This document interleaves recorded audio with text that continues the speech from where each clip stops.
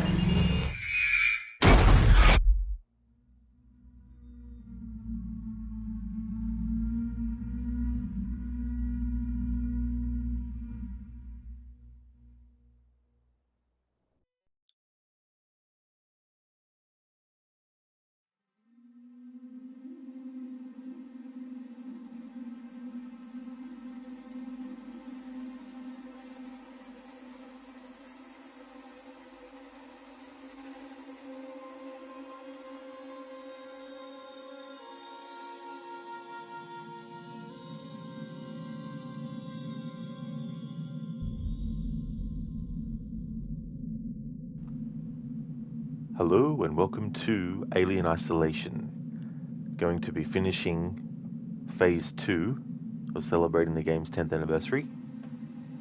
Hey there AC, how's it going? Hey there Lucas, hello to you as well. How's things? The current amount of times I've died for this playthrough is 7.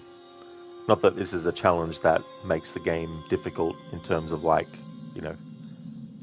difficulty, I guess. But it was just a different approach to play through the game with. We're up to mission 11. And there's 18 missions in the game. But mission 18 is very, very, very, very, very, very, very short.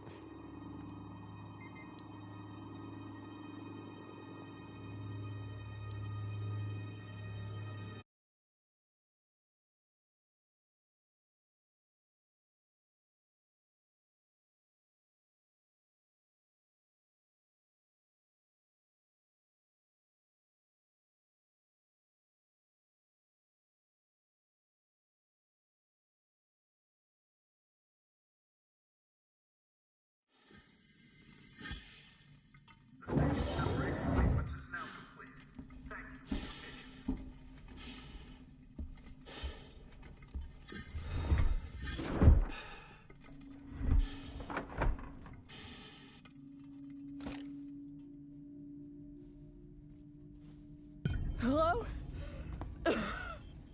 Hello? Can anyone hear me?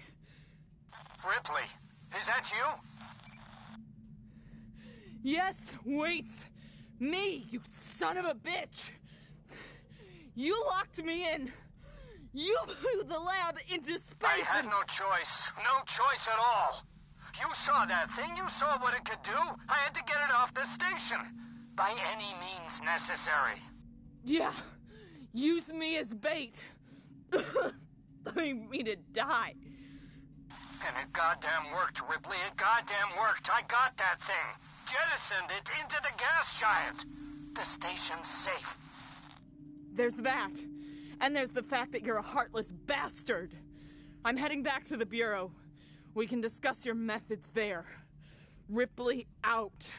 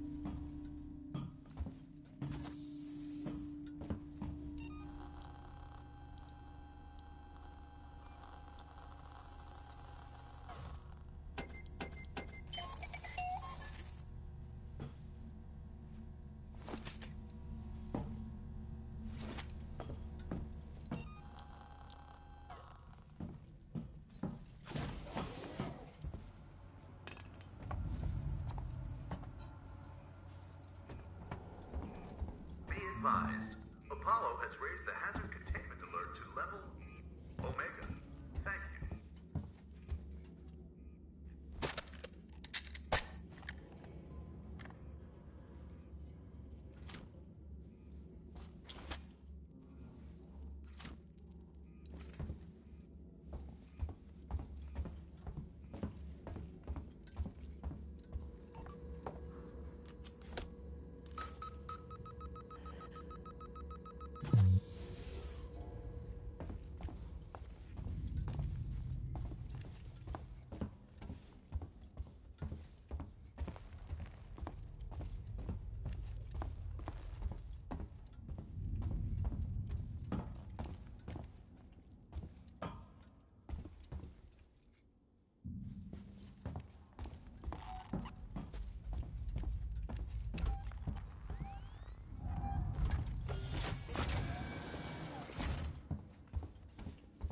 This could require my attention.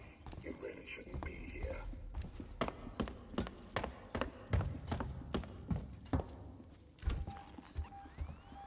Don't run.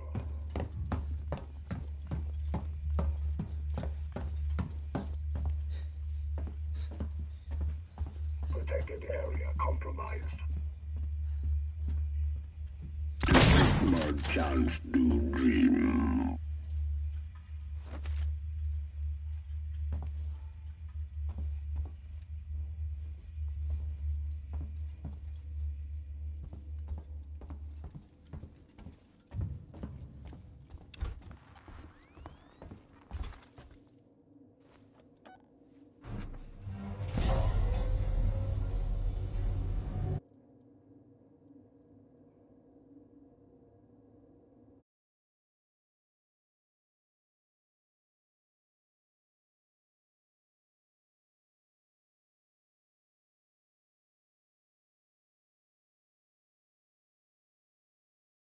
Separation sequence is now... Ripley! Ripley, it's Ricardo. You made it. No thanks to Waits. He's a ruthless son of a bitch, always has been. Stubborn too. If he'd ever listened to me, things would never have gone this far. It's done now. I'm sorry for fucking up with the lockdown earlier. Forget it. You got me out in the end. I'll see you back at the Bureau.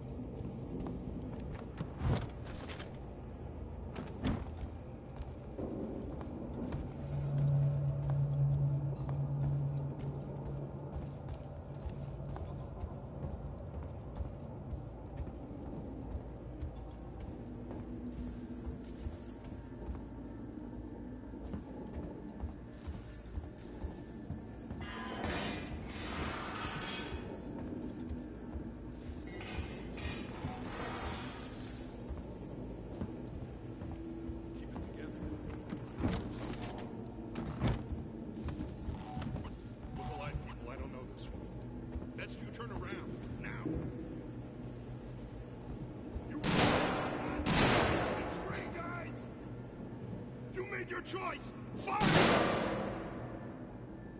We're not alone. Just saw someone over there.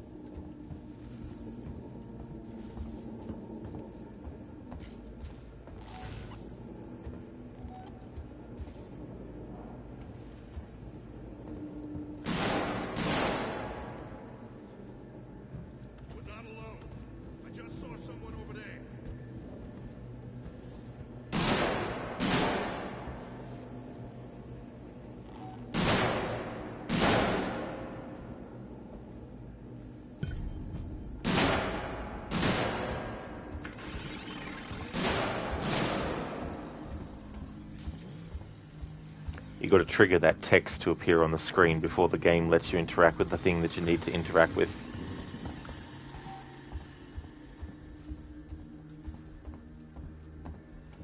You can't just simply go, oh, interact with this thing. The game is like, no. You first have to get almost close to the gate that's closed before the game lets you use the thing that you need to use.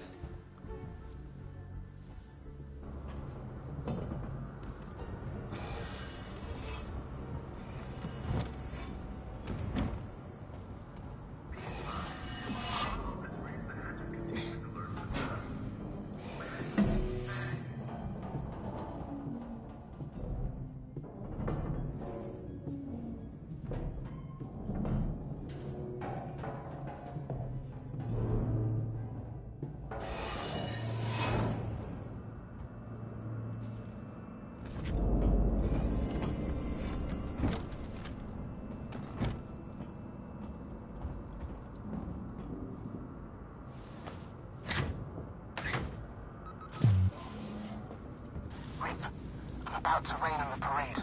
Something's up with the androids. Something's been up with the damn androids since I got here. No, this is new. They've left their posts. I just saw some of them in a public area. That's not normal. Great. Watch your back.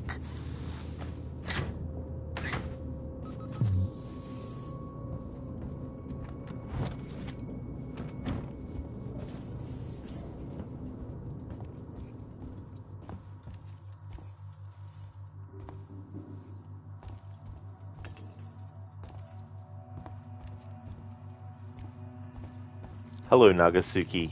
Welcome. It's a really different kind of game than Assassin's Creed. Absolutely. Oh, yeah. Yeah, this is one of my favorite first-person horror games.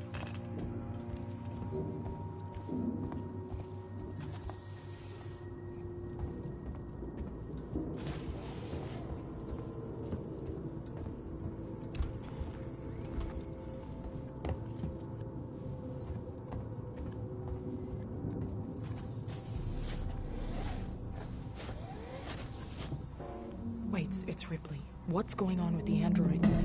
I don't know. What about the change in alert status? Damn it, I don't know.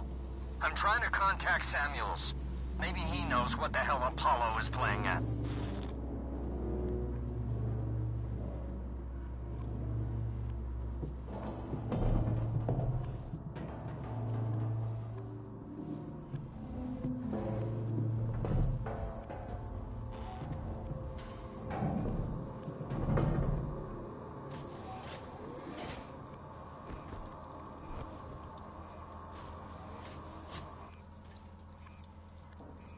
Nagasuki, you never played horror games, or you think you'll get a heart attack? Shake my head.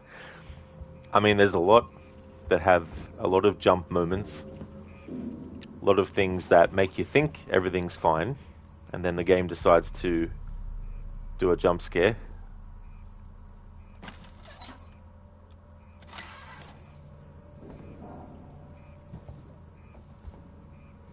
I wanted to celebrate the game's 10th anniversary.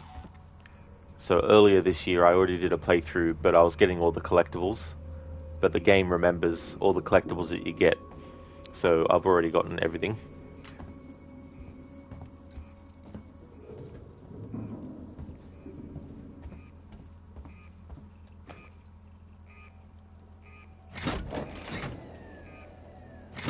So for this playthrough I wanted to have the lighting settings all the way to 0.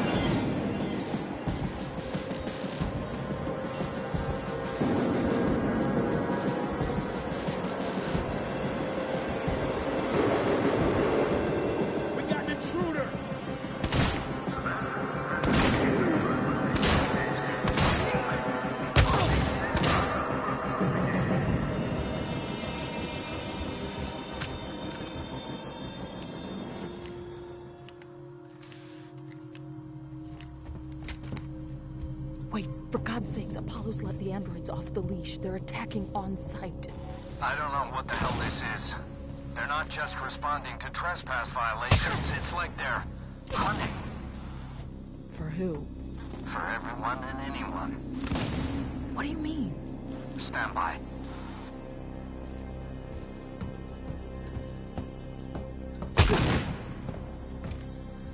Fire!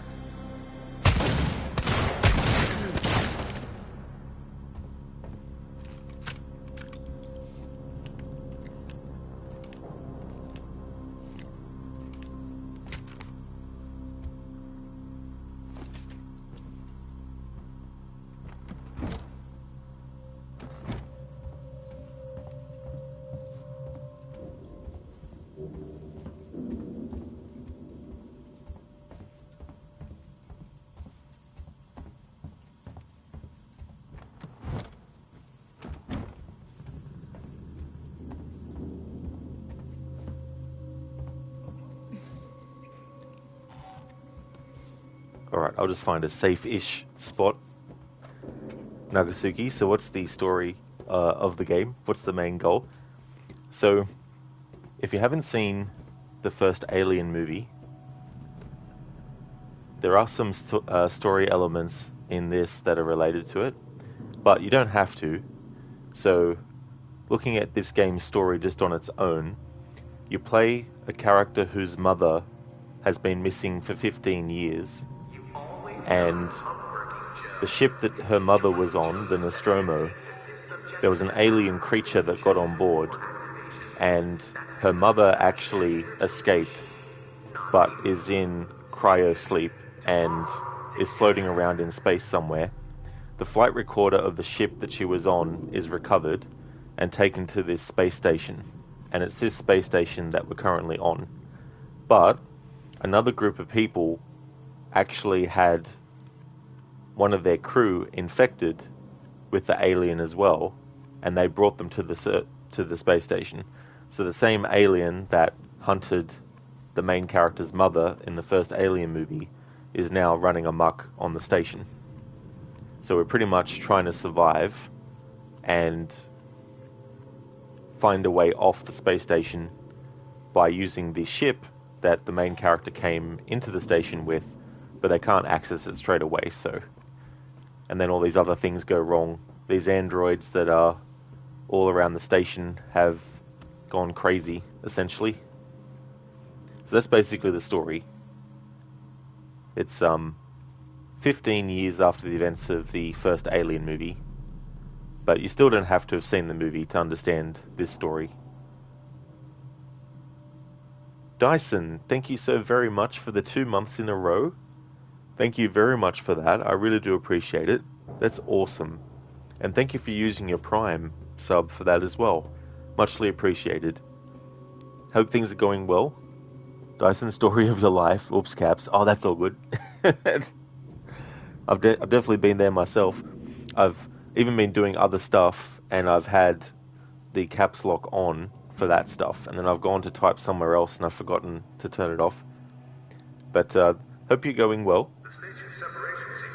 Nagasaki, alright, you see, and yeah, you saw their movies, but it was a long time ago. You just remember Alien 1 and the one with the Predators. Oh, nice. Oh, cool.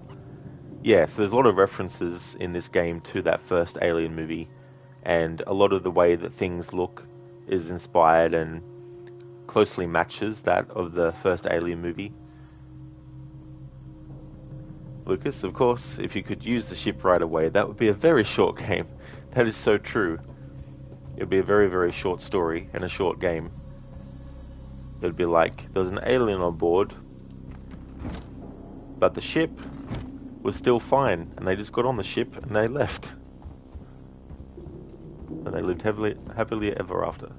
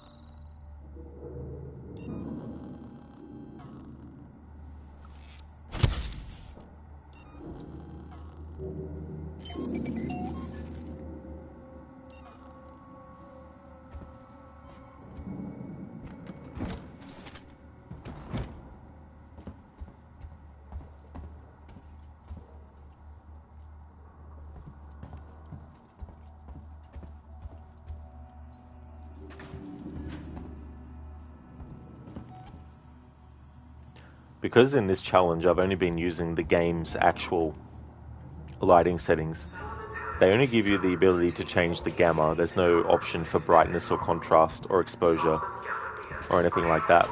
Caters to all the needs of visitors to the station, as well as Sevastopol's long-term population. Nearby, our law enforcement officers can be found in the Marshal Bureau, ensuring round-the-clock safety. Finally, the Josiah 6 Suites, named to honor the founder of the Seeks Incorporation, houses the workers and families living on Sevastopol, as well as providing executive suites for traveling businessmen. If you really wanted to make the game difficult, it would be a case of turning your, monitor settings so that you can barely see anything.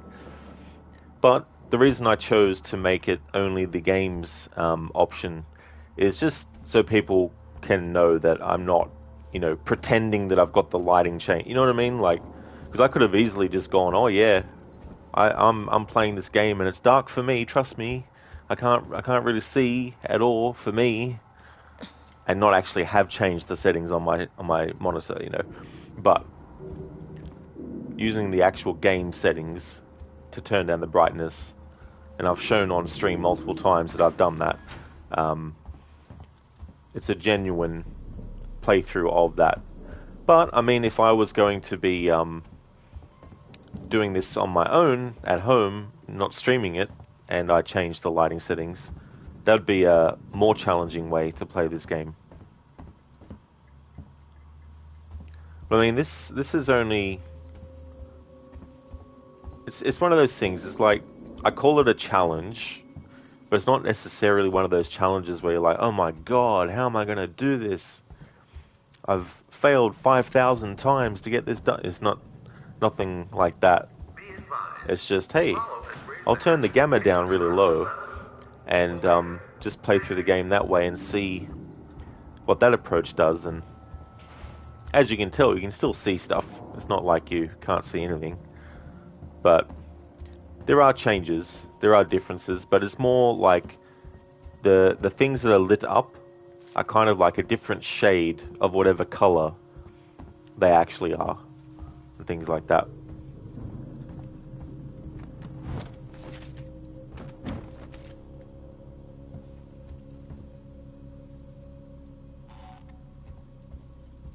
But it does make it a little bit more difficult when you have an enemy that you can't really see normally.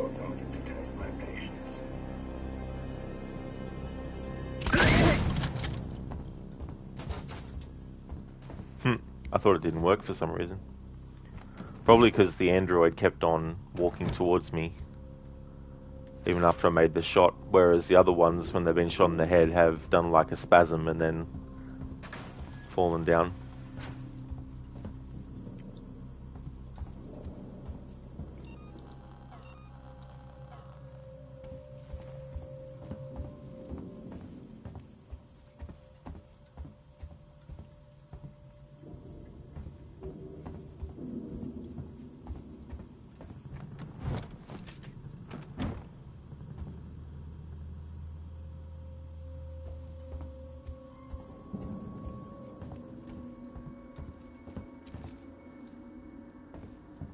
Wait, I've got some security shutters in my way. Can you open them? Wait. You bastards, you murdering bastards! Leave him alone! Stand down! He shouldn't be here. You're becoming hysterical. You bastards!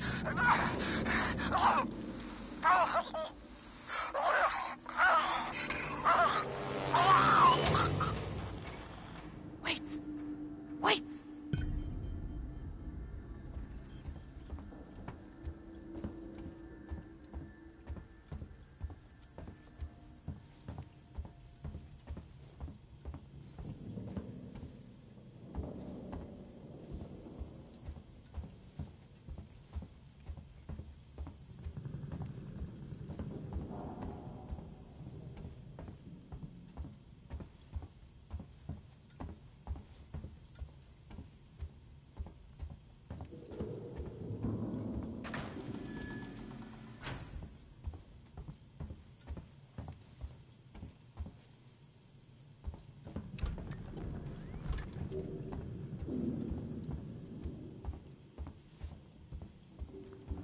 weights is now dead weight.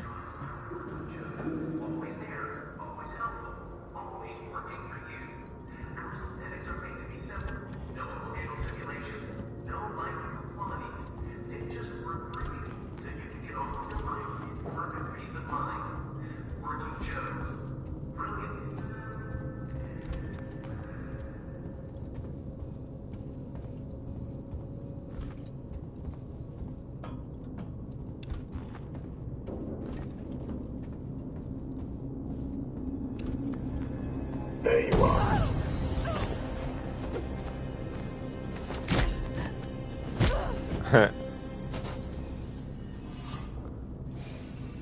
See, normally I would see that because normally I would have the gamma at the right thing, but because I have the gamma down to 0, it changed it. So to compare,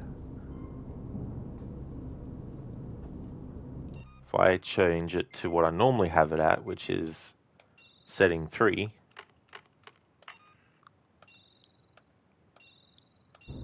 see, you can see the body of the android more clearly.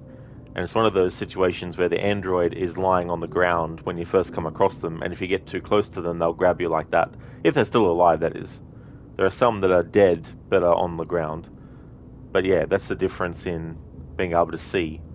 So I just walked straight into that because I couldn't see that it was there.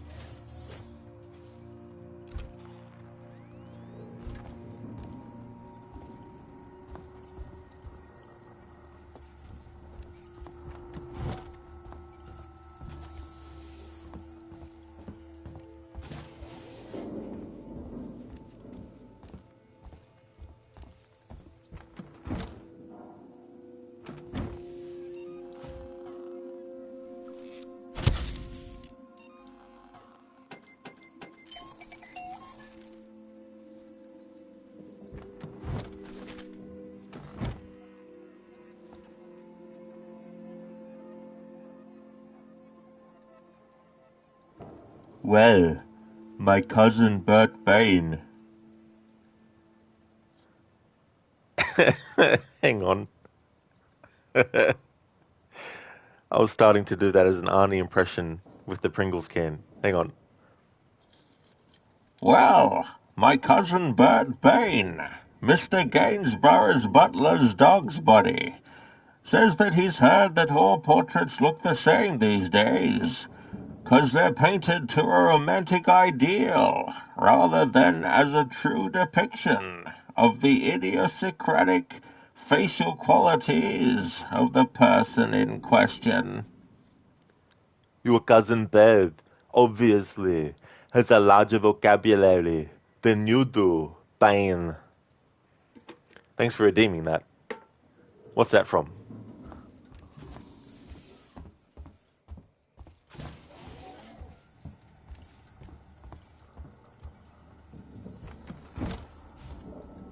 Blackadder the Third, not with Bane, of course. You mean to tell me that Bane wasn't around in Blackadder's time period? No, just kidding.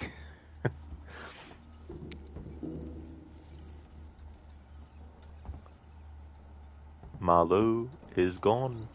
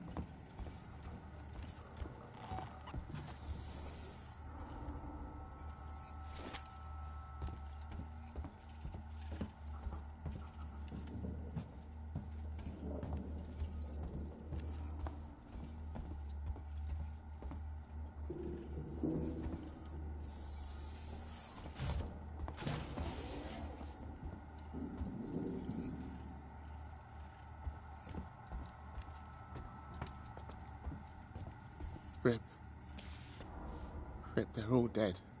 The androids slaughtered them. Why? Why the fuck? I don't know, but I think Samuels does. Samuels? Why? Wait sent him to access Apollo. I need to find him. Have you seen Taylor and Marlowe? No. They're not here. I think they may have got clear. Ricardo, if I go after Samuels, can you run this place? I need eyes and ears. I'm not fucking staying here. Ricardo, I need you to do this. Can you man the station and keep me covered? Ricardo! Yeah, sure. Of course. Sit tight. Lock the fucking doors and don't let anyone in. Look after me. I'll come back for you.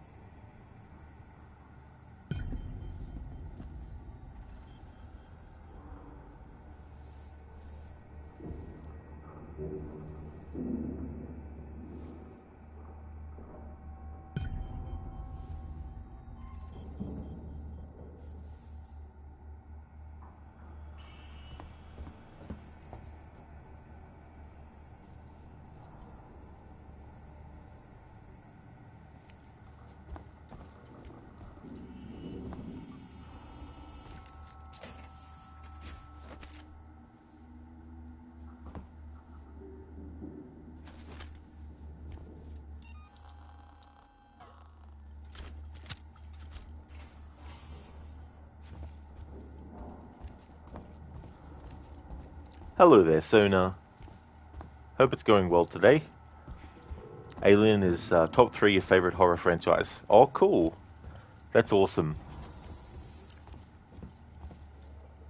For me, it's a tie between Alien and Aliens.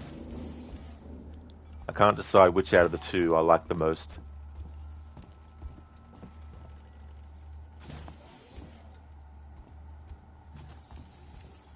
It's been a while since I saved, so let's do that now.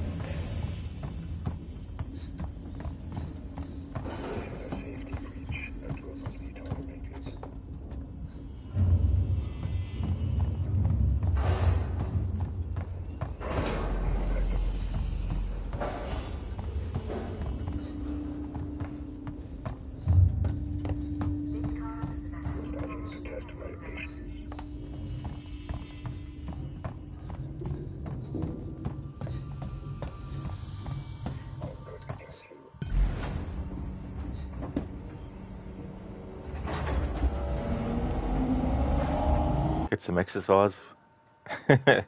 Give that android a workout. Sona, first movie for introduction, second for character development. Oh yeah. Yeah, I think the first movie is like a really good example of, it could have been a very cheesy alien running around a spaceship killing people movie, but they elevated it up to a higher level. And the idea of making the second one a bit more action focused and having all the Marines and everything, and having Sigourney Weaver's character have to face the creature again, and that, you know, going into it knowing what to expect this time, whereas before it was like not knowing what to expect. I will be Dr. Darling, yeah. That's the plan. So now you love that this takes place in the future but portrays 80s computer technology. Yeah, it's quite clever actually, you know. It's like this retro-futuristic thing, and it ties in well with a lot of other sci-fi stuff of the past, where it's like they weren't necessarily trying to predict what things would look like outside of what major design choices would actually happen. They were thinking about what would things that we have now be like in the future.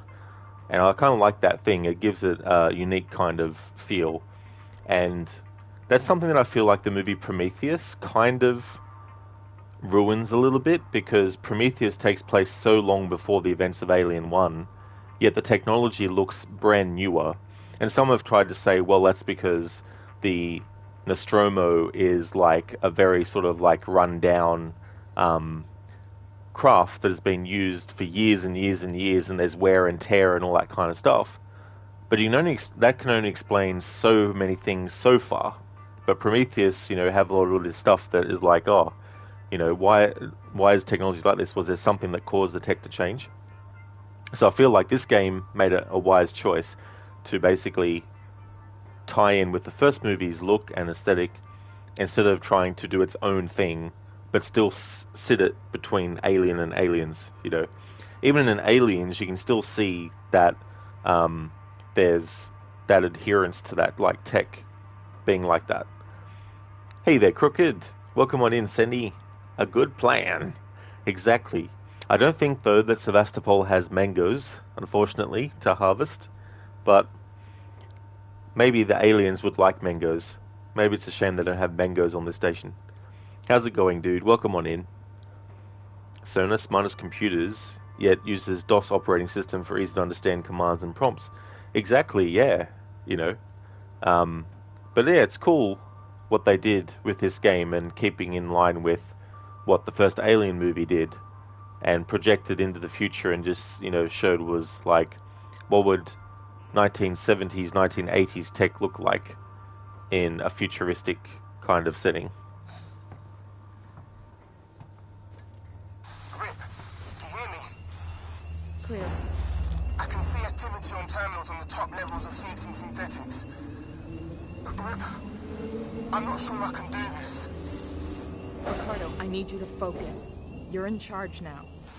In charge? In charge of what? A room full of dead people? This is fucked up! Focus, Ricardo. If Samuels can talk to Apollo, he can get the androids to stand down. Then this'll all be over. If only that was how easy it would be, Amanda. Because you got more than androids to worry about. The alien hasn't been defeated yet. But at this point, the character doesn't know that. Ricardo and Amanda still think that all they have to deal with now is the androids, but wait, there's more. Crooked, they're secretly looking for humans that carry mangoes, and if you don't have any, you're out of luck. That's the truth, you know. That's the truth that they've been hiding for so long in this franchise, is they're only after mangoes. We just haven't seen anyone in the series have a mango and show it to the alien and still survive, because the alien just wanted the mango.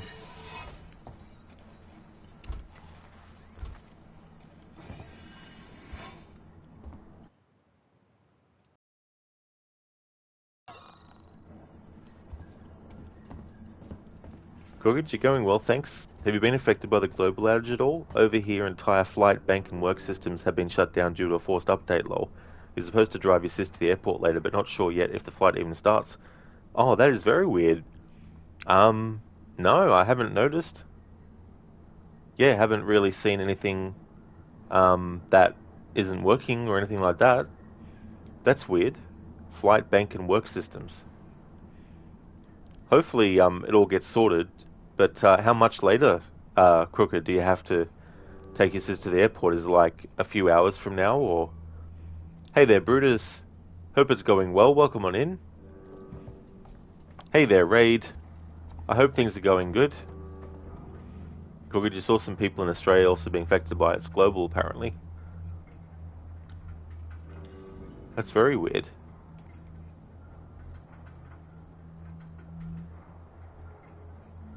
Ah, I see it now. On the news.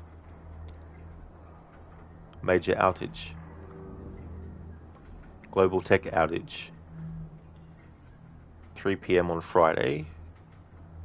Our time, so it's almost 7 PM now. Issue comes from a blue screen error, which is a result of a CrowdStrike outage with servers and devices getting stuck in boot loops. IT issue has affected multiple countries, including New Zealand, Japan, India, the US, and the United Kingdom. Huh.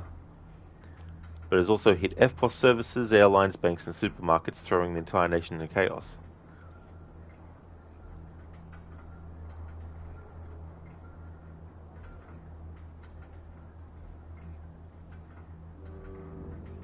Damn.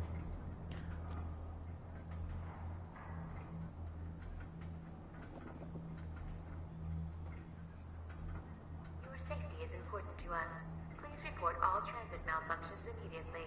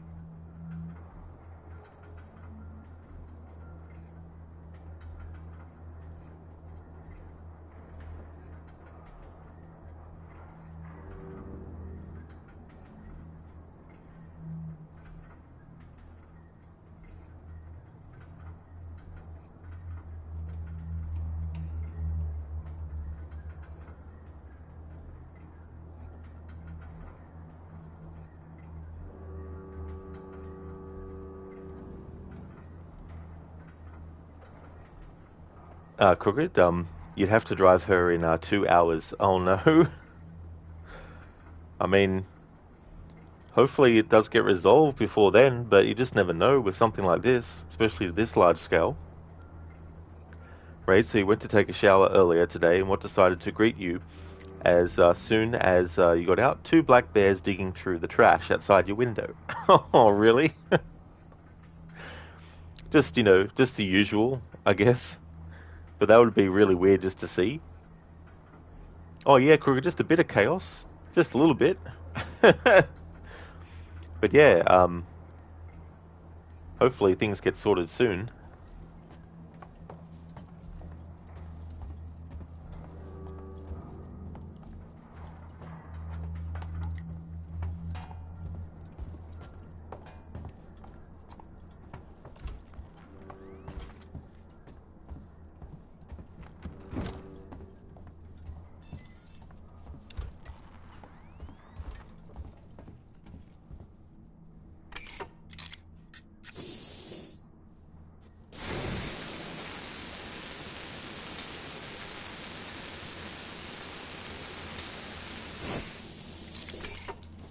Right, they were big bears too. They've clearly been eating well. Oh, really? Big, massive ones?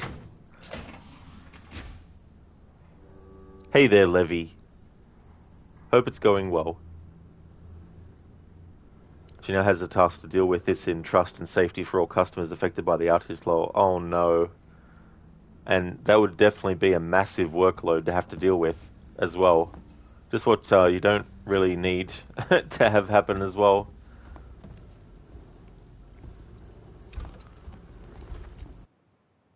Wouldn't be surprised if it's a feeling of, you know, well, what next kind of thing.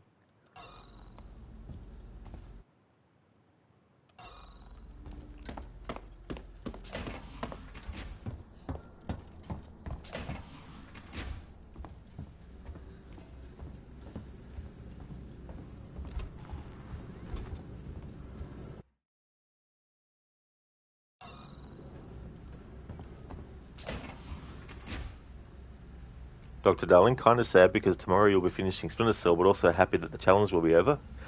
Yeah, it's been an interesting challenge with that game.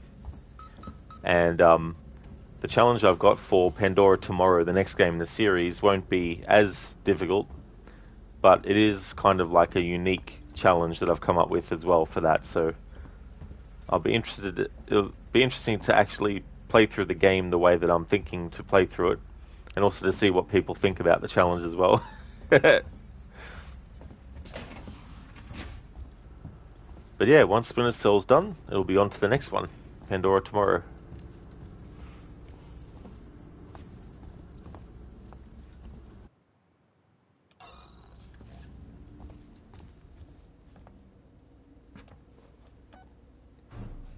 Sony read an interesting article about Microsoft updates and trying to release at the same time along the different time zones. Oh, that definitely sounds like it'd be complex to get right, you know. So was that like a recent article, Sona?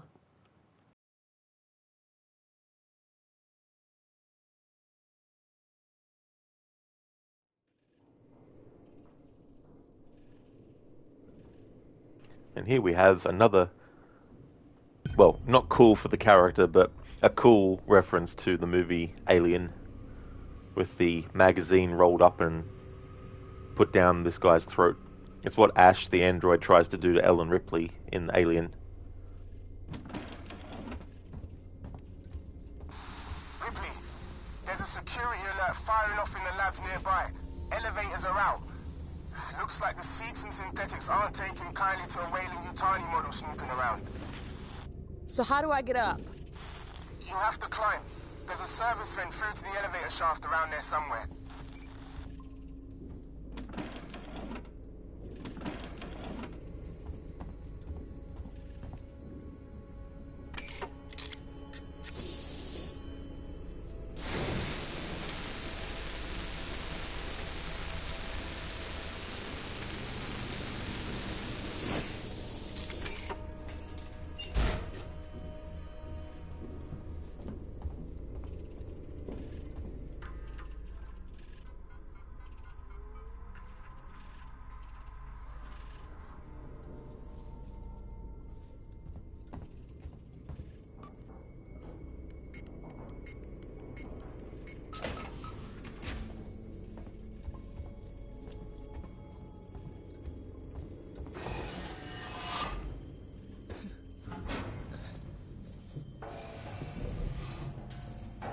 Flappy Frog, thank you so very much for the lurk.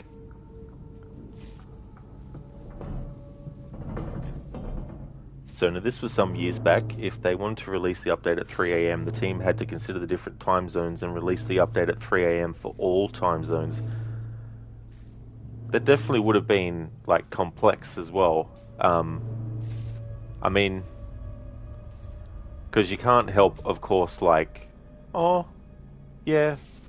I mean, depending on where you live, if you were told that you wouldn't be able to access something until, like, a certain time, it might feel like a long time, but for other people in other places, it might not feel as long.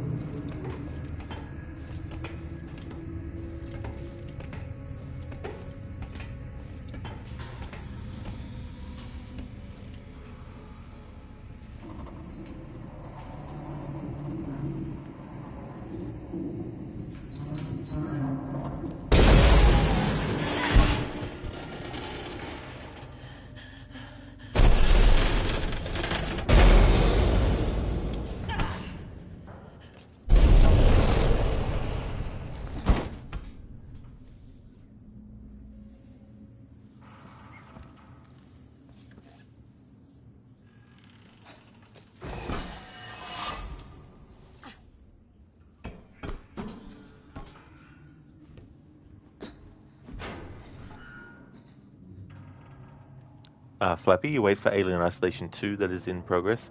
Now that would be cool to actually get a sequel, like a proper sequel. There was a mobile phone game which was a sequel to this, but it'd be good to actually get a really big sequel. I thought it'd be interesting if you had a situation where it's on a planet, and it's not a planet that is inhabited by a lot of humans, but there are some humans here and there. And essentially, the story would be that Amanda Ripley is stuck with these survivors, and they're trying to survive on the planet. I think I would have called that sequel Alien Infestation, to keep the whole, alien and then the word starting with I. So you'd have Alien Isolation, then the sequel would be Alien Infestation, which I guess they could still do, but yeah, it would be interesting to see what they actually come up with, though, as a sequel.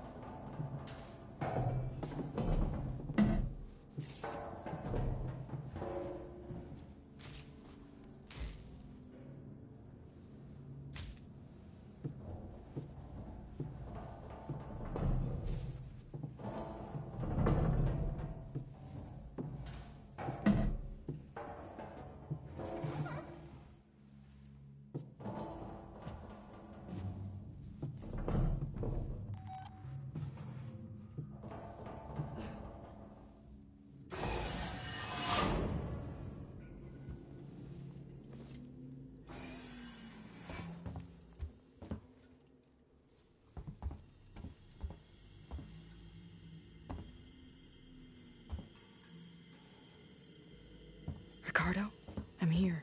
Looks like the place synthetics go to die.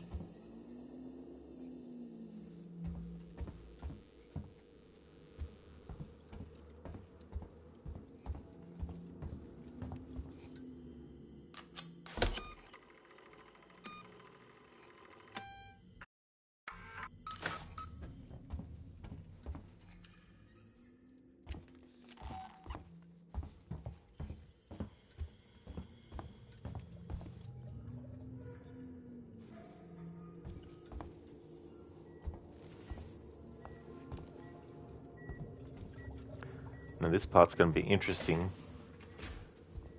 because there's some spots that are very low lit normally, let alone with the gamma settings down to 0.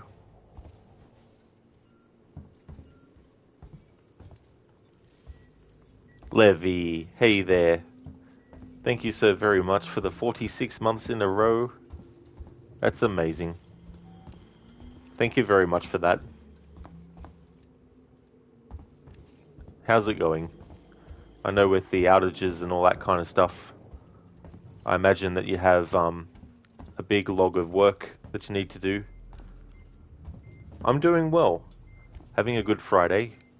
I was actually watching some YouTube before I started the stream. That's why I was a bit late, because I was watching YouTube and I was also grinding. Although it's not really grinding in the case of Valhalla, but I was doing stuff on my save file in Valhalla. So I was just roaming around England and looting things and all that kind of stuff. So, been having a good one.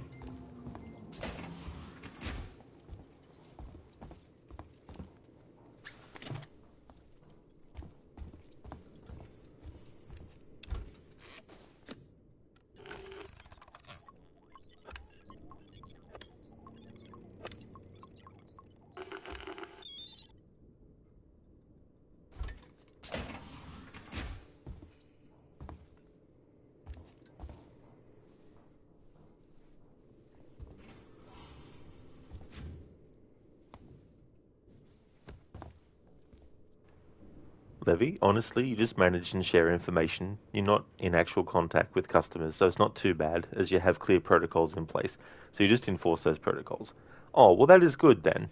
That definitely doesn't sound as stressful as it would be if you had to actually deal with the customer side of things in something like that as well. Because I imagine that there's a lot of places with, people calling, trying to get, information and all that kind of stuff.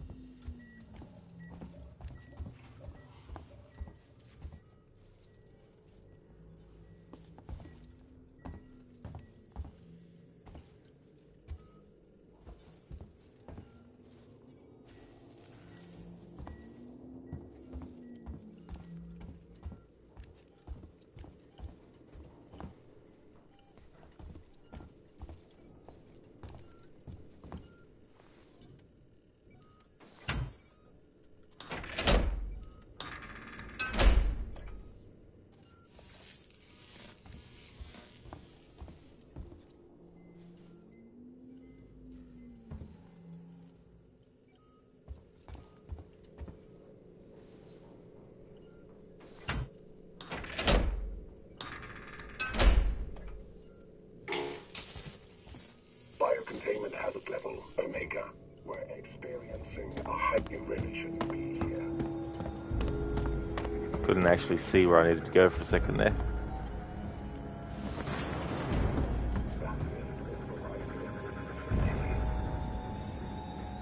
Authorize this. Fuck, I didn't exactly hit him. Good one, Rod. Good shot.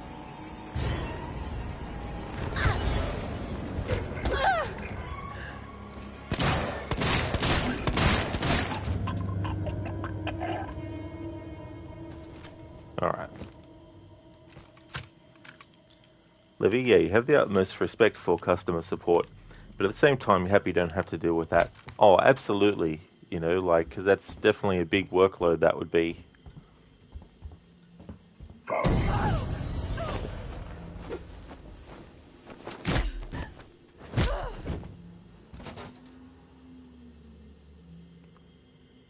Alright, now to get back to what we need to do after being assaulted by these two androids.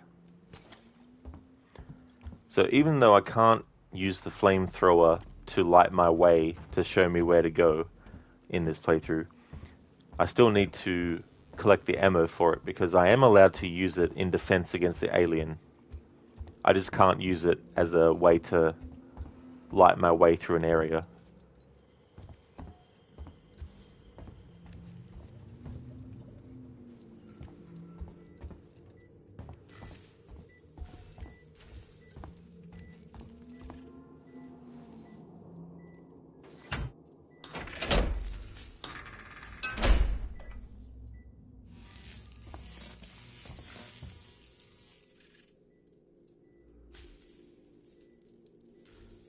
The door up here's blown. I can't get near it.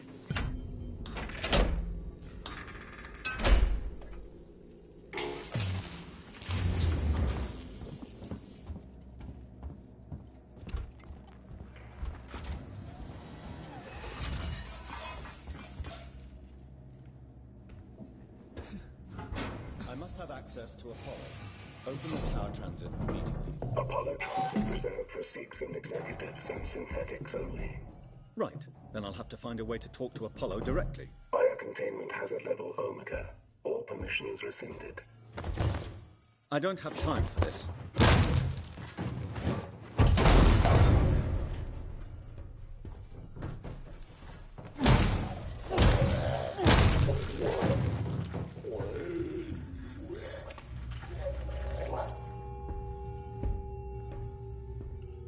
I love that moment, seeing Samuels kick the ass of that working Joe.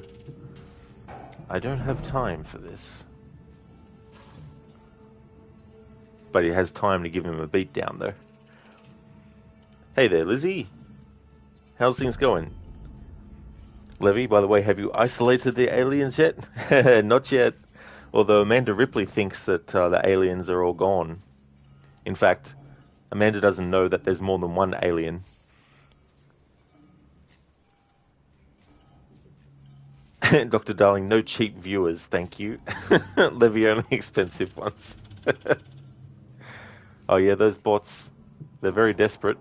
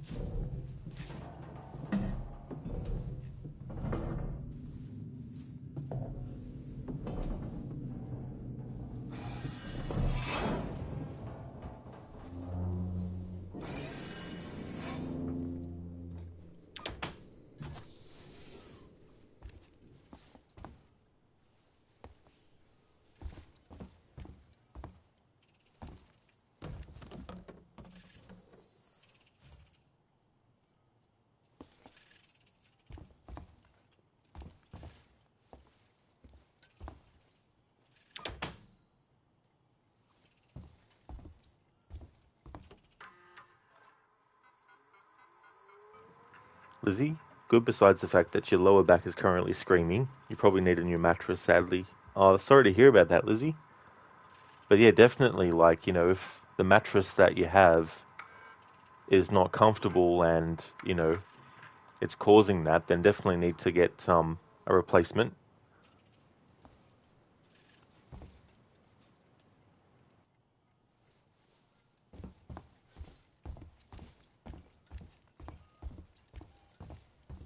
You need an appointment.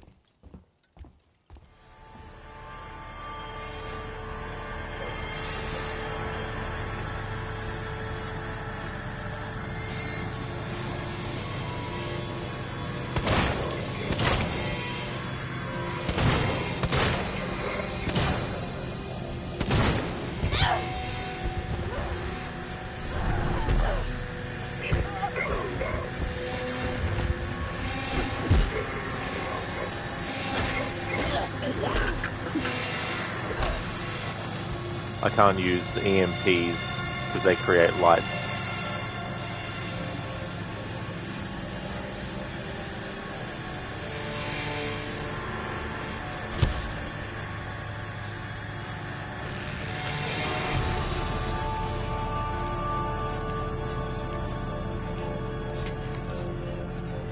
You need an appointment.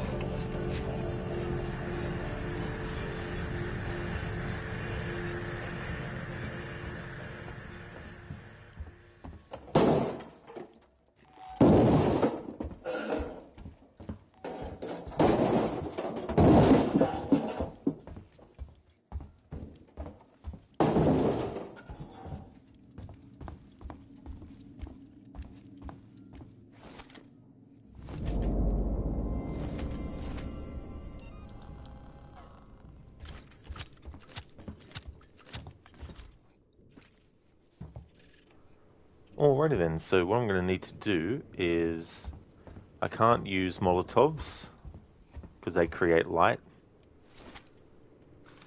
Can't use EMP mines because they create light. Can't use Flamethrower on androids because, well, I could put that under using against defense. I'm not. So I can only use flamethrowers in defense against aliens. So we have to deal with these enemies with... He shot the gun. Levy, you're procrastinating your other work stuff, by the way. Procrastination? What is this concept? I keep trying to figure it out, but I do other things instead. Lizzie, hopefully you can get a new one when your dad gets paid. Fingers crossed. Good news is that your mom noticed that you've started looking slimmer. Oh, that's cool. That's good when you're working on something and people can actually, you know, notice and they let you know. We need to kill one of these androids because we need the card, but I don't know which one has it.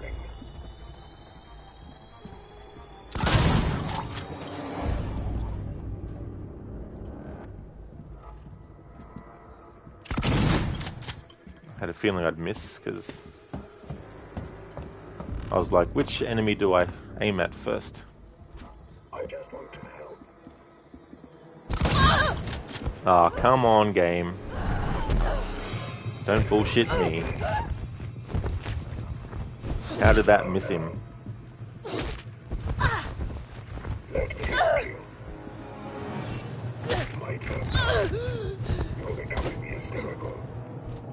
This isn't the answer.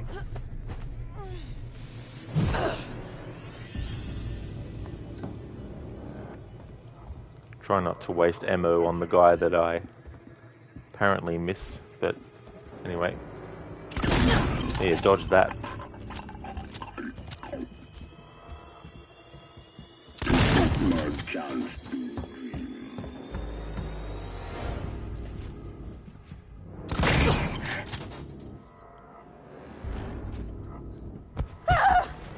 Let me help you. My turn now.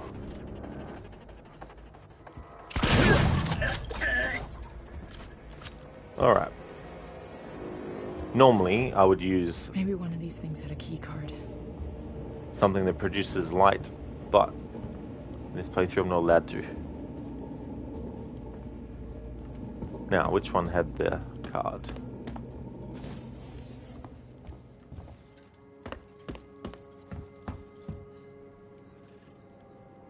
This one.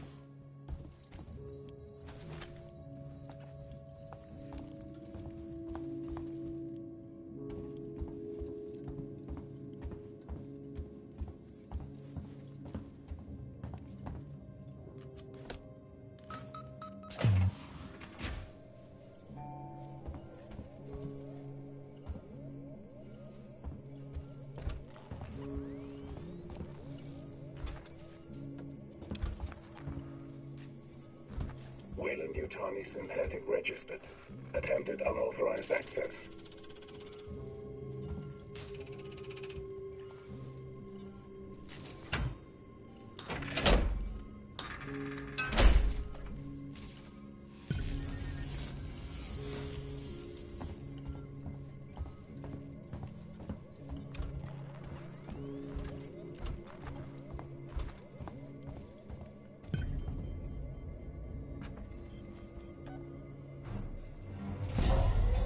Elevator going down to Android orientation.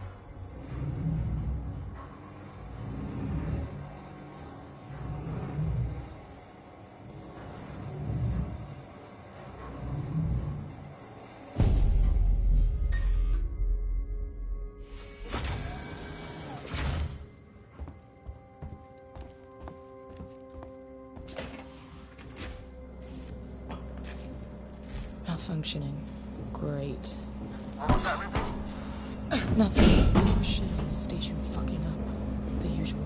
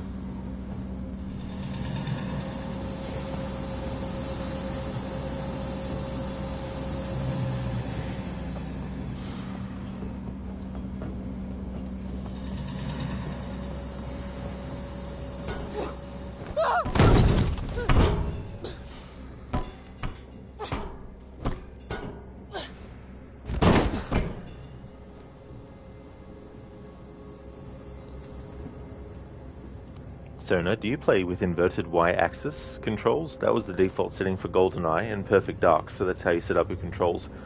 I just usually leave it as default, whatever the game that I'm playing has as default. So looking at this, I have that off.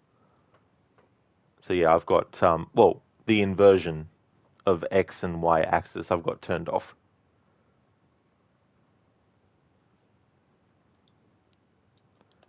But yeah, I just tend to go with whatever setting the game has. But I do prefer it that if I want to move the camera up, that I push up on the right control stick, not push down on the right control stick to look up. It just feels more natural to me that if you're going to look up in a game, that you would use whatever you're using to control that camera, you'd push it in the up direction.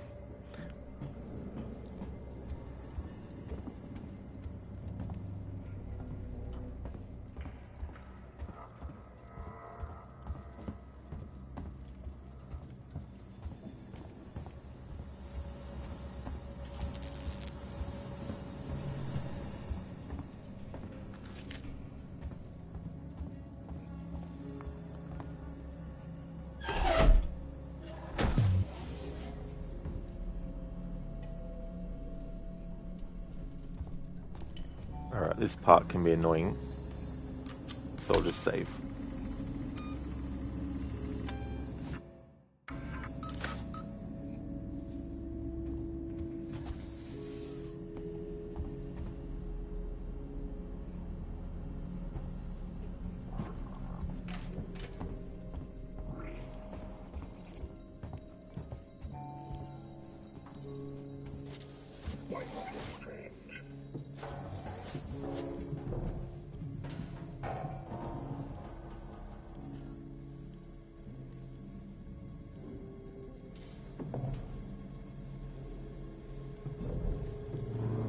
So now you guess you have some wires costed for your brain, or you think like an airline pilot.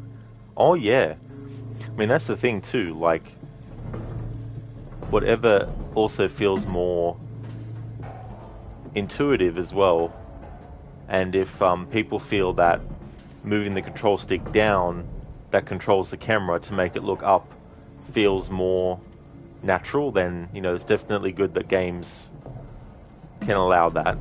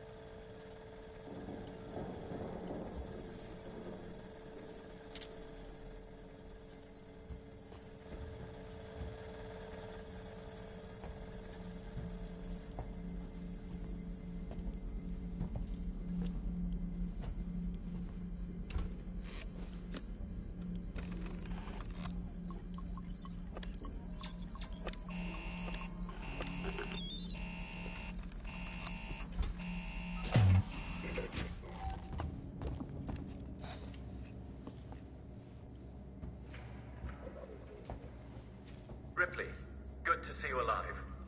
Apollo's security perimeter has been built so that only Seeks and synthetics can interact with it. Listen to me. I'm going to have to do something rather drastic if I hope to connect with Apollo.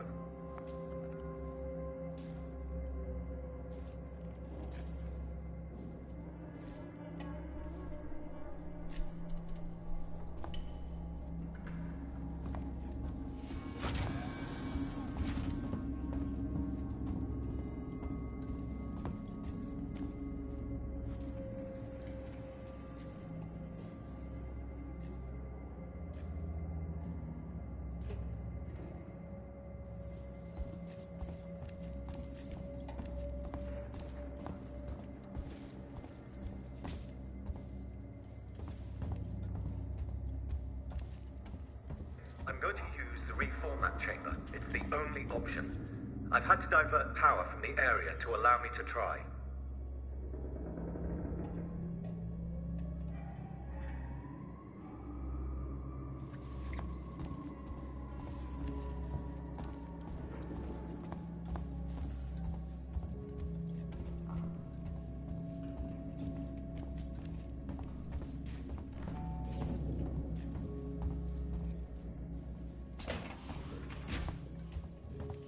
Samuels, that's too dangerous.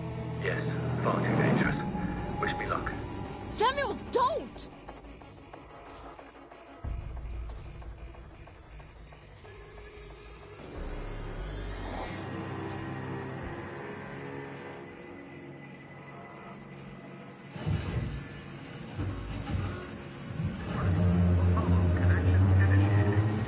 Apollo, infection has been purged.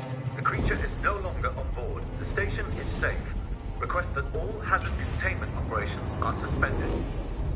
Alert. Unauthorized connection. Ripley, Apollo's rejecting me. We might be in trouble. Samuels? Until power. Apollo is trying to stop me from interfacing. Oh no! Amanda! You need to manually disconnect the systems. Please! Jesus, Samuels, I'll try! Wait! You need to do it in the correct order, or the cascade will be fatal for me. I'm accessing Seegson schematics. Remove the red cable first. Okay, red first!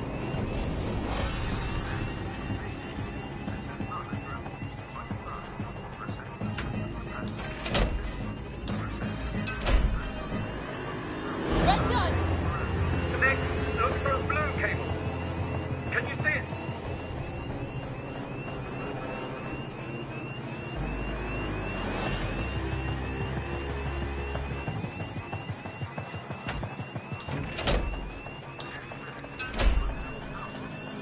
Got it!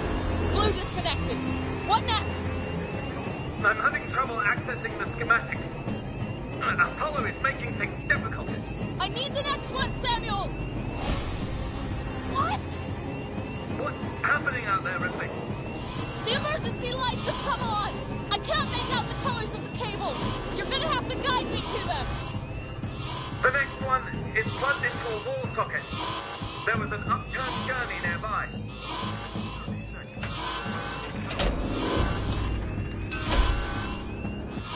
Found it! Just two more, Ripley. Look for an open floor panel. There should be a deactivated android next to it.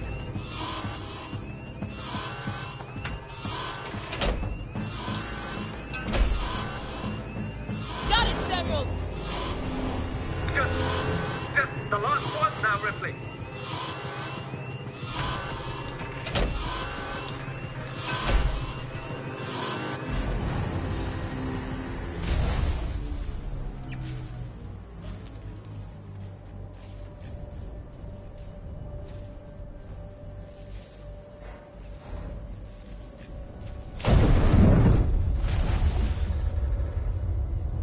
You're dying.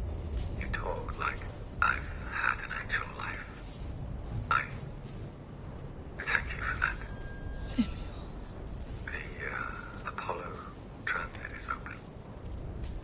Once you get into the core, it will talk to you. You did that for me? I wanted Amanda Ripley to have closure.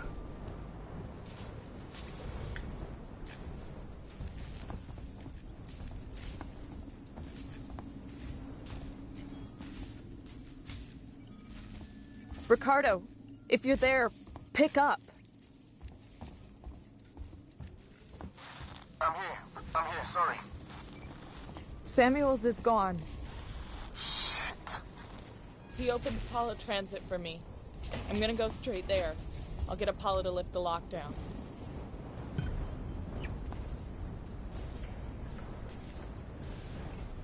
I like that exchange there before Samuels dies.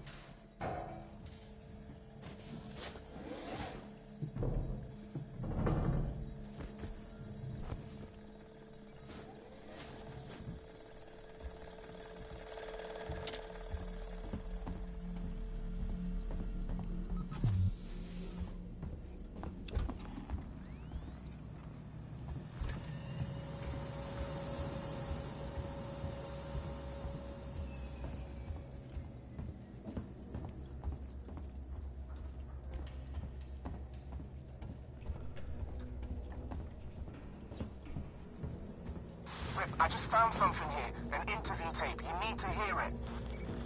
Play it, Ricardo. You're Marlowe, right? Yeah. I'm Taylor. Sector Exec Wayland Yutani. Oh, the big guns now, huh? Not some girl with abandonment issues? Leave Ripley out of this. She's just looking for closure. I'm looking after Wayland Yutani interests. And I'm looking to get out of this fucking cell. Maybe we can do it yet. Maybe. This is being recorded. You understand? I saw. Red light's on. I want data. The location of the planetoid where you found the derelict. All data you have on the origin of that organism. I can give you that. And a way off this station. You just have to let me out. I can probably agree to those terms. What the fuck? Taylor! Taylor, get me out of this cell right now! Get me out! Ripley? I heard it.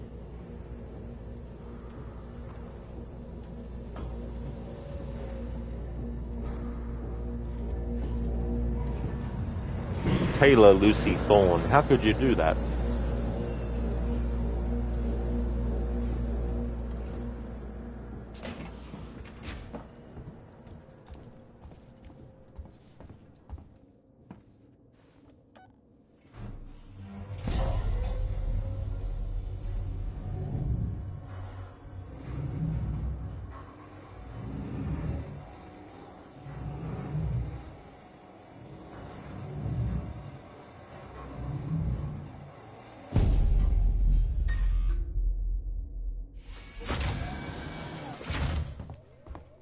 Apollo private transit available. Board for Apollo tour.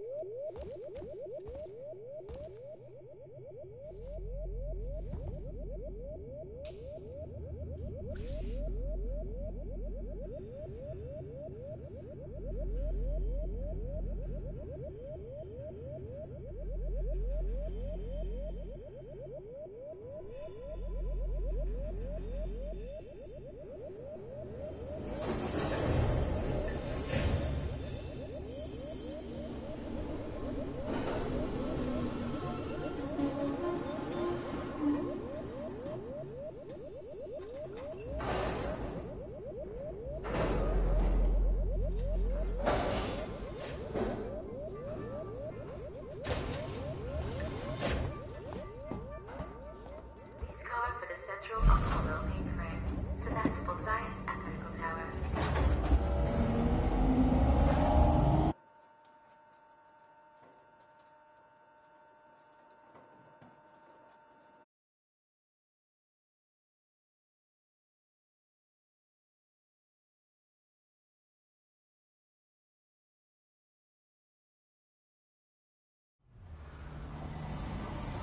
You're on the floor above the Apollo core.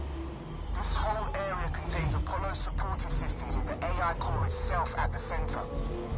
Apollo prevented Samuels from lifting the lockdown remotely, but once you're inside, he made sure it'll at least talk to you. Our team of humans and synthetics thank you for your continued use of the Sebastopol Tower.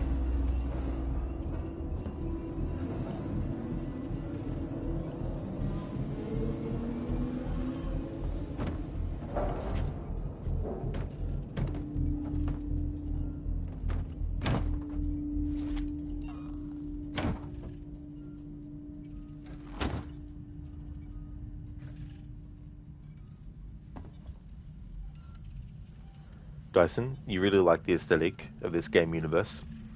You're a fan of Greebles. What's Greebles? But I do too. The aesthetic is really cool. And the first Alien movie, when you look at this game, the things that they had to then think, okay, how would it have looked like in Alien if this thing was the thing, because obviously there's elements of the environment that aren't in the Alien movie as well, but they did a great job at adding extra stuff as well to make the station feel like its own thing, yet still make it feel like there's a design consistency between how interiors look in the first Alien versus how they are here. I think in some of these areas it reminds me a bit more of Aliens, but that's only mainly because of the lighting, I would say, being a bit more bluish.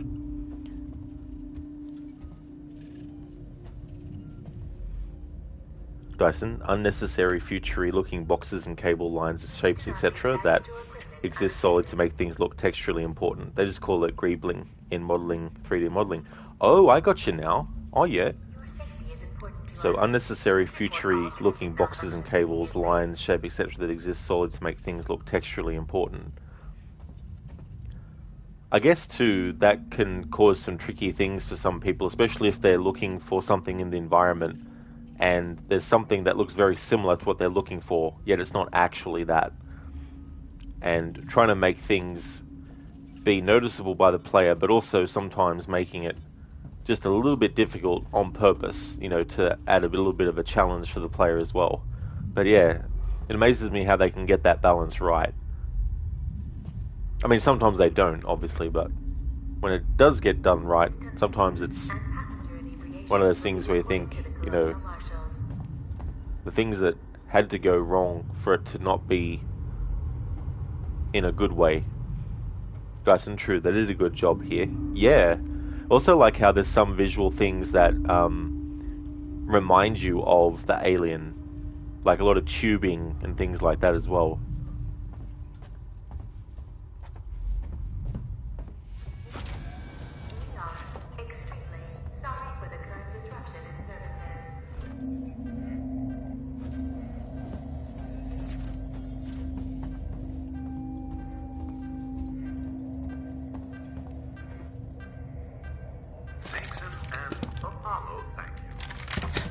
I'll bet.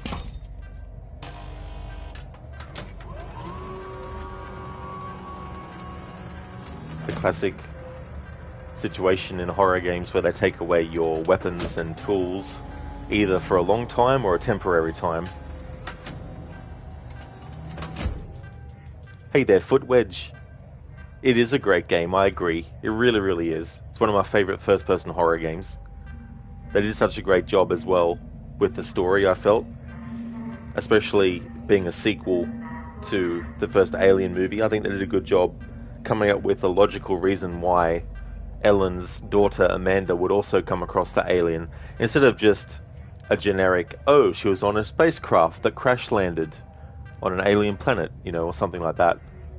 I like the way that they tied it together and made it make sense that she would also come into contact with it. Dyson, are guns like that safe on an interstellar craft? That is a good question. Do not know myself, to be honest. Alright, so I'll choose the stun baton simply because the other options are things that create light. I mean, this doesn't create light until you attack an enemy with it, but still, I'll just select that so that I don't accidentally... Not that it would matter, like if I accidentally was to choose the flamethrower, for example, and it lit up a little bit, that's fine, as long as I don't continue on from that point holding it out.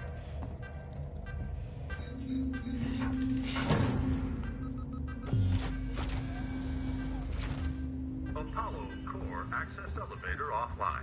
Primary Apollo systems inaccessible. Ricardo, the way-in's blocked off. The schematics they use for the Sevastopol sales tour should be nearby. See if there's a back door.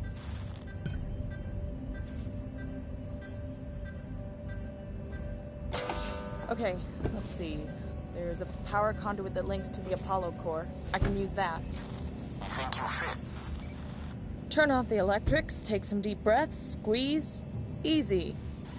I'm not coming up there to pull you out if you get stuck. Footwedge, it's a fantastic OG story by the studio that fits in so well with the original franchise. It really does. And can be tricky too, as well. But I really do like their approach that they took. And while it would have been interesting if they continued with their original plan of having this in third person, I do actually like that they decided to switch to first person, ultimately. So, technologically speaking, they wouldn't want to have a weapon on board that could do serious damage to the exterior paneling, but they didn't take into account the damage they could do to the computers. Oh yeah, well that's it, something where you don't want to compromise the integrity of the actual thing that you're in or on.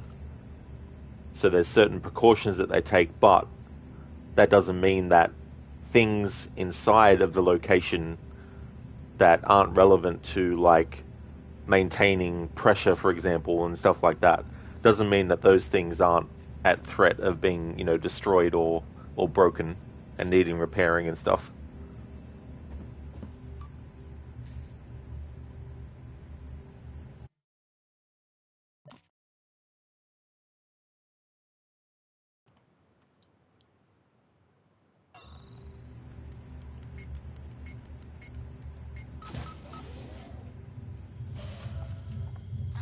Huddling up to a live conduit is gonna hurt though, right?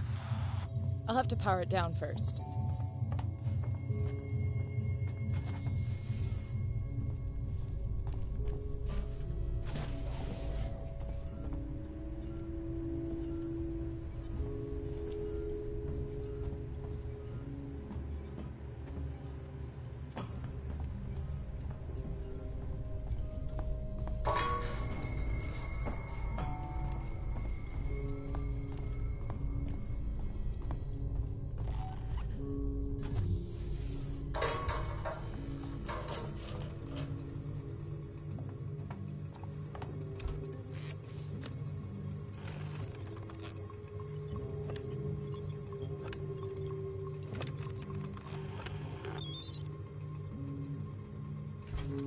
Ricardo, conduit's offline for now. I've pulled up the Apollo schematics here. It looks like you can get to the access through the turbine shaft. There'll be an emergency shut-off nearby, but it won't stay off forever. You have to get inside quickly.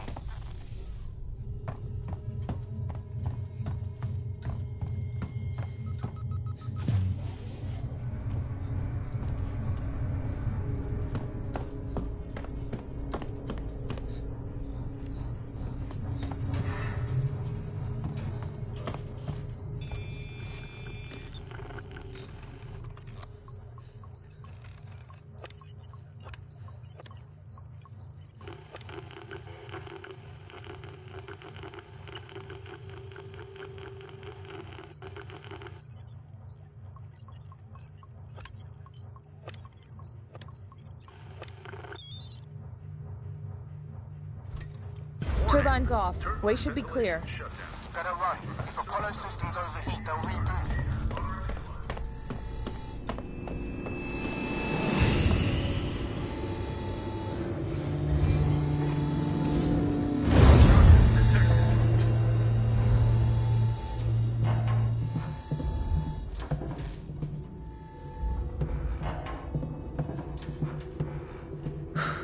This is gonna be tight.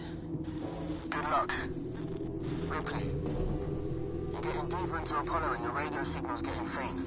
I'm gonna lose you soon. Great. Just keep them crossed for me, huh? There's gonna be lots of Joes down there, Rip. Could be dangerous. Samuel sacrificed himself so I could get here. I've gotta try. I thought he was a pretty nice guy for a synthetic. Me too.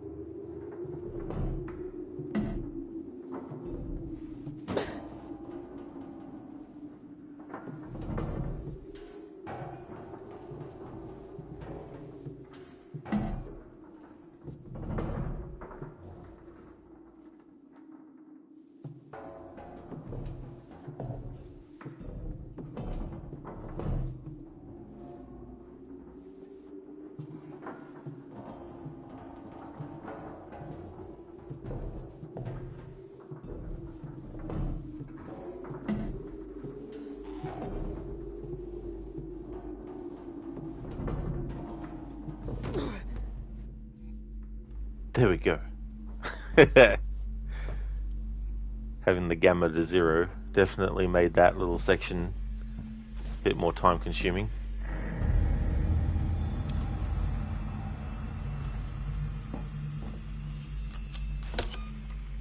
Footwedge, the Sevastopol is 18 kilometers wide. Do you think the bulkhead would be more than thick enough to deal with most weapons? No.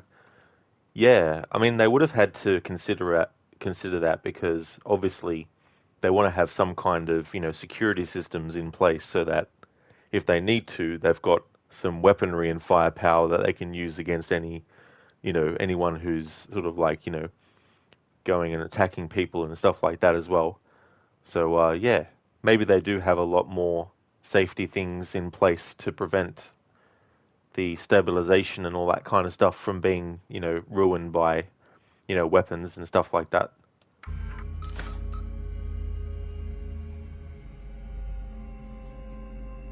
Ricardo, main entrance is locked. Any idea what to do next? I can't hardly hear you, River. Your signal's just disappearing. Please. Ricardo? For Christ's sake. If you can hear me, find another way to make contact. Something's up with my earpiece.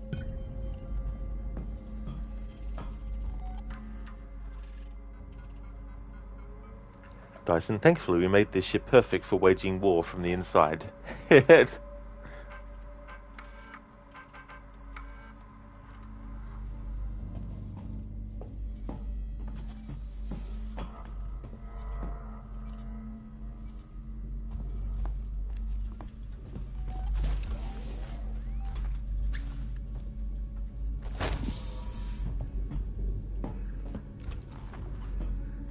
All visiting corporate representatives must report to their nearest secret.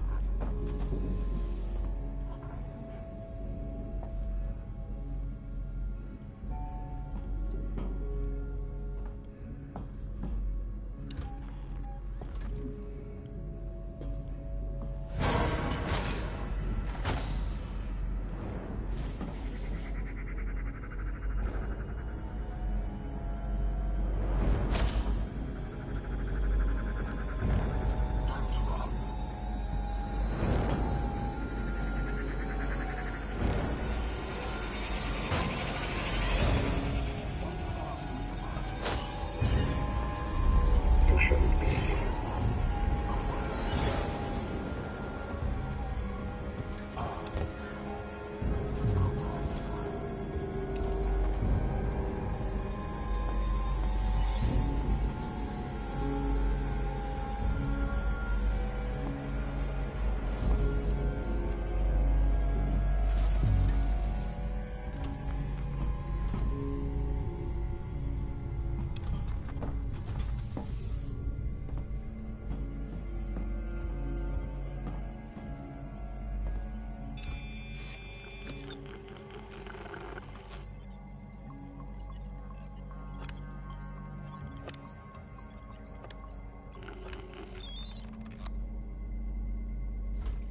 Left hemisphere server banks now active. Right hemisphere server banks now active.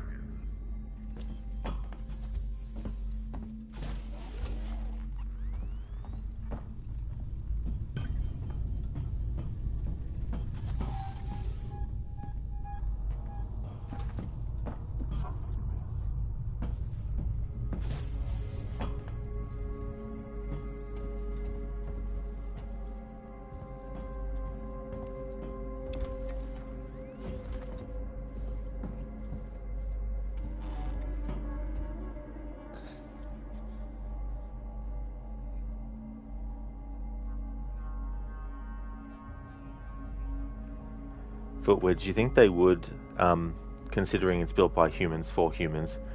Yeah, I mean, there definitely would have had to be some kind of consideration for that. I guess, though, if someone was able to smuggle a nuclear weapon onto the station, though, I dare say that would probably do a lot of damage. But then again, I'm not really knowledgeable about stuff like that, so I'm mainly talking from a, like a theoretical perspective. I don't know about engineering and science related to, you know, weaponry and stuff, or, you know, what would go into creating like a space station like this and all that kind of stuff.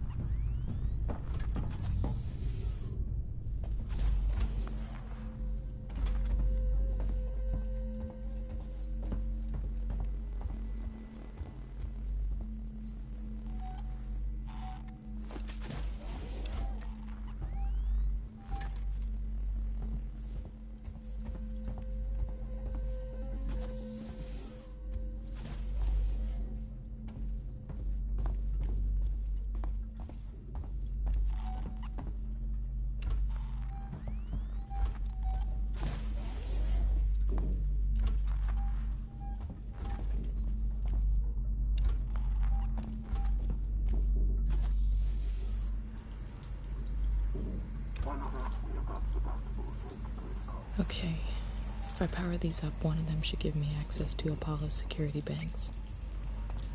I'm going to catch you.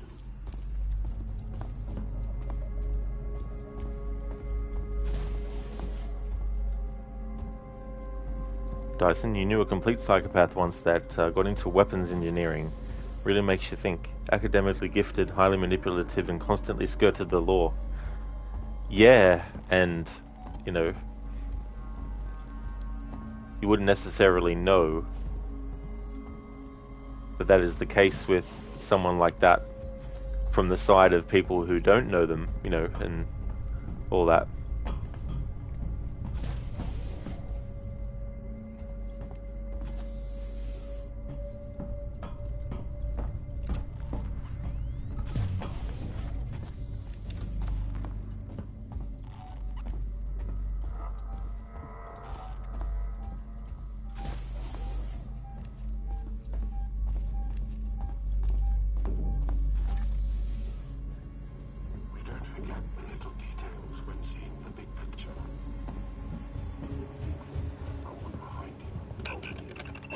Step of the way.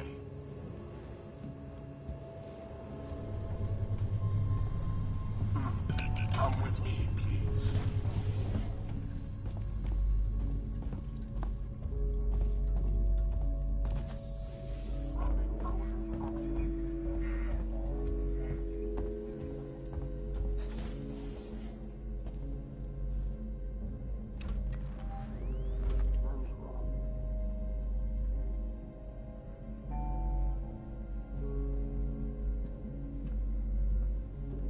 Why not ask me about Sevastopol's safety protocols?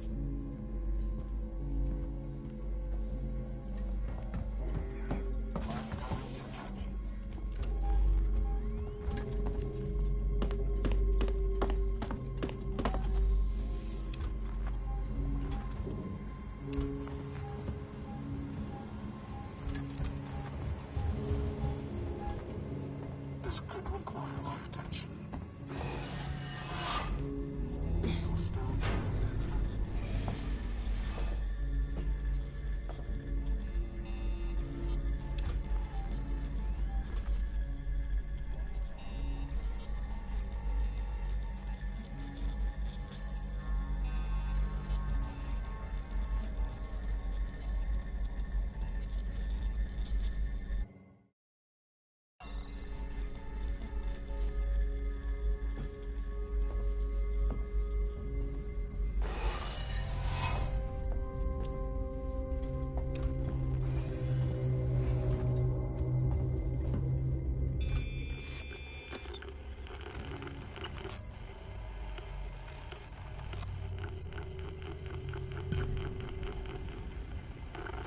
Oh, duh, Rod, you're missing a step.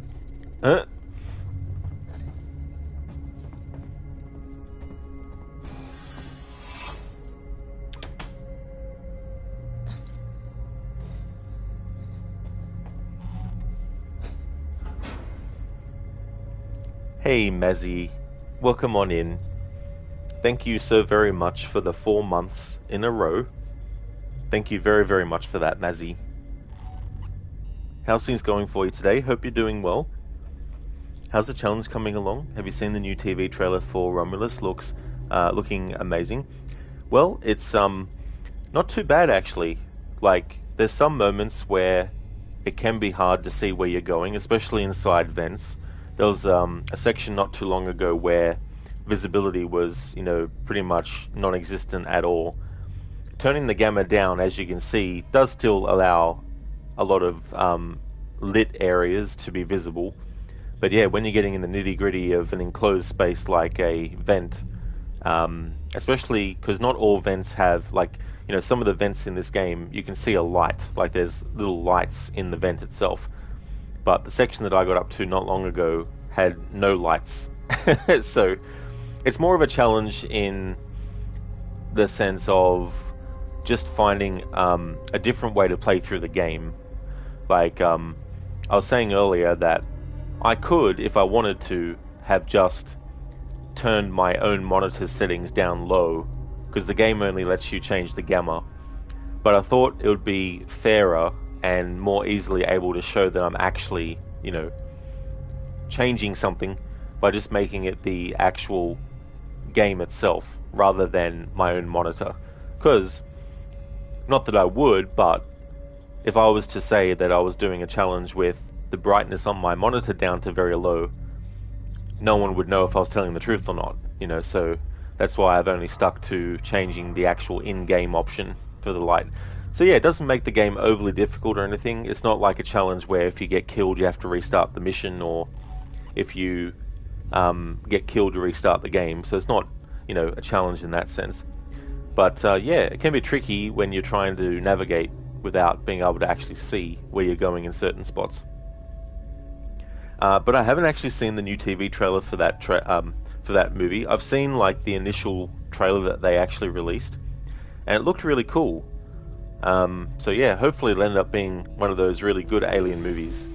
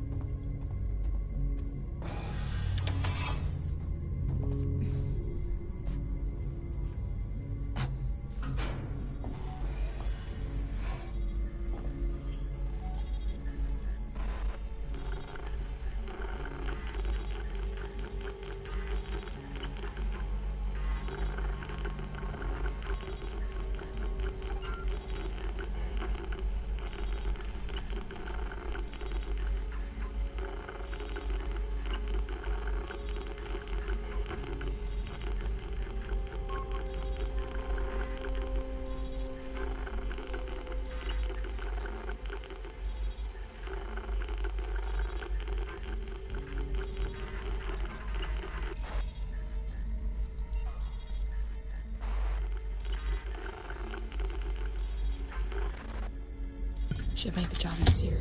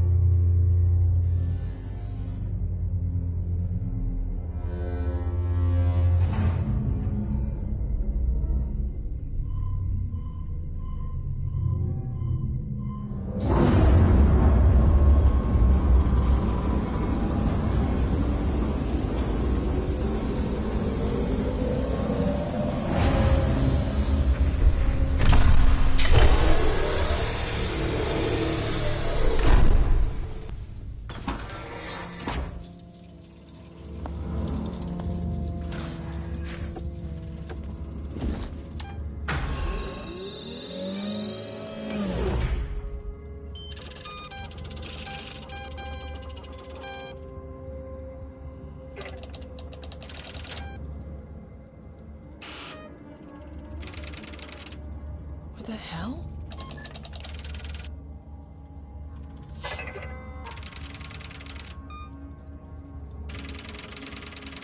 Two days after we left? You're kidding me.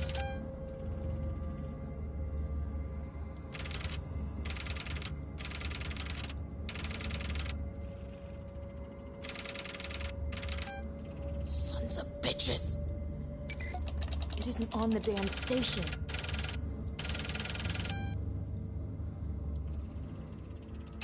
What? Fuck.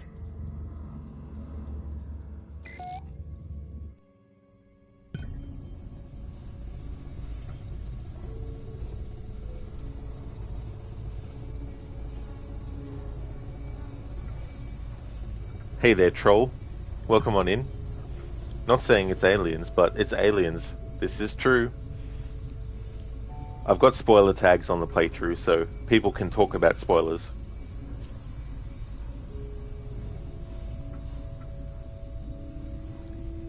I felt the game did a great job at holding back the reveal until later in the game to make players think, oh, you know, this one alien is causing all these problems. They're like, not one, but more than one. Foot Wedge, it's over, man. It's over. Game over, man. Game over. Why don't you put her in charge? We're in some real pretty shit now, man. Troll, thanks for redeeming a random horror movie quote.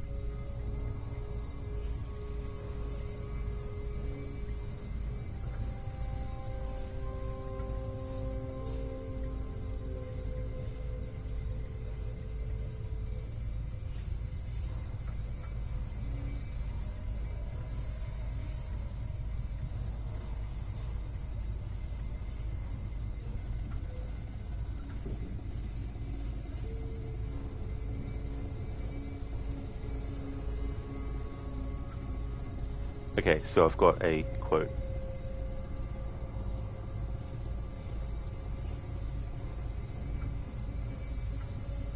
The ship brought me back.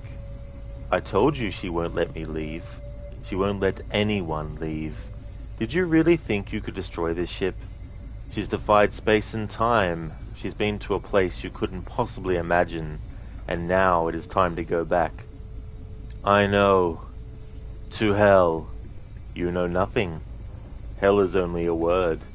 The reality is much, much worse. That's from the horror sci-fi movie Event Horizon. That is a great quote as well from Aliens, Troll. Indeed, Foot Wedge. I really like that movie a lot. I still remember when it first came out. I didn't get to see it when at the movies. It wasn't until it came out on VHS that I rented it, and yeah, I really liked it. It's some might consider it derivative of, you know, like Alien and The Shining combined together, but I think the combination of that and the inspiration where it's kind of like is The Shining except on a ship and all that kind of stuff, I think that goes together really well. It is, Foot. Oh yeah, I really like that movie a lot. Haven't seen it for a long time though, but it was one of those things too where it's a shame that we'll never see the full uncut version where you see the whole scene that plays out, that in the versions that we have is censored and shortened.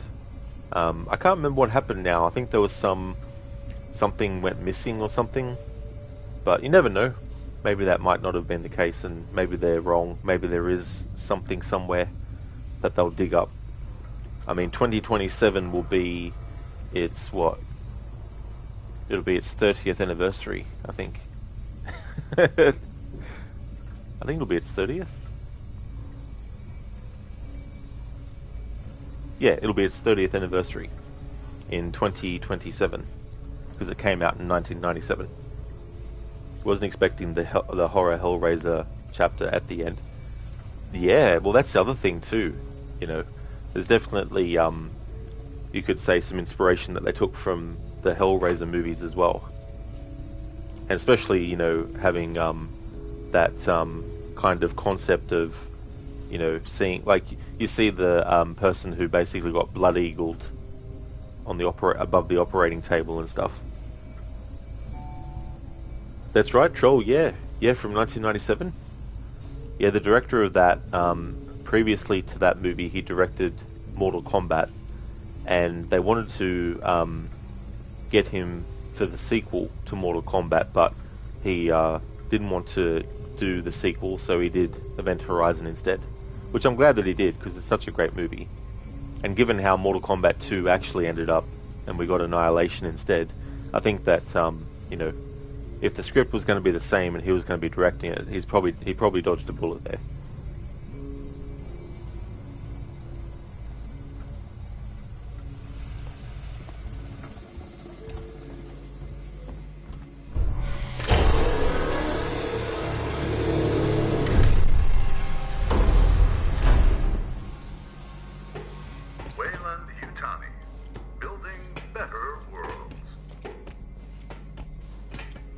Building better worlds, eh?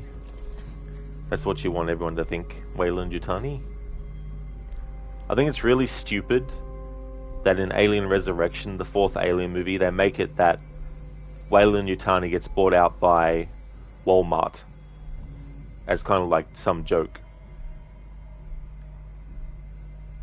It's like, yeah, this great, and great as in not a good thing, but great as in like this behemoth of a company that is responsible for so much death in the galaxy.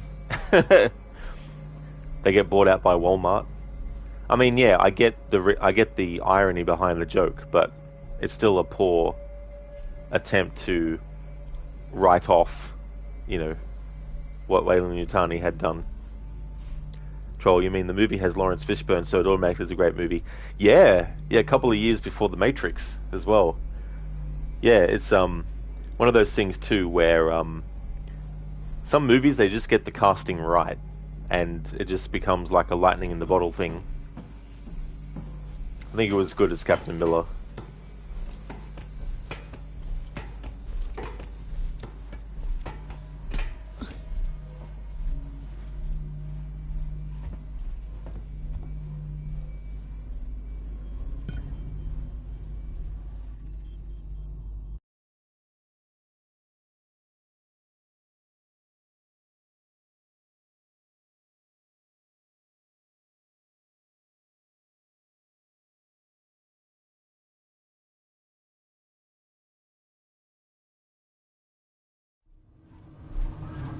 You on comms yet, Ricardo? I'm here, Rick. What's the news? Apollo's running on Weyland-Yutani protocols. It's what? Seegson sold out. Weyland-Yutani are in control of Apollo now. It's refusing to lift the lockdown. It says there's something up with the reactor. You're from the company. Tell it you don't give a shit and to do what you say. Sorry, Ricardo, but I'm small fry. Me, Samuels, Taylor, we all are. Guess if we amounted to anything, Apollo wouldn't be so ready to see us killed.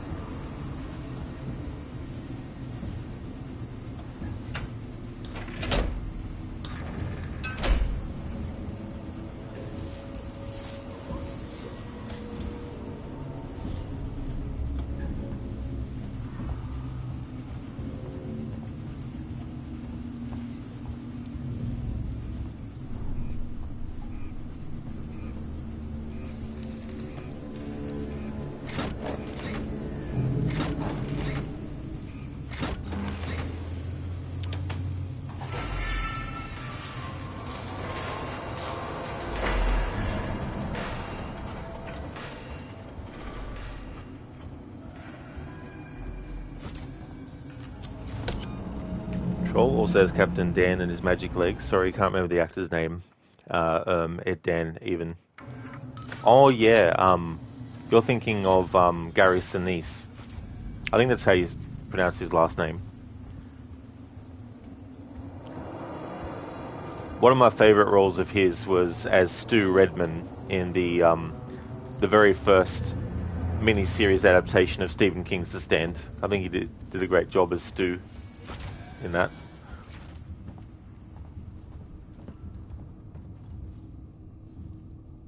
Please vacate area. Engineering access restricted.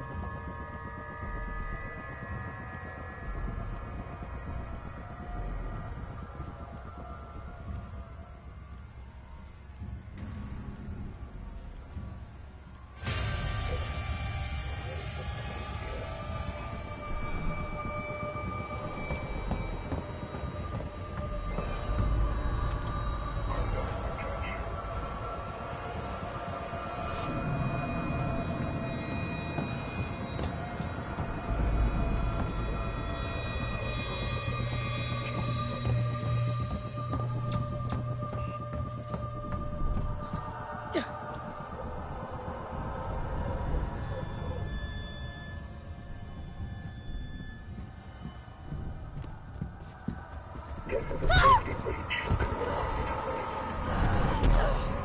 Please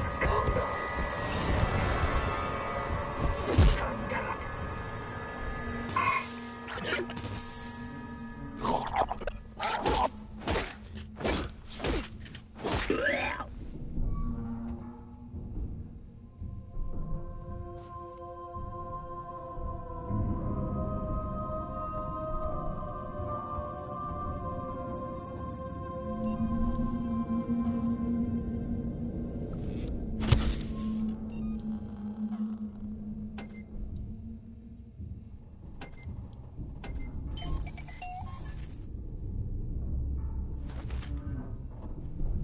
Troll, right? That's the one. You can never remember his name. Then again, you can better even remember your co-workers' names. You're horrible with names.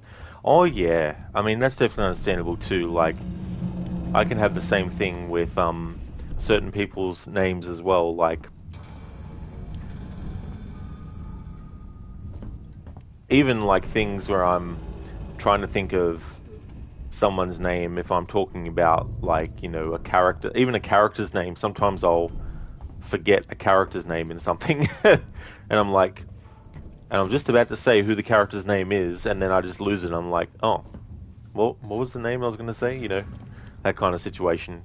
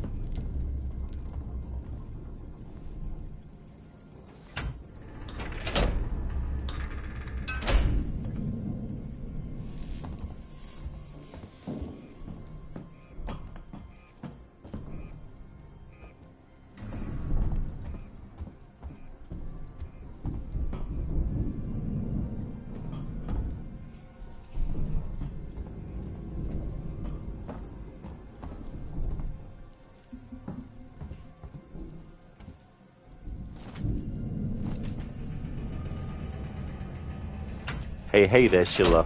It's going really good, thanks, dude. How's things going for you today?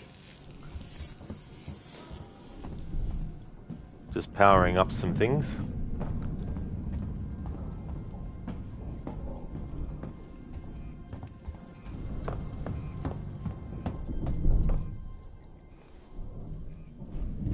Oh, thanks, Sheila. And I'm glad to hear that you're going good too. That's awesome. No redacted Creed today? No redacted Creed today, no. At the start of the stream, I actually forgot to disable the I want to see the Alliance map for a team.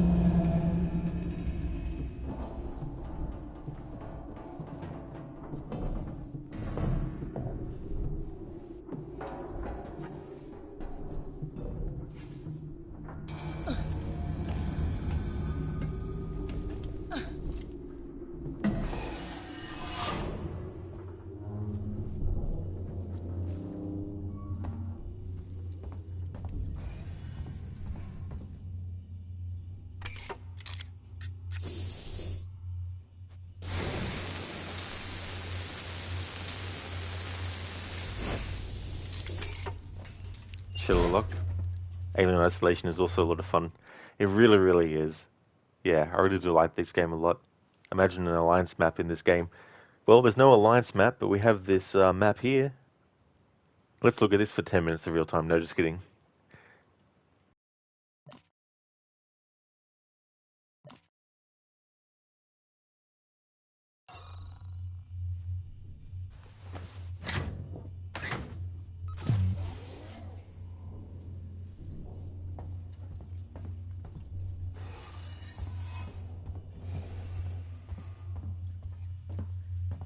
Hey there, Stan. Nice one. More like Aliens map. Very clever. That's cool. How's it going, Stan? Welcome.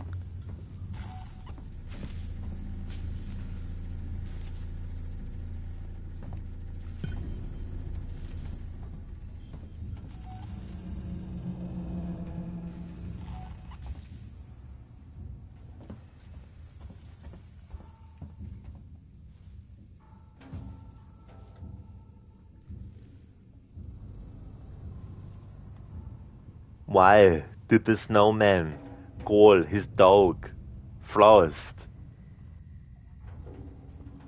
Because frost bites. Nicely done. I like that one. Nice joke. Thanks for redeeming the Arnie impression and the Bane impression for that.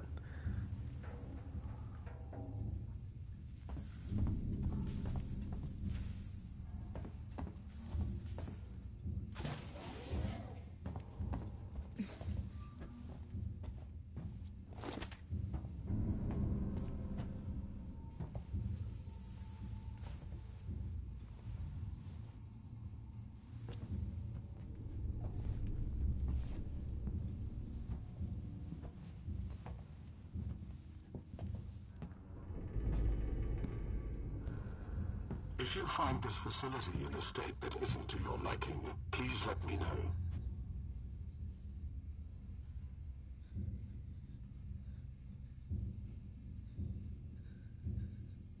Strange.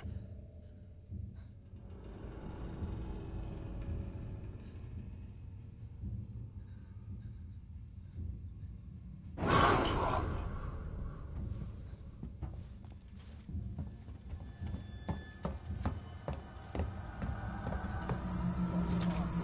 This could really do some damage.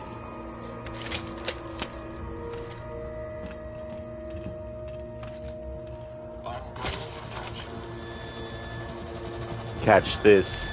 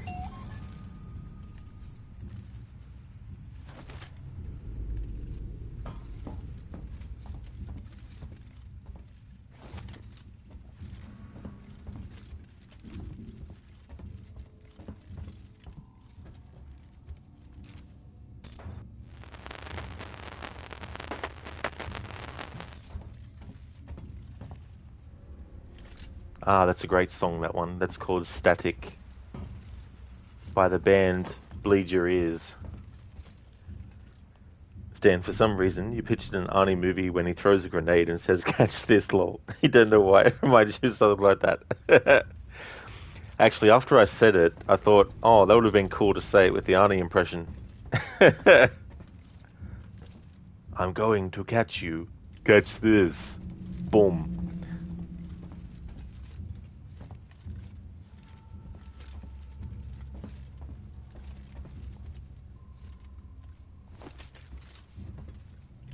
Sheila, would have been an awesome scene. Absolutely.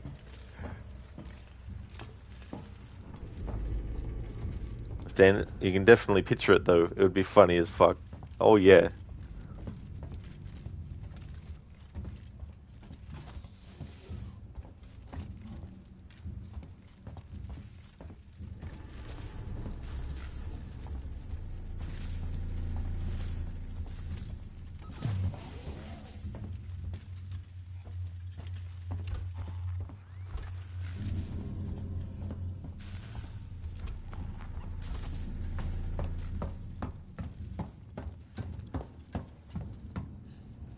Soon, I won't be able to just run where I want to.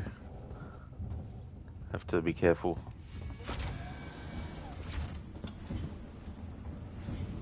I mean, sure, running will alert the androids too, but at least with them you have a fighting chance to survive, and you can use weapons to actually destroy them, whereas with the alien, you can't destroy it. I mean, yes, you can destroy it, as in it is an organism that can be destroyed, but in terms of game logic, we can't kill the alien with simply, you know, shooting the shit out of it with weaponry, like a shotgun.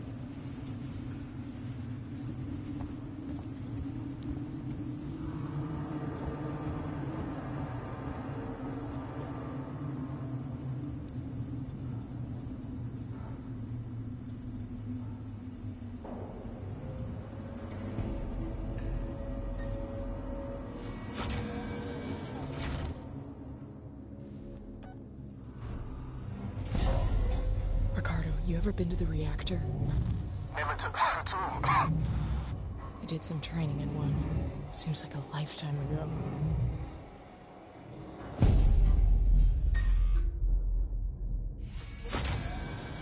Well, in the training, there would not have been alien creatures as part of it.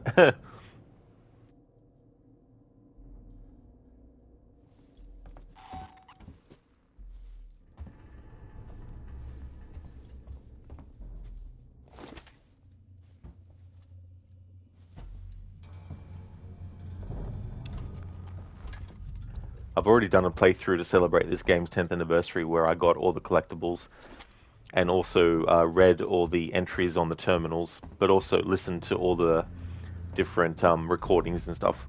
So that's why I'm skipping that kind of thing. The game will remember all the ID tags that you've picked up in the actual menu that shows you which ones you've picked up. But every time you start a new game, it will still actually put those ID tags in the game world to be collected. But if you've already collected them all in a previous playthrough, then there's no point worrying about collecting them again. But they do put them back into the game every time you start a new one.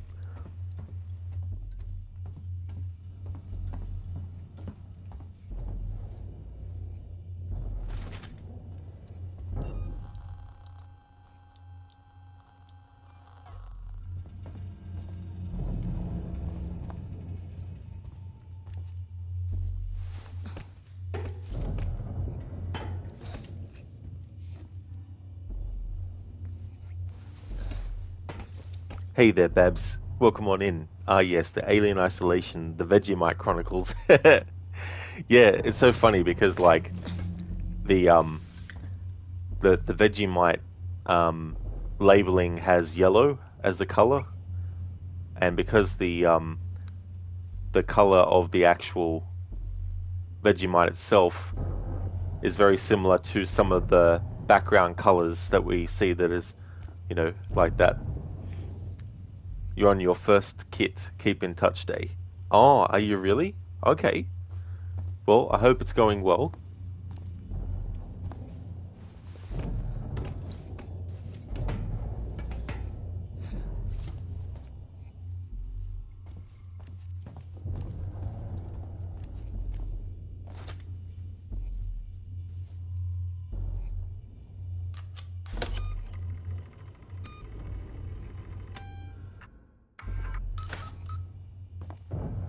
Perhaps you get 10 of them to use on your maternity leave to get training and stuff done and to keep up with the team.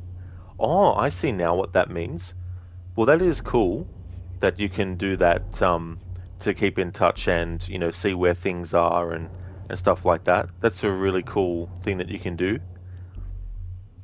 Currently running 8 million updates. Holy shit. That is a lot. Hey Lucinda, good morning. Welcome on in. It's coming along well. We're about to be quote-unquote surprised by the fact that the alien was not just one alien, but was actually multiple aliens, and there's a whole nest of them in the reactor. We're just up to that part of the story, which puts us at mission 14 out of 18. So we're getting there. Yeah. It's like, oh, you just thought it was one alien running amok. Well, there's more than one. There's more than 10. There's like a whole friggin' army of them. How's things going for you today?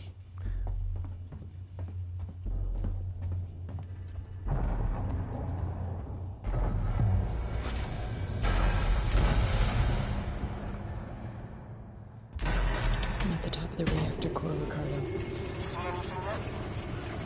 Nothing. Got some androids, core control systems, business as usual. I'm gonna have to explore the lower level. Should be an elevator down somewhere.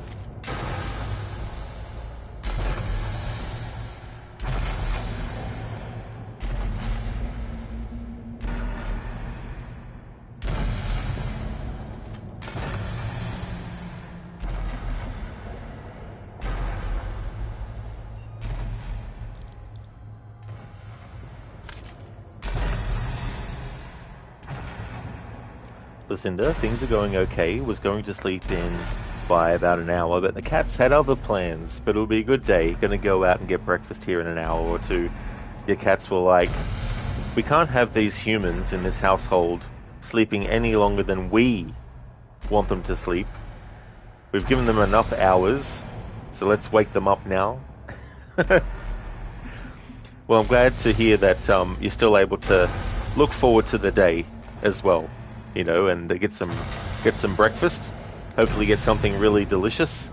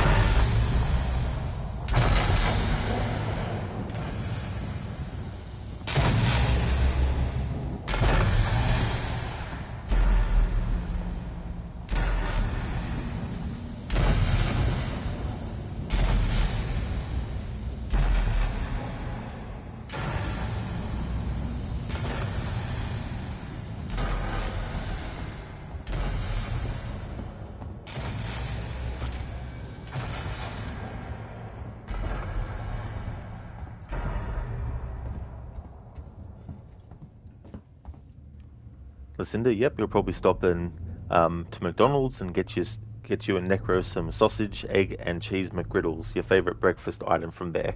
Oh, that's really cool. Definitely something for you to look forward to and be able to enjoy as well. How are the prices there in the US for McDonald's? Are they relatively good? Like, obviously, it would depend on, you know, what you're getting and stuff, but some of the burgers and stuff here can be very expensive, especially if you go for one of those, like, really advanced burgers where you can, you know, I can't remember the name of them now, but sort of like gourmet burgers and stuff as well. Some of them can be very expensive.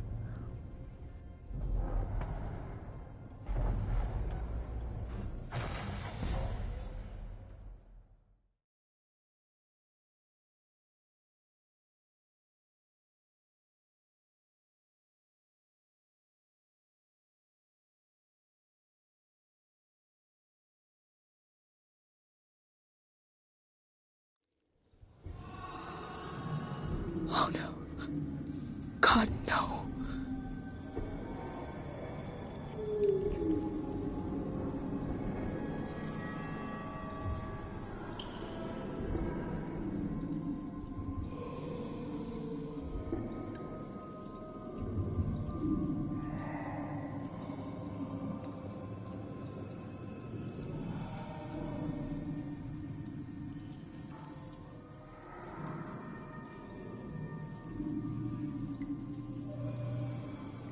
Lucinda, I think if you get the McGriddle breakfast sandwich, a potato cake, and a large drink, it comes to about $8, what they would call a value meal. Oh yeah, so about $8. Because I was looking at the menu here, like, obviously, like, we have different meal sizes. Like, what our large is would probably be considered a medium or like a regular, I guess, in the US. But having a look here, like, for a Big Mac on its own, it's about $7.90. But if you want a small meal, it's $12.35. A medium one is $13.15, and a large one is $13.95. That's for that. But then you can get ones like the double Big Mac, which on its own is $9.70. Small meal $13.60. Medium meal $14.40, and large meal $15.20. I mean, there's obviously heaps of other ones, but yeah. There's even one here, the barbecue bacon Angus would be about $16.10 in a large meal.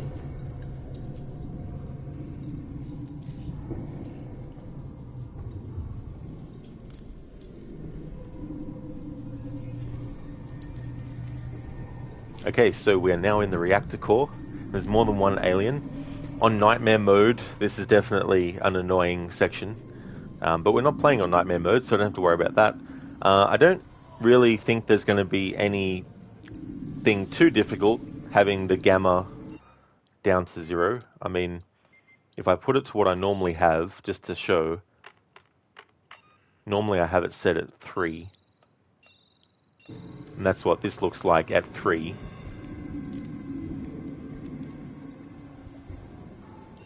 Versus what I have it for the playthrough, which is at 0.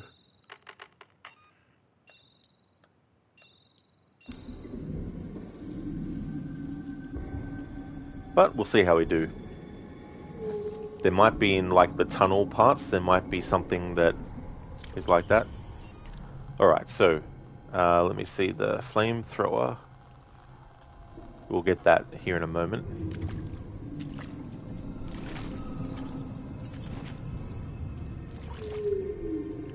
Alright, so I can only use the Flamethrower in this playthrough for defense against aliens or Facehuggers.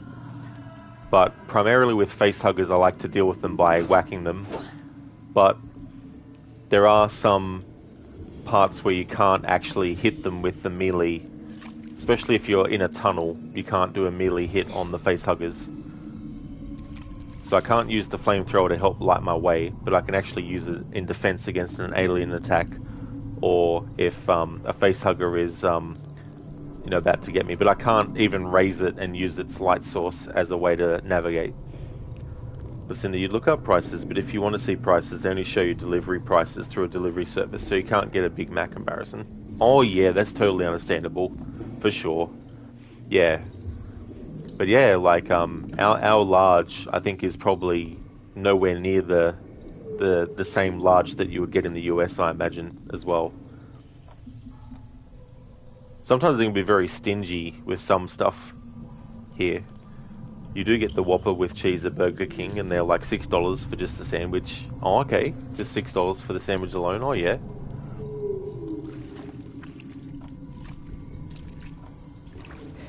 Ricardo, they're all here. Everyone that's missing. Everyone. They're trapped in some kind of nest. There are eggs. It's like a farm. Shit. Just get out of there. Now. I'll have to restore power to the platform from the conduits down here.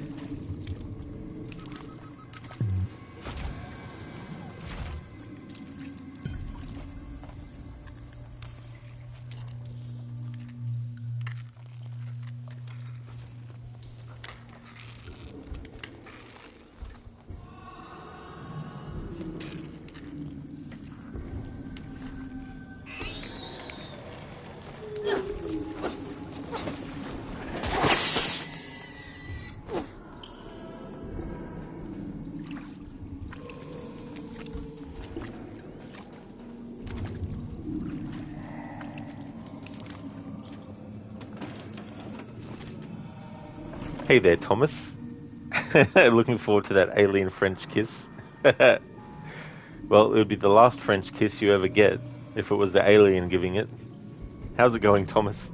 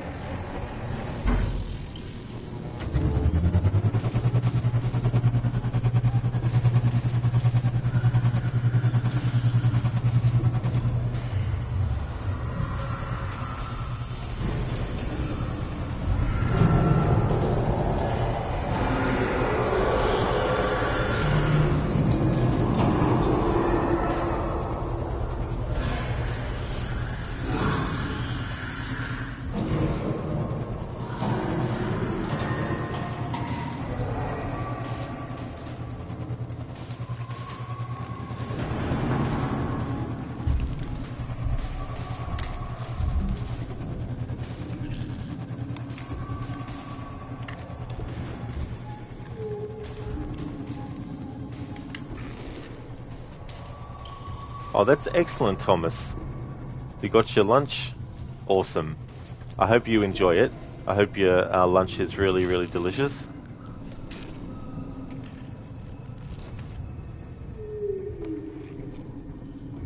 Crooked, alright, you're going to head out and see if your sis can take a flight or not today. Catch you later, Senny.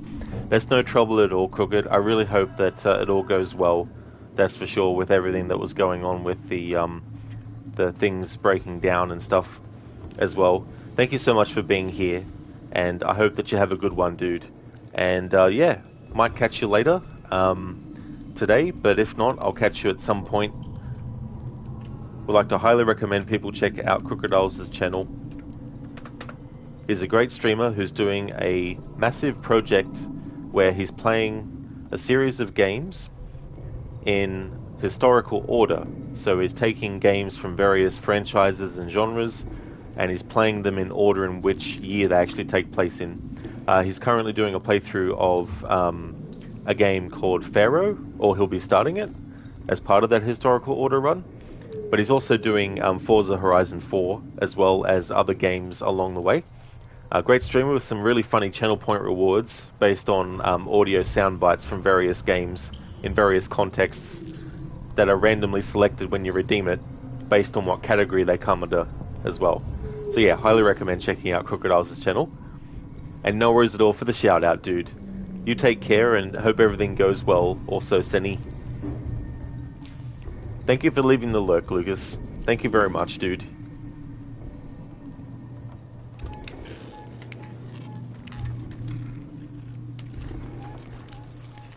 Going dark on comms, Ricardo. This isn't good.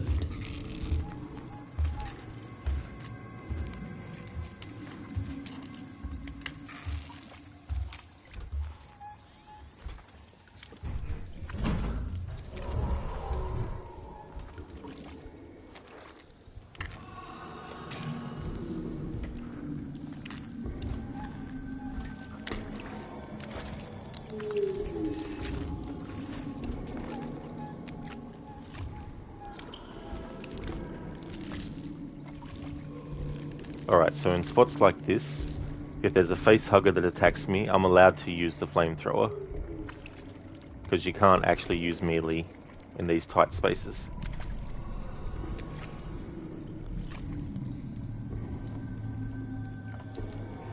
You can use a gun, of course, but the reason I don't want to use a gun is because I don't want the sound to attract the alien, and if I'm going to attract the alien, I'd rather have it be attracted when I've got the flamethrower already equipped to deal with any facehuggers that might be in a tight spot. Because I'm allowed to use the flamethrower against the alien to defend myself when it attacks.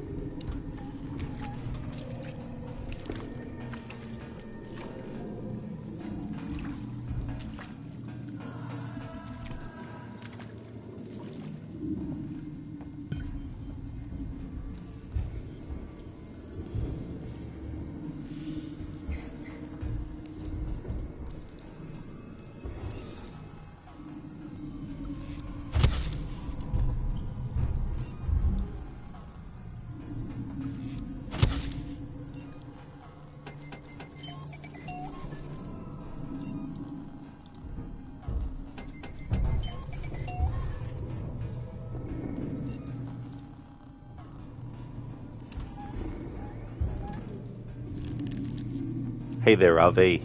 Welcome on in. Yeah, I'm doing well. Things are going good. We're right now in a reactor core where there's a big, massive alien nest with facehuggers and aliens all over the place. How's things going with you?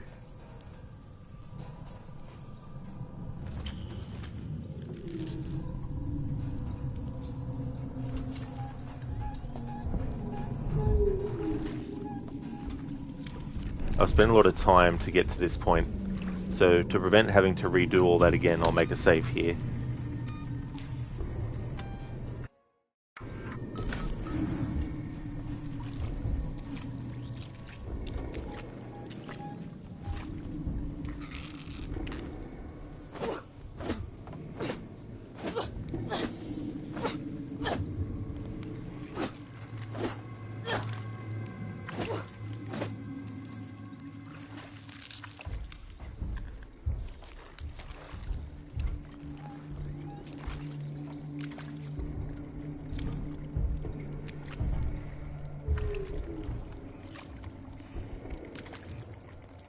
Hey there, Stardust.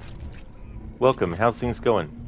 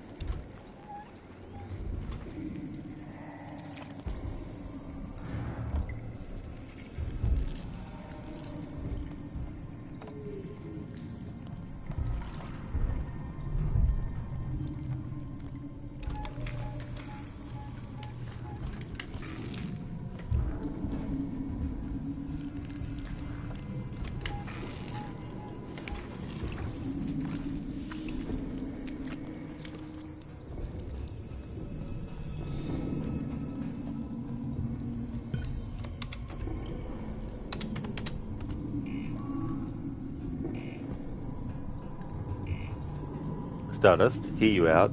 You think the most dangerous thing on a beach, not counting sharks, eels or jellyfish, is the knife-wielding, pickpocketing tropical coconut crab, according to a YouTube short. Oh, really? Haven't come across one of them yet, thankfully. Fingers crossed. Touch wood. Won't ever. Sounds really dangerous. Are you doing good? You're almost finished with your new playthrough of Detroit Become Human, and you are enjoying it a lot more, though sadly Luther has died. Now that Connor wasn't deactivated, I got to investigate to locate Jericho, which is a lot of fun. We also decided to let Connor become a deviant. Oh, very cool.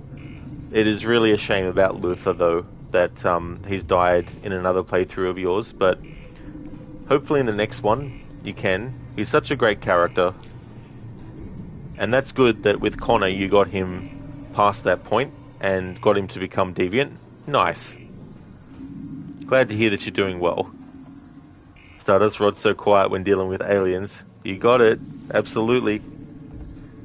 Those crabs are huge, and in the short you'll see one dragging a knife. Damn. Wouldn't want to come across an army of those.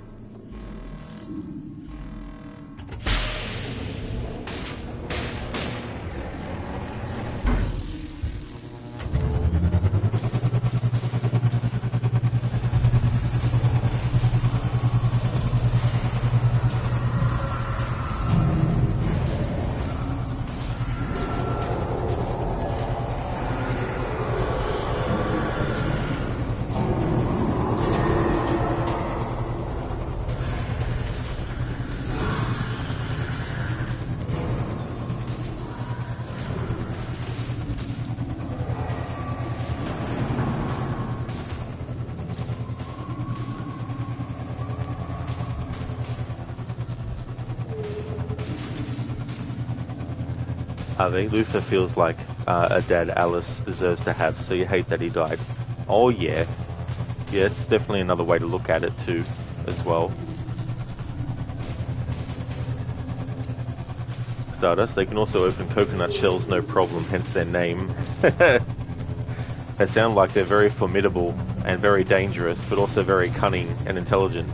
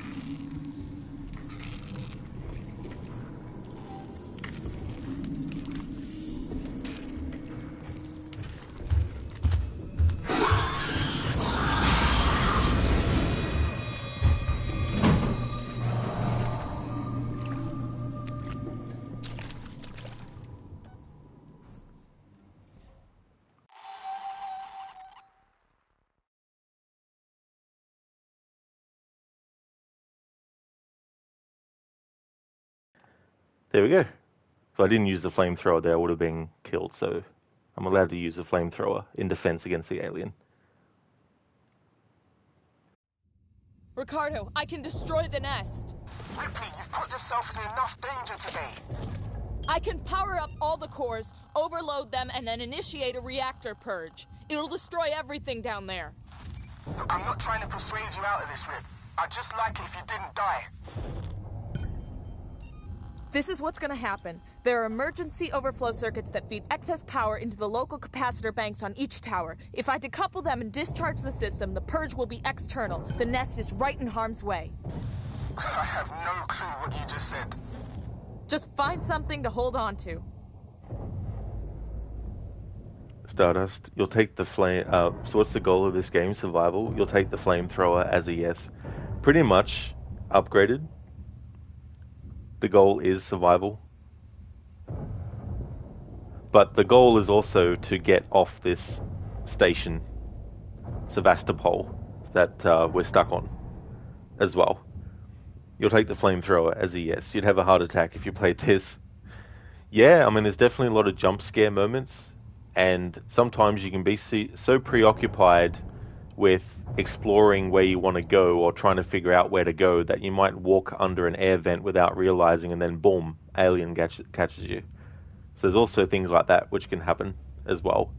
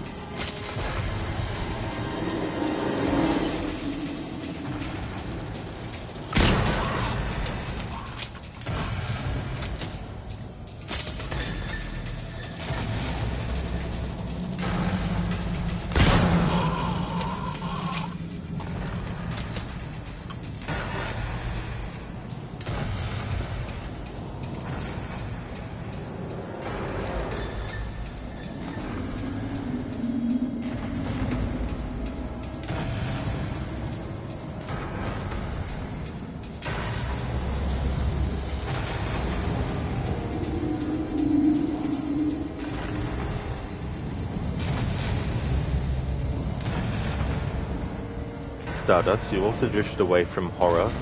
You like your Roblox or Dragon Ball, Assassin's Creed and Halo games. For reasons you don't even know, lol.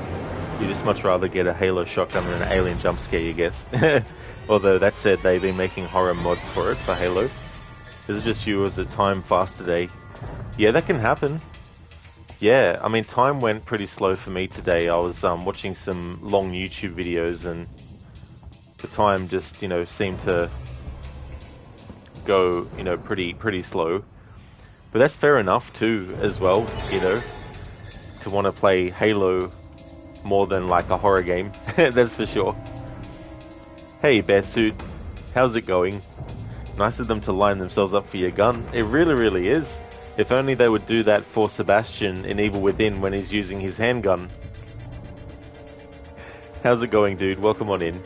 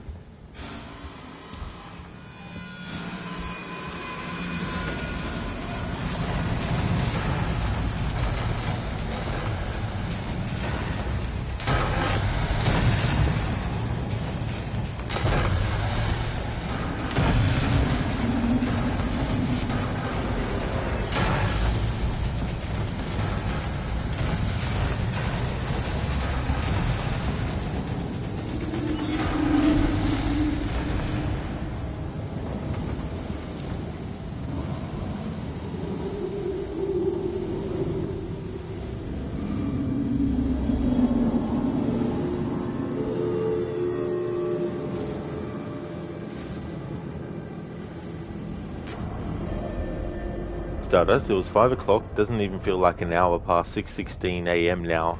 Oh, really? Oh. Yeah. Time can definitely get away very quickly. Vada Mazda, welcome on in. I hope things are going well. Fair suit, you don't think it would matter? Seb would still miss. That's true. He would probably just find a way to miss on purpose as well.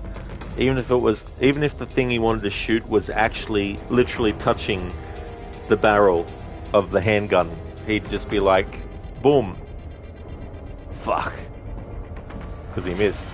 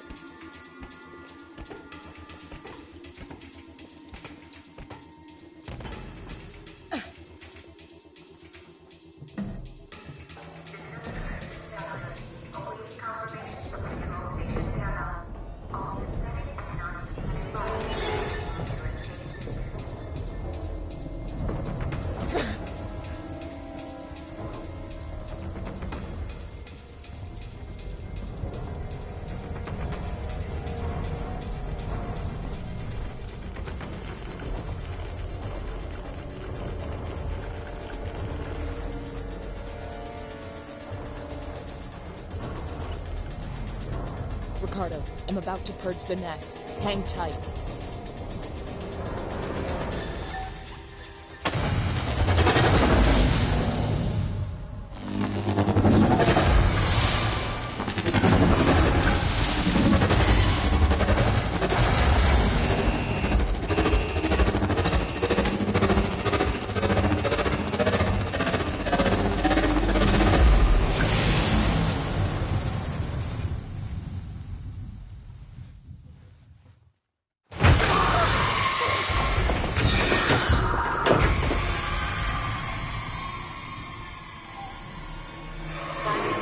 Hazard level maintained at Omega. Multiple unregistered life forms detected throughout Sevastopol. Power levels throughout Sevastopol compromised. There's still some on the station. Shit. Huh. I'm sorry, Ricardo. Just get back to the Marshal Bureau, Rip. Please.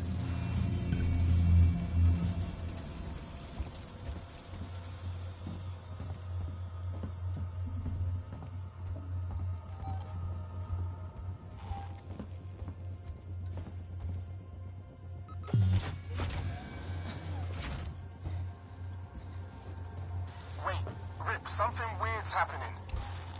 You think? I need you to get to medical, now. The reactor purge, it's resetting systems across Sevastopol. Lights, transit, maybe even communications. I think this is our big chance. Just go, now. We might not have much time. I'm heading down to comms. Ahoy there, Grace.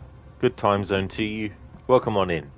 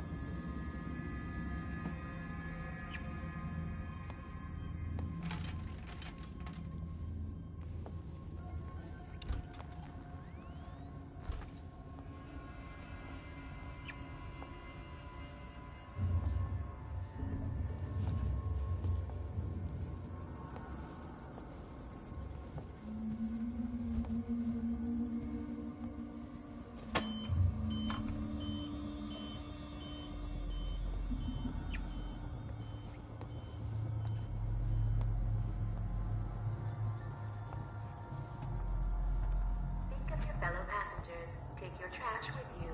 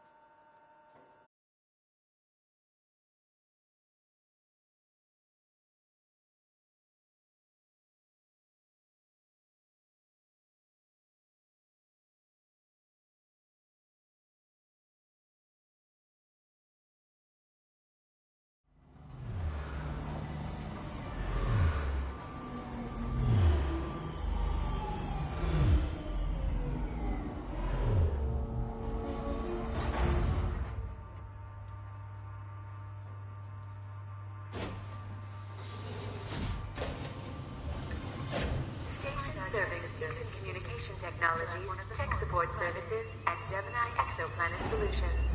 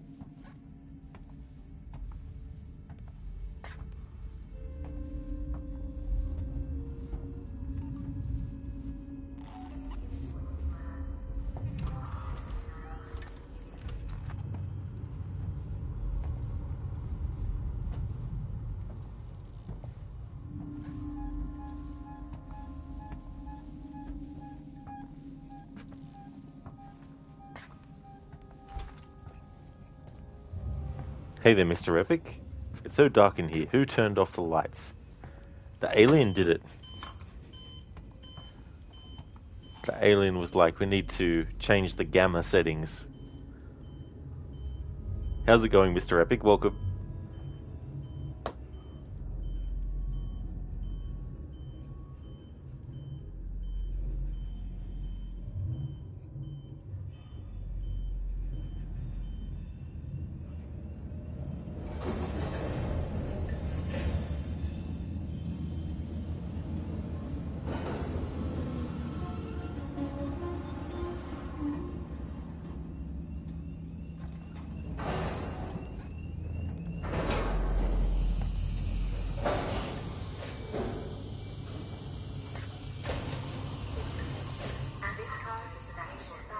Oh, that's great, Mr. Epic.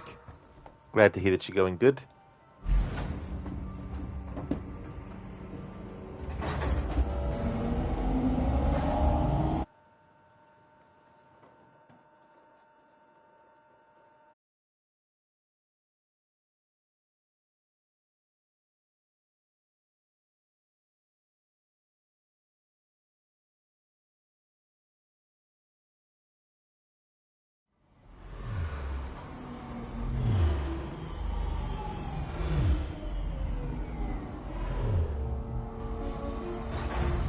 Ricardo, I'm at medical.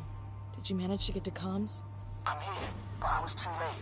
Apollo's recovered from the reactor purge and locked out external comms again. Damn it. So why'd you send me here? Plan B, Rip. See, before I left, the system showed a ship approaching Sevastopol. I think it's the Anisadora. Marlowe managed to send out his autocodes to call it in while comms were temporarily open. We've got to get to it. Is it docking?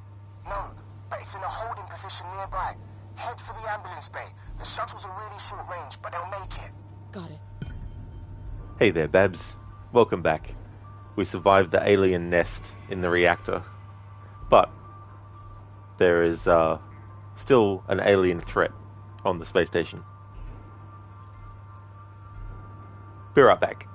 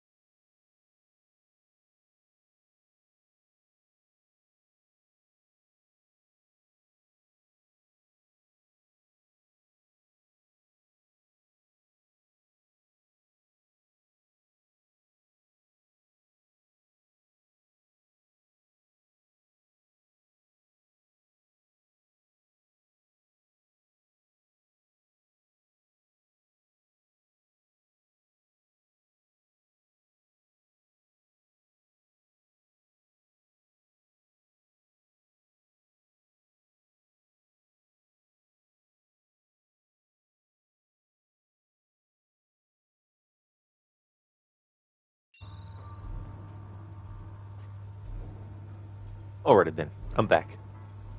Yeah, those damn friggin' bots. I only just saw it not long ago. They're so annoying. Oh yeah, Schiller. Absolutely. They really are, Grace. You're not wrong there. Perhaps you hate the mobile app. Yeah, I very rarely use the mobile Twitch app. Because sometimes it's just... I prefer to type something out than touch type it on the mobile. Oh yeah, Lucinda, that's no worries at all. I hope that you both enjoy your breakfast, and see you when you get back.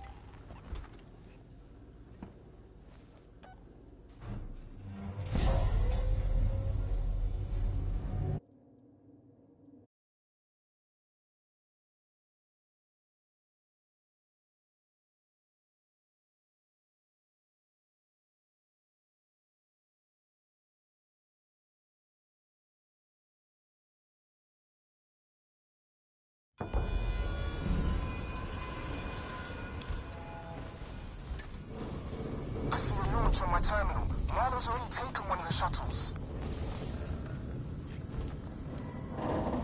Need to really get a number on this place.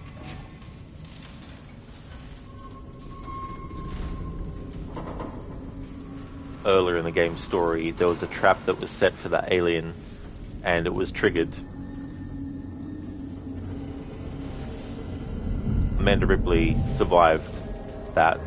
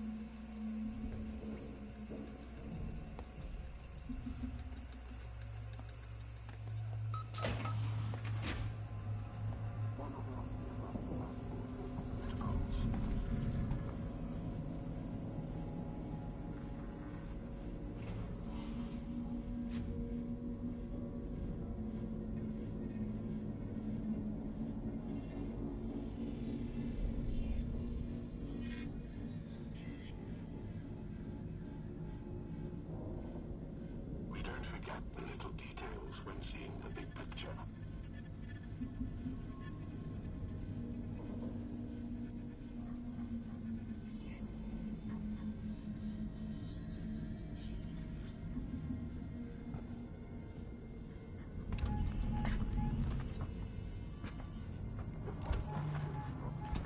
Took me a bit to realise that the working Joe had their back to me.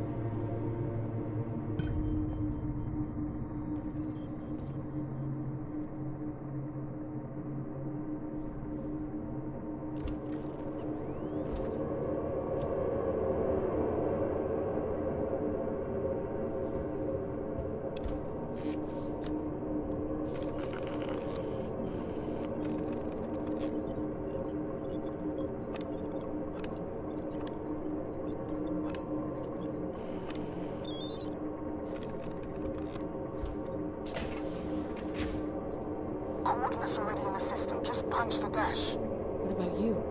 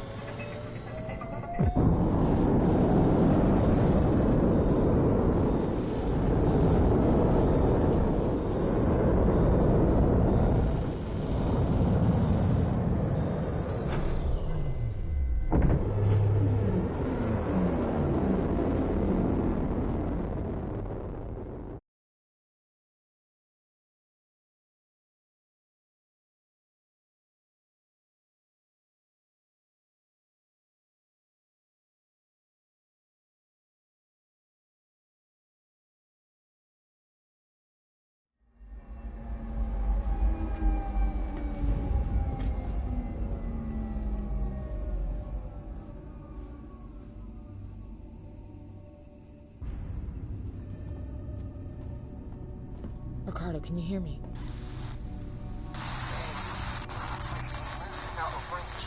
Not sure how much longer the link's gonna last. How much longer the link's gonna last.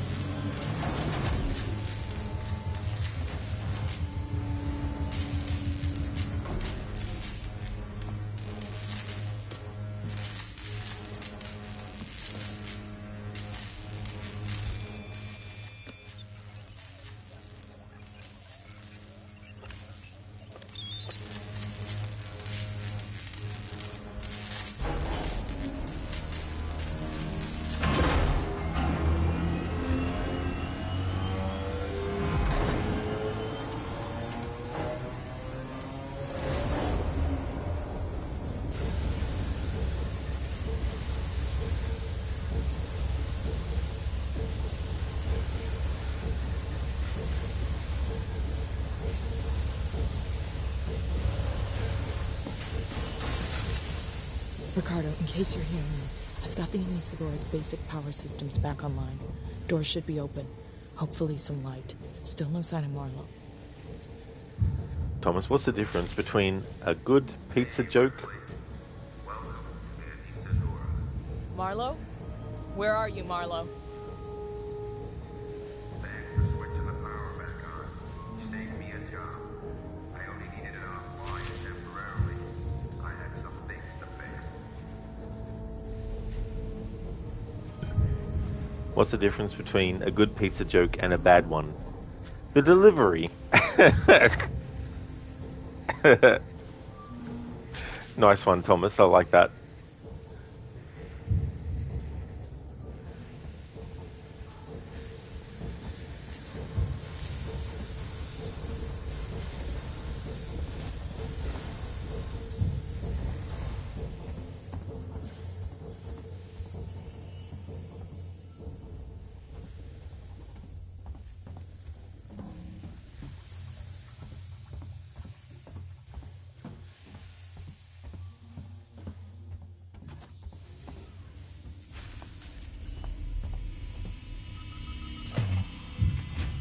Maybe you want to join my crew. Plenty of free spots. Ripley, Marlowe double-crossed me. He said he'd give me all the data he had on the creature so I could take it to the company, but he... Taylor? Taylor! Marlowe, what are you doing? What no one else seems prepared to do. Come find me, Ripley. I got something for you.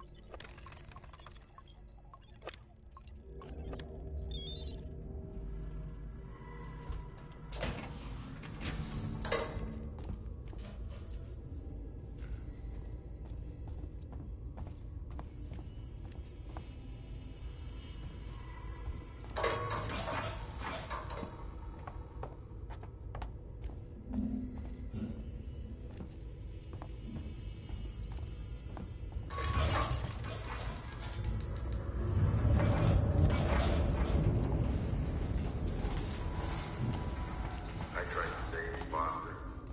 Brought him to Sebastopol. Broke all the rules getting her ashore. That was stupid of me. Stupid. You don't beat this thing, Ripley. You can't. All you can do is refuse to engage. You gotta wipe out every trace, destroy any clue, stop its infection from spreading, make sure there's no chance of the human race ever making contact with it again. Because the moment it makes contact, it's won. The company's never gonna know what happened here. Nobody is. I won't allow it.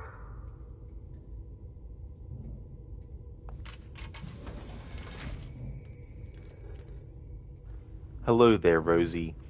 And thank you so very much for the 9 months in a row. Thank you very, very much. Really appreciate it. We're in the pipe 5x5.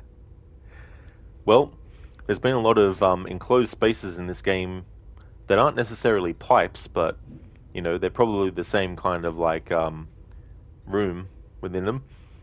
Welcome on in, Rosie. I hope things are going well. Hope you're having a good Friday.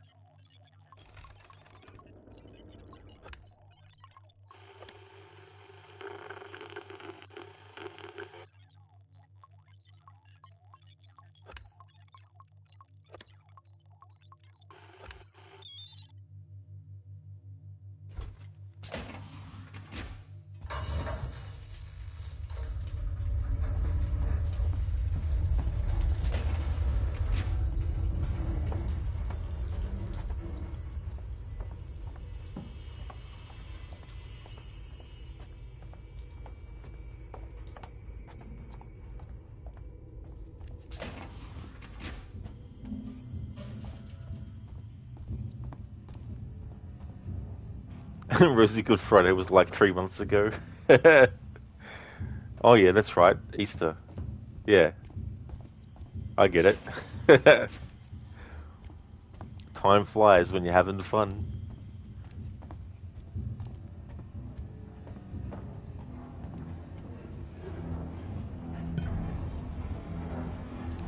Is one of my favorite parts of this game when Amanda Ripley hears the voice of her mother that she hasn't actually heard for 15 years.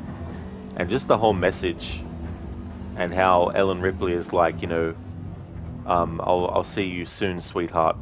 But she never does. Because by the time by the time Ellen Ripley is actually rescued in the movie Aliens, 57 years have passed since the events of the first movie. And Amanda Ripley is dead by that point. But I did a bit of reading, and I think there's some kind of like comic book or something that basically says that maybe that was a lie that the company told Ellen Ripley to try and make sure that she had no other connections or ties to force her to agree to go to LV-426.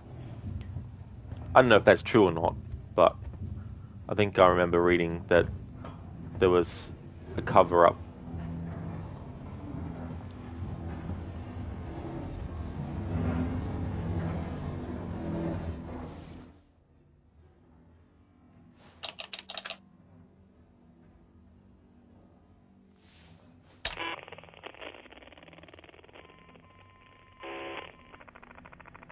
Added report. Personal message. This is for my daughter. Hi, Amanda. I'm recording this for you, my sweetheart, and I hope you get to hear it one day. You see, I got into trouble. My ship, there was an accident, sweetheart, and we found an alien creature. It was very dangerous. And the only way we could stop it was to destroy the ship. I'm okay. I'm stuck on this lifeboat, long way out. But we had to destroy the ship. We had to destroy the Nostromo. We just couldn't risk bringing that thing home with us. I needed to protect you. Don't worry. Don't worry about me. I'm sure I'll see you very soon. I love you, sweetheart.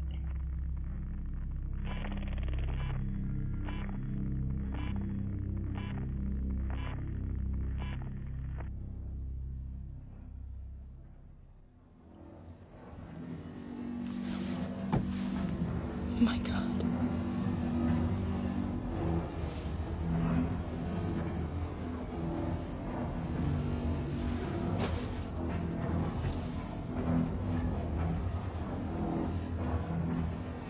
Now you understand.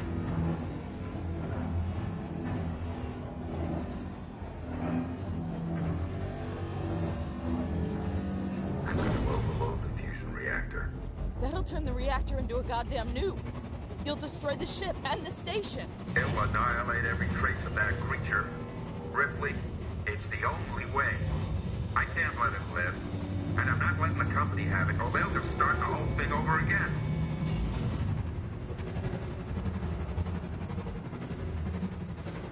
Listen to me! We don't have to do this! Stop! Stop it, Marlo! Marlo, please. You heard what your mother did. She understood. If she was here, she'd be helping me. You think she would want company suits on the zip code of that creature? No one must know. There are still people alive on the station! Marlo! Foster's not. She was my wife. I loved her. And I killed her. Good hit, Lucy Thorne. I think that was too late. He set it going. He set it going! Taylor, I'll stop the overload. You have to help me. Go to that console. Warning. Fusion reactor overload in progress. Open the fusion system so I can work on them. What? I need power sent to the auxiliary generator. Look for the letters AUX. I found it!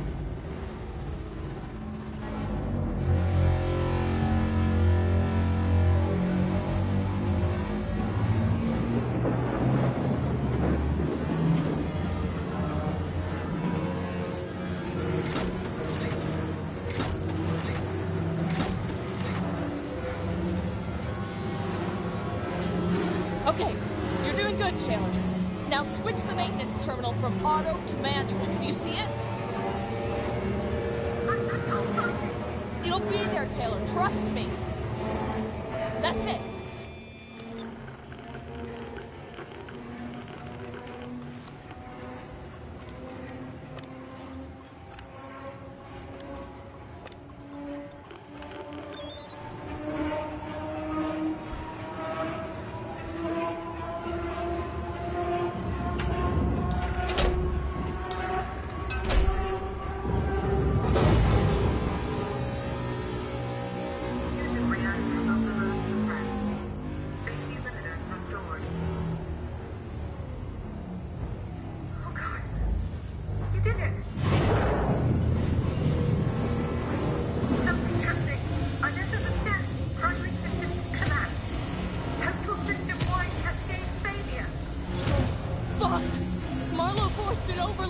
The ship's gonna tear itself apart!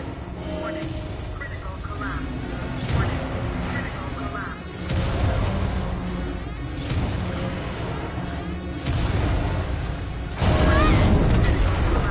No! Critical collapse.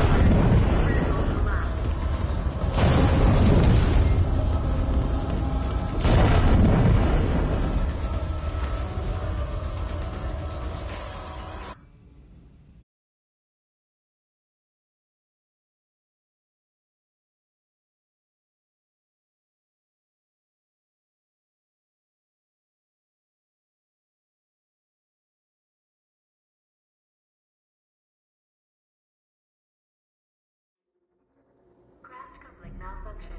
Service offline. Ricardo.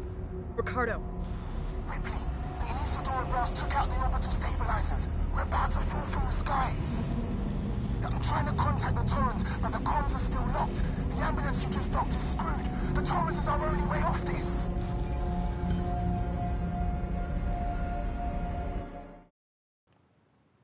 Dr. Darling, Amanda Ripley gets the stuff from Cassandra and becomes immortal.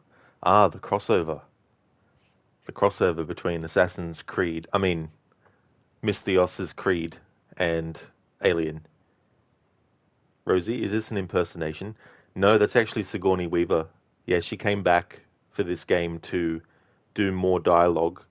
There's also 2 DLC where you actually... Well, one where you can choose to play as her, but you can also choose to play as, I think, Parker or... what's her damn name? Lambert. But there's also a DLC where you can only play as Ellen Ripley. And it's a recreation of the final scene from Alien, the movie, when she has to set the explosives and then get off the ship. Taylor is medium well at this point, you think? Oh dear, make that well done. Yeah, definitely escalated from medium well to well done, extremely well done. That's cool. She's picky about when to play Ripley. Yeah. Even as early as the second movie, like there were some drafts of the script where they didn't even have Ellen Ripley at all, just in case Sigourney Weaver never wanted to come back. And it was good that she did for that movie. That ended up being great. And then she came back for Alien 3, of course, and then Alien Resurrection, which I hate. That movie sucks. But But yeah, she reprised the role in 4 movies. Well, she did the role in 4 movies. She didn't reprise the role in 4 movies. That would make 5 movies because she had already been in the first movie. To reprise a role means you're returning to a role you've already done. So, but yeah, she played it a few times in a few of the movies, and it was cool that she came back for the role again, but in the video game form as well. So did the actors for Lambert and Parker and Brett. The only actor who didn't return to reprise his role was Ian Holm, who by this point was very, very ill. I think he died probably a year or 2 after the game came out as well, I think. They have his likeness though, Ash the robot, the android, but they don't have his voice. Someone else did his voice instead. But yeah, it was cool that they came back. She wanted $1 million for Aliens, which was unprecedented for a female lead. It's funny because James Cameron seems so mad talking about it. Yeah, I mean, deservedly so too. Like, and also she won an Oscar, I think, for that role. And it's very rare for movies that are in the horror or sci-fi genres to actually get, not only be nominated for an Academy Award, but actually get one. Not that I put much stock in the Academy Awards. I haven't done so for years, but, for people who care, it's a prestigious kind of thing.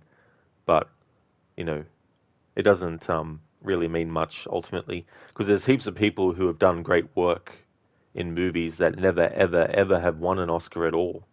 So it doesn't detract from their skill and what they've accomplished. It's just some kind of pat on the back plus a golden statue, The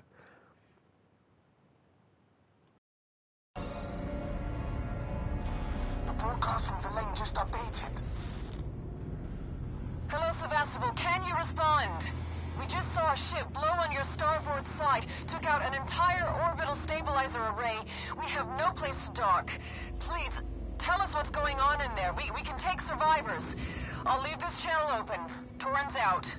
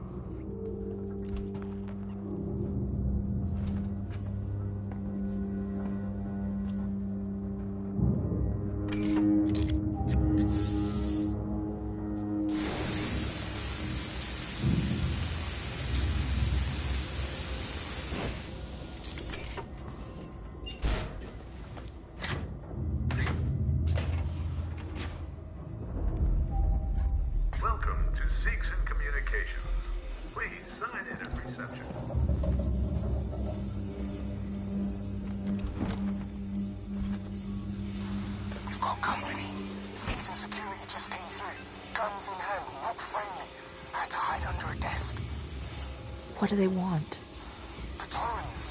They heard the broadcast. They want to contact it. I think they plan on taking it by force. Can they? No. Comms are still out. Steer clear of them, though. They're dangerous and desperate.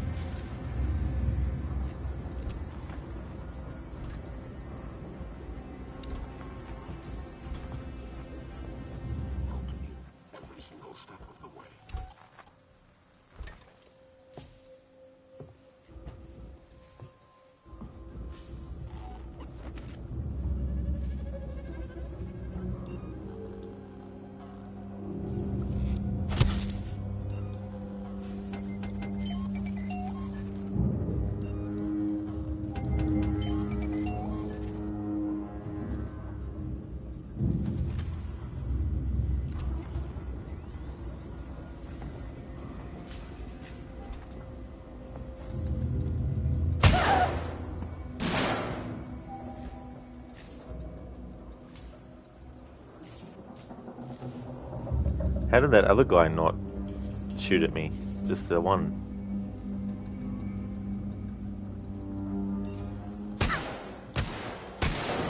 Ah, now he is, because I just slightly moved to the right.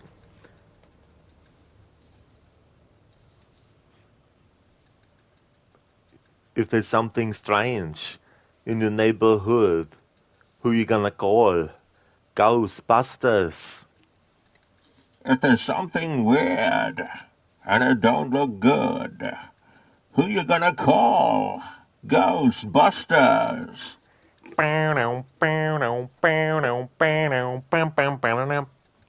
Thank you so much for redeeming the Arnie impression and the Bane impression. Arnold and Bane, the new Ghostbusters. Yeah. Could you imagine? It's fitting that you reference Ghostbusters too, because Sigourney Weaver was in that as well. Ricardo. The first one and the second one. Probably the newer ones, maybe. I never saw those ones yet. I'm trying to contact the Torrens, but the comms are still locked. The ambulance you just docked is screwed. The Torrens is our only way off this.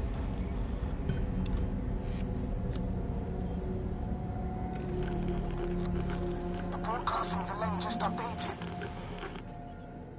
Hello, Sevastopol. Can you respond? We just saw a ship blow on your starboard side, took out an entire orbital stabilizer array. We have no place to dock. Please, tell us what's going on in there. We can take survivors. I'll leave this channel open. Torrens out.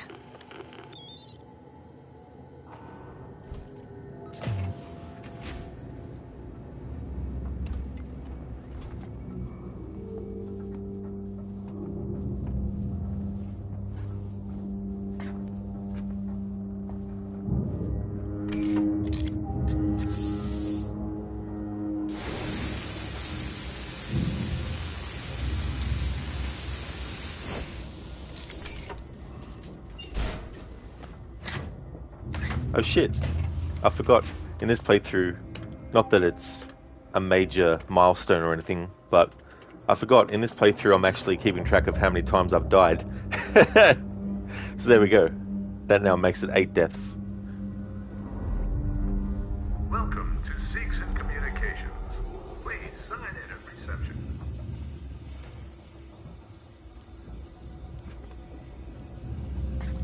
I sure have, Dr. Darling. We've got company. Which I will reveal at the end of the stream. Guns in hand, not friendly. I had to hide under a desk. What do they want? The Torrens. They heard the broadcast. They want to contact it. I think they plan on taking it by force. Can they? No, comms are still out. Steer clear of them though. They're dangerous and desperate.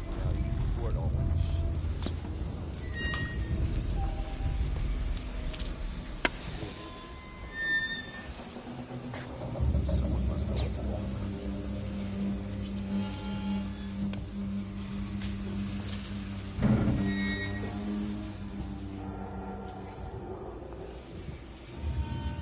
Are they 8 deaths? Pfft. Skill issue. Yeah. I know, right? I should be able to play this game with my eyes closed and not die once.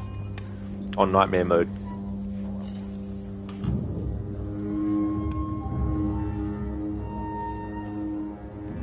Dr. Darling, you think you mentioned it before, there's a Steam achievement to die 100 times to the alien. Well, I probably ended up getting it on the Xbox, like the achievement for it.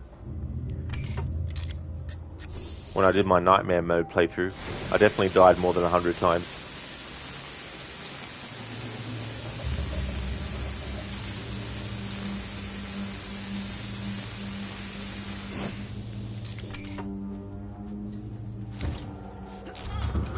But you would have only died one too many times. Exactly, Rod. You understand the Soul's law. Get good. And also balance yourself on a tightrope on a skyscraper while doing it too. Easy, right?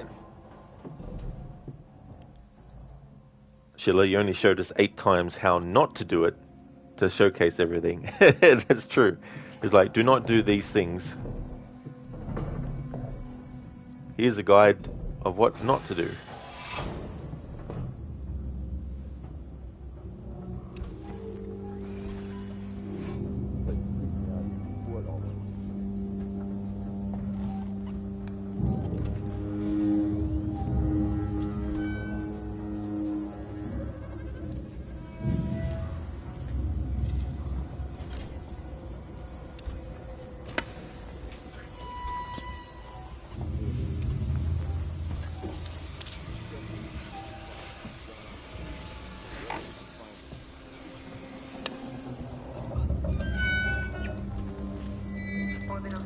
stabilizers operating at 80% and falling. This is some bullshit.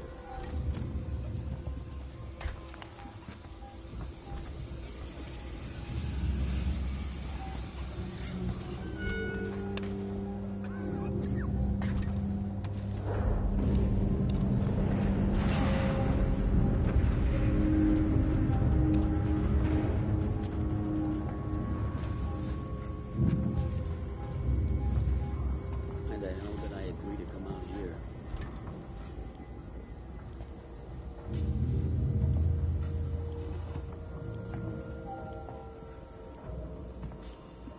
Error check script. Nice.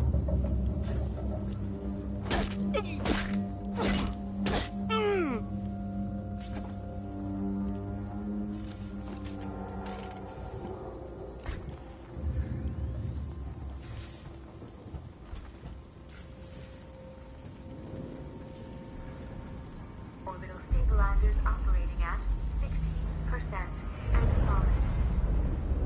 So I can't check the script. This is the console version of the game, not the PC version. I can't hack into the game and look at the scripts.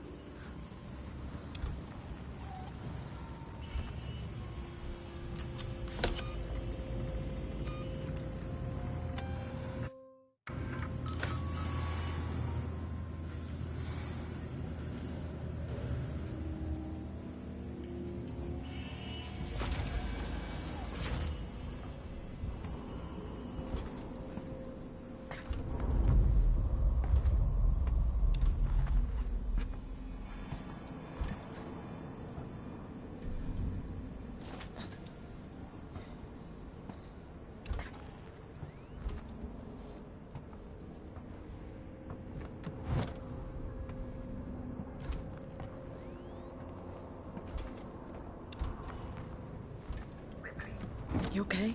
Listen, Marlowe's permissions are still logged at this terminal. If we had the coordinates for the torrents, we could align the transmitter dishes manually, bypass Apollo completely.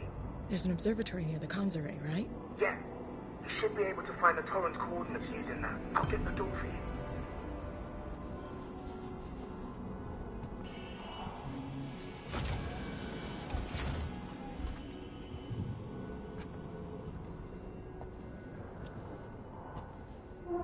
Orbital stabilizers operating at 40% and falling. Wonderful. Operating at 40% and falling. That would be something you'd love to hear in situations like this in real life. You're like, great, wonderful.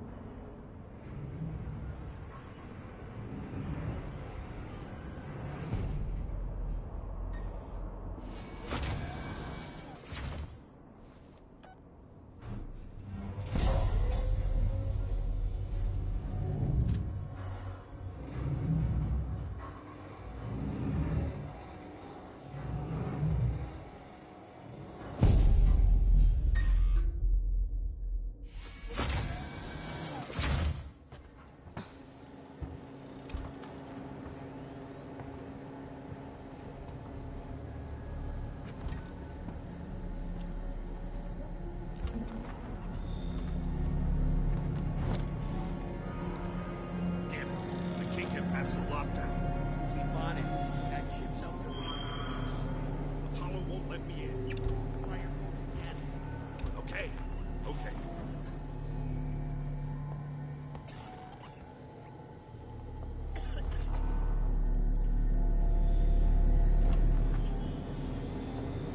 Oh, hell yeah, Livy, that's cool. You finally done with work? Excellent. That'd be a relief.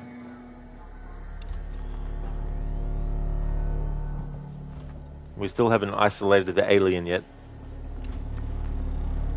It was brutal today. Well, that's good that it's over and done with now and out of the way, so you can at least, relax a bit.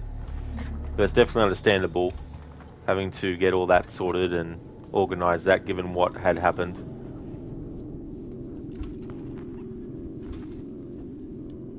Haven't actually looked to see if things have been restored or not.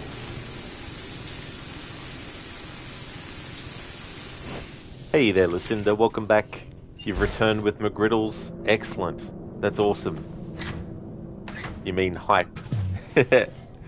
Absolutely hype. I hope you're enjoying it. Levy cuddling with Nalu. Excellent. That's cool. That definitely is a good way to be able to relieve some stress from work. You know, having a pet that you can have run up to you and, you know, want to give you cuddles. I was going to say huggles. Give you cuddles and stuff.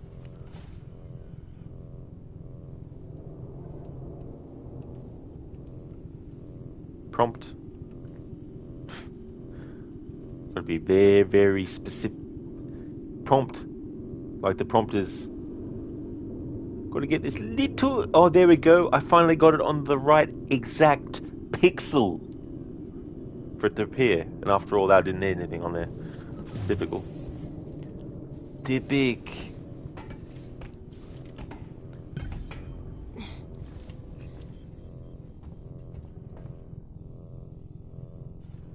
Levy, I mean, technically things have been restored, but the chaos is done, and not all companies had the resources to implement the fixes, so it's still chaos. Well, that'd be very frustrating as well. All the people that have to deal with everything that, you know, is going down or had gone down.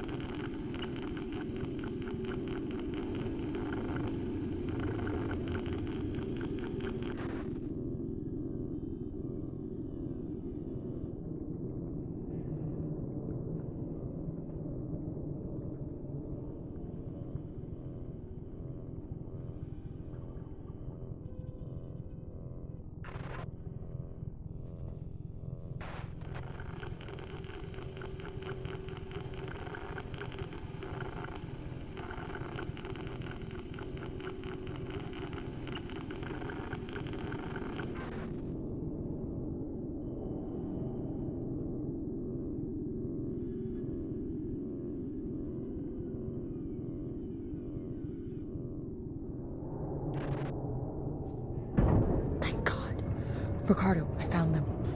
Now you've got to align the dishes to the Torrens position manually. Check. I'm going outside.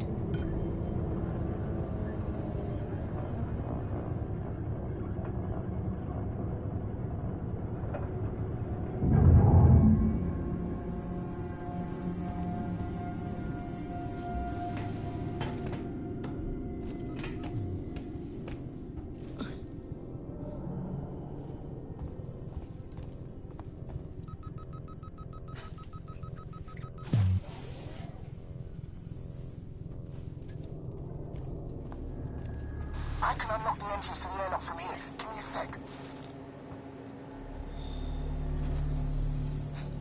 There, got it.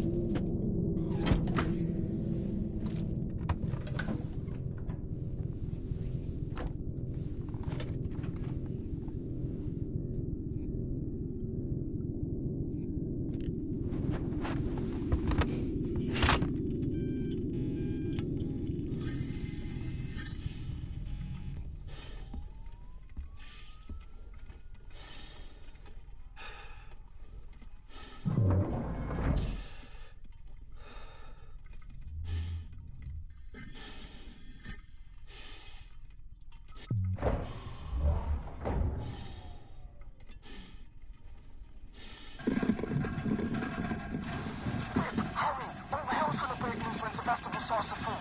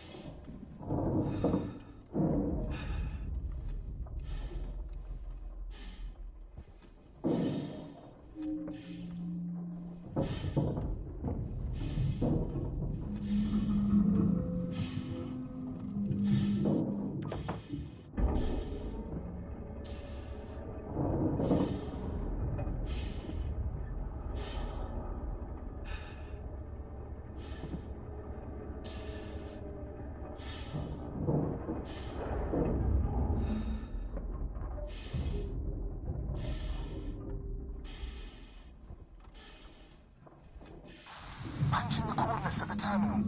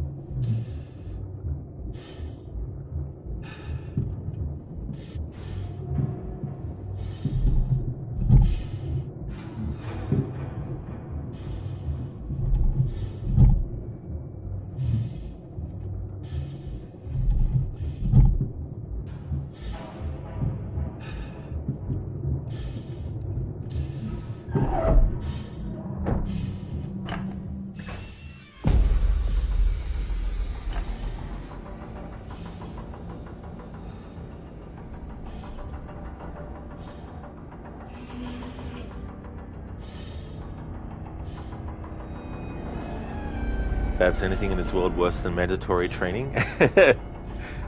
Well, it depends on the training, and as long as the pay is good for the training as well as the job you're training for. Dr. Darling, have you tried turning it off and on again? Damn it. Forgot to do that. Maybe that's all they needed to do, just turn the alien off and never turn it back on again. If only that's how it works.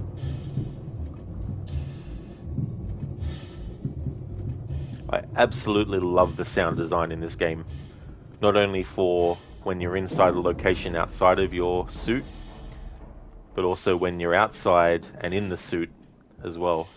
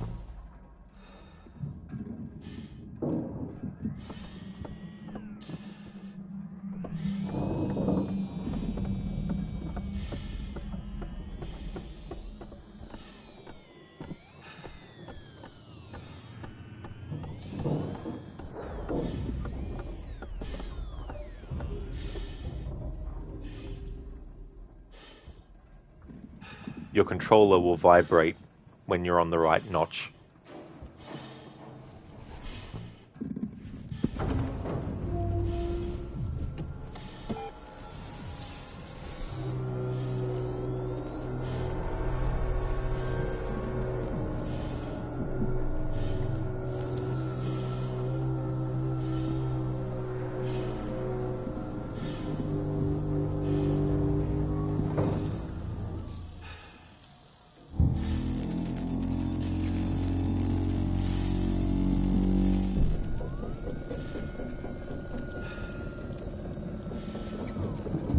Torrance, this is Ripley on the station. Are you reading me, Verlaine? Ripley, what the hell is going on over there?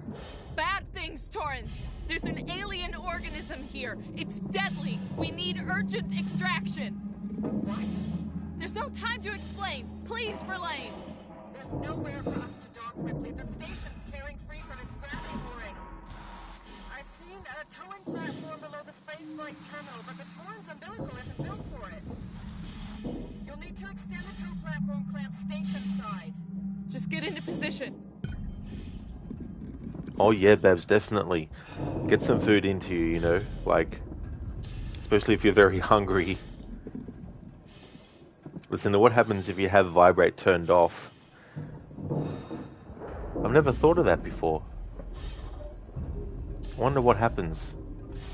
Maybe the game burps or something to let you know if you don't have vibrate turned on. She'll enjoy the food. Oh yeah, absolutely. Levy, you're also hungry? Listen, you thought maybe there was a way to know what the numbers would be. That's actually a good point. I don't know if there's anything that you can find in the game that actually lets you know that information, to be honest. But yeah, you'd think there'd be some kind of indication. I mean, maybe there's an audio thing that I wasn't paying attention to because I was too busy paying attention to the vibration. So maybe there's like an audio indicator as well.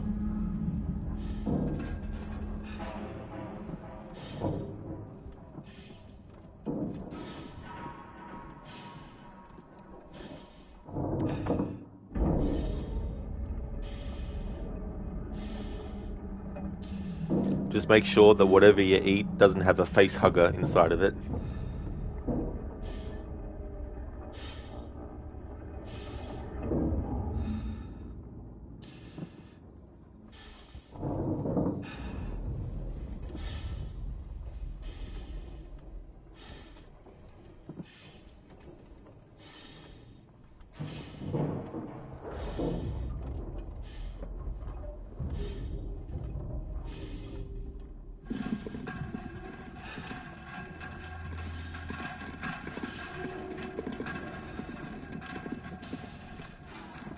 Dr. Darling Facehugger soup.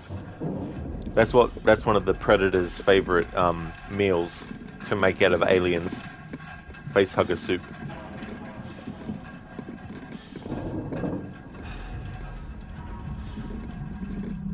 Nice edit of the delicious emote there too.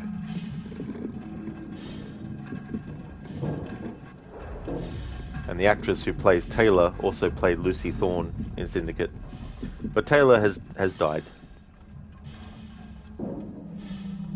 She also plays Marie Colden in Call of Cthulhu, the American nurse that's working at the institute. Sheila, did someone say tea? Absolutely.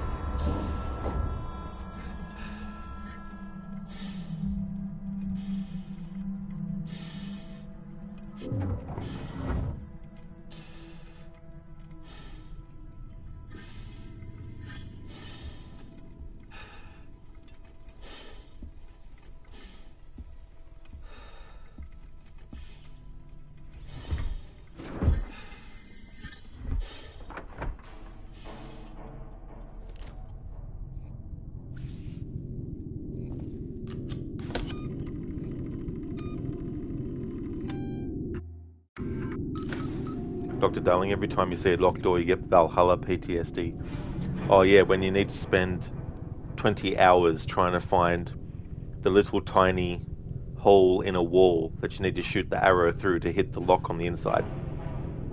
I love doing that in that game. It's so fun just to do that, even though you haven't played it for almost 2 years. In almost 2 years, I gotcha.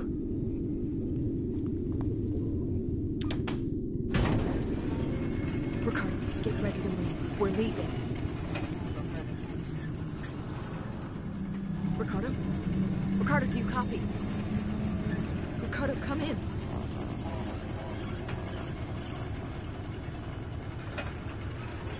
Even before Amanda Ripley got here, all this shit had been going down on the station for weeks already.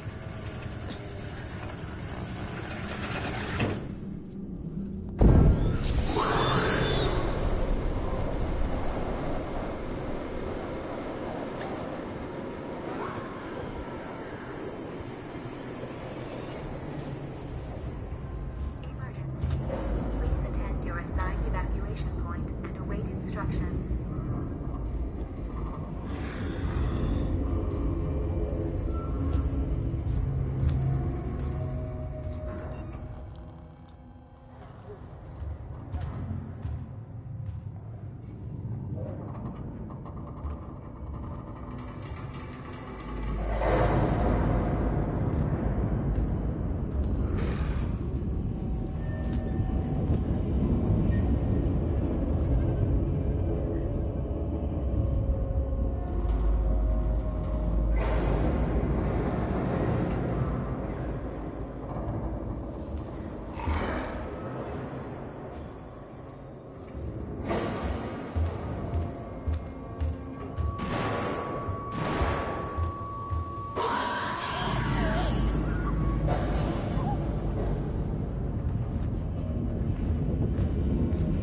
Great, I've literally got Amanda stuck in this spot.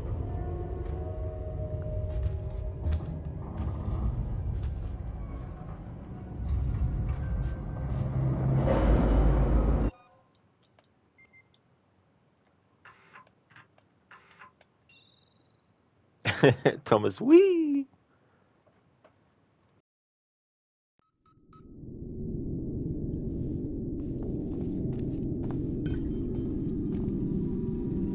EVA suit required before using airlock.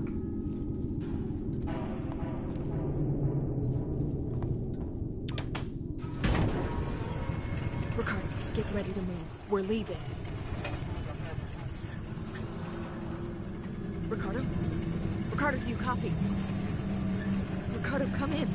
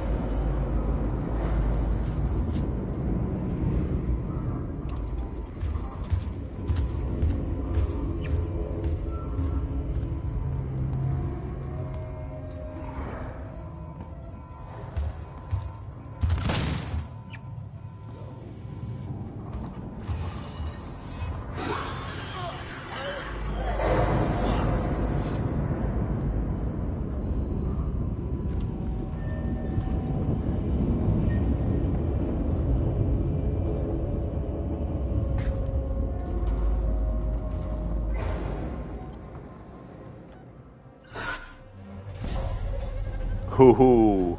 That was lucky. The alien was going to actually charge at me. Luckily I got the button pressed in time.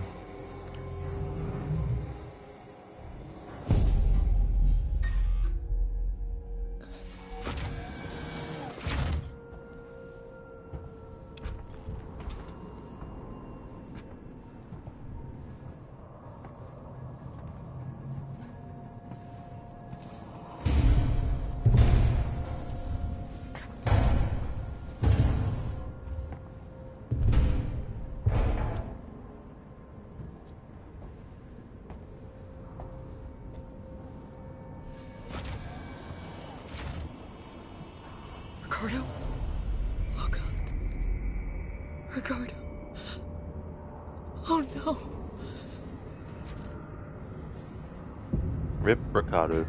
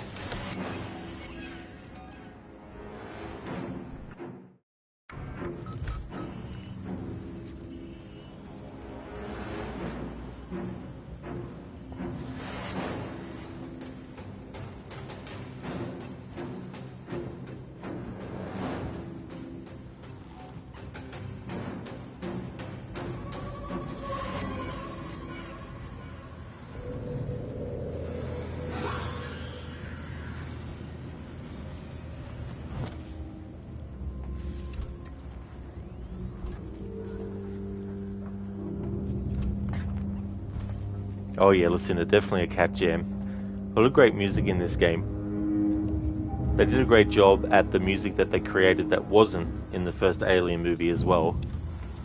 It complements everything.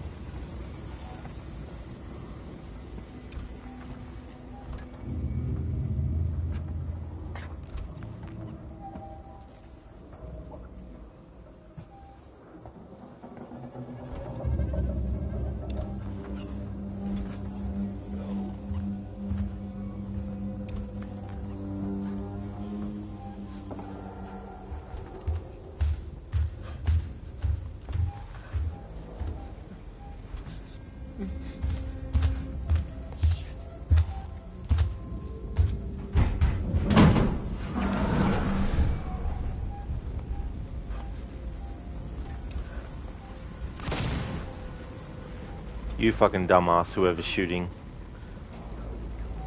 I hate when human NPCs that you meet in this game decide to shoot a weapon. It's like, you fucking dumbass.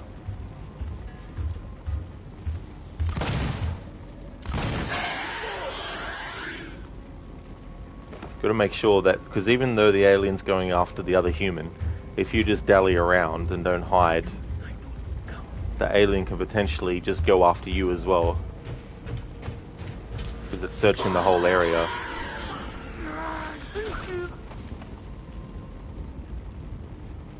Listen, it's great when they can do a game with the assets from the movie it's about.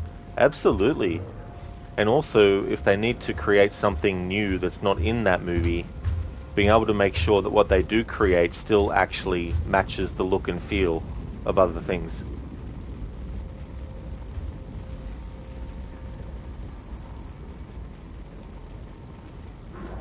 Sheila, remember, on this ship we pew-pew because this is an American movie. In this game, if you want the alien to come to you, you definitely just shoot and it'll come running straight away.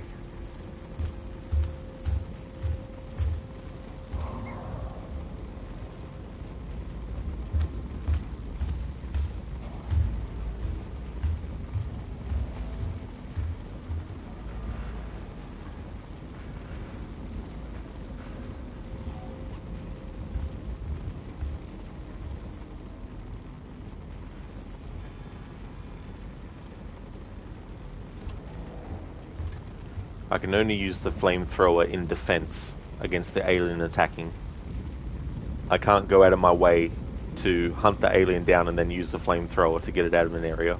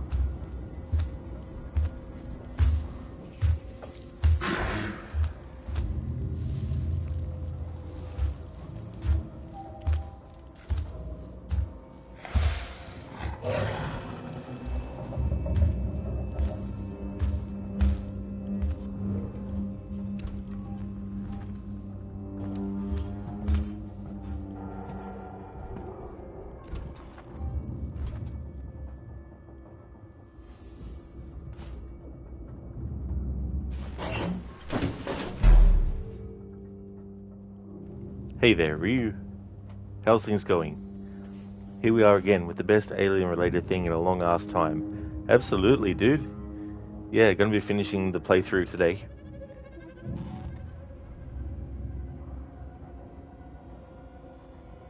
Hopefully that new Alien movie will end up being good. Dr. Darling, now you remember those footsteps remind you of Mr. X. Ah, yeah. Yeah, I can definitely hear the similarity. Hey there, Sage. You just came into work. All of Microsoft is down in the whole world. You can't even work. Yeah, that's crazy what's been happening.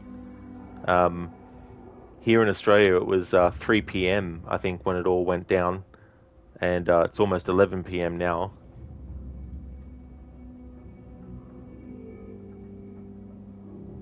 That's good to hear, Ryu. I'm glad that you're going well.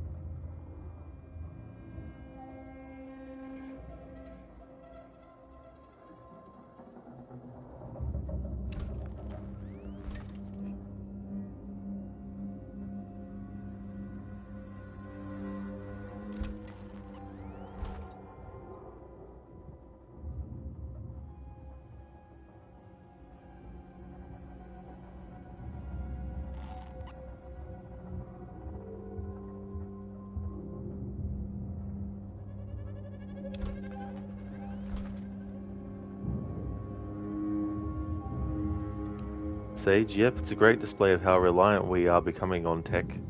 That is true. And it's not until that happens when it's like, oh shit, the things that normally get taken for granted can't be done.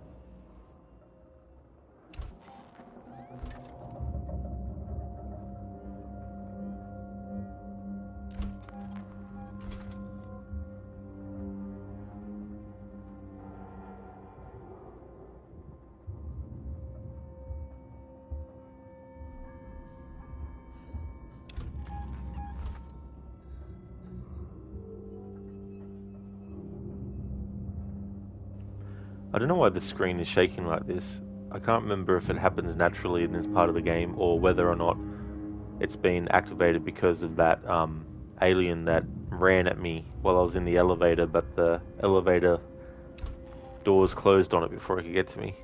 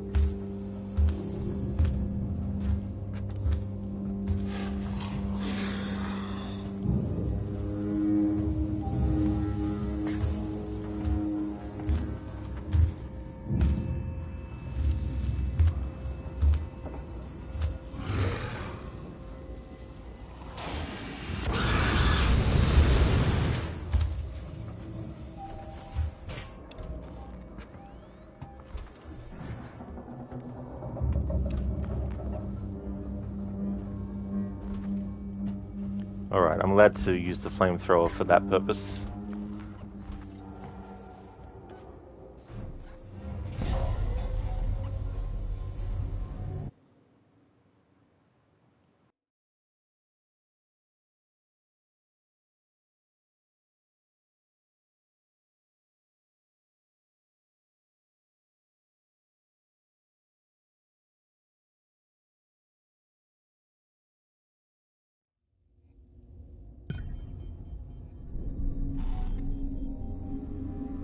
Sage, Detroit becoming reality, people not even able to fly all over the world.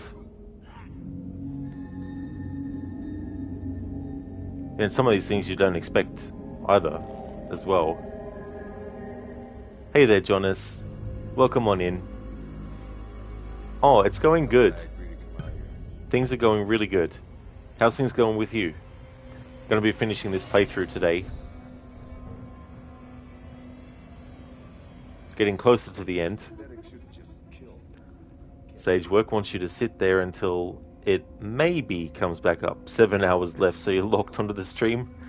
Well, unfortunately, Sage, I won't be streaming for 7 more hours, but I hope that for the rest of the stream that it does take me, I hope you can enjoy. That's for sure. So again, you know, at least some of that time can be used up. Lizzie, today you're going to see your friend's 8-piece band, and hopefully another one of your friends will come watch the show with you. You're too excited to sleep. Well, that's great, Lizzie. You know, it's good to have something that you're really looking forward to, that you're really excited about. And that sounds great. I really do hope that you have a great time when you go. Yeah, Lucinda. It's like, and then someone else comes in 7 hours later. I need to be at my job for 7 hours. Yeah. Can you keep going? Jonas, you been good, thanks? Oh, that's great. Well, good to see you in chat again. I'm glad to hear that things have been going good. Listen, nope, it's your responsibility, Rod, to provide entertainment for anyone affected by this outage. Turn around now. What's your problem? I will shoot you. You made me do this. Do you mind, NPC? I was having a conversation here.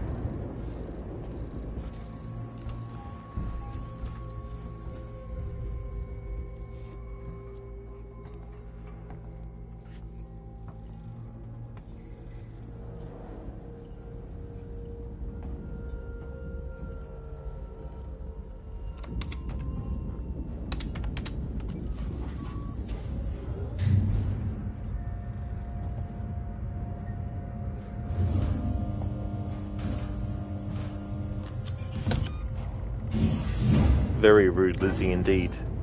How dare they do that? Yeah, Thomas. He got done for. That's what he gets for trying to shoot me. Lizzie, well, that takes care of them, I guess. Exactly, Lizzie, yep. Yep, it was his own stupid fault. If he didn't shoot at me, then the alien wouldn't have been attracted to the noise and then kill him.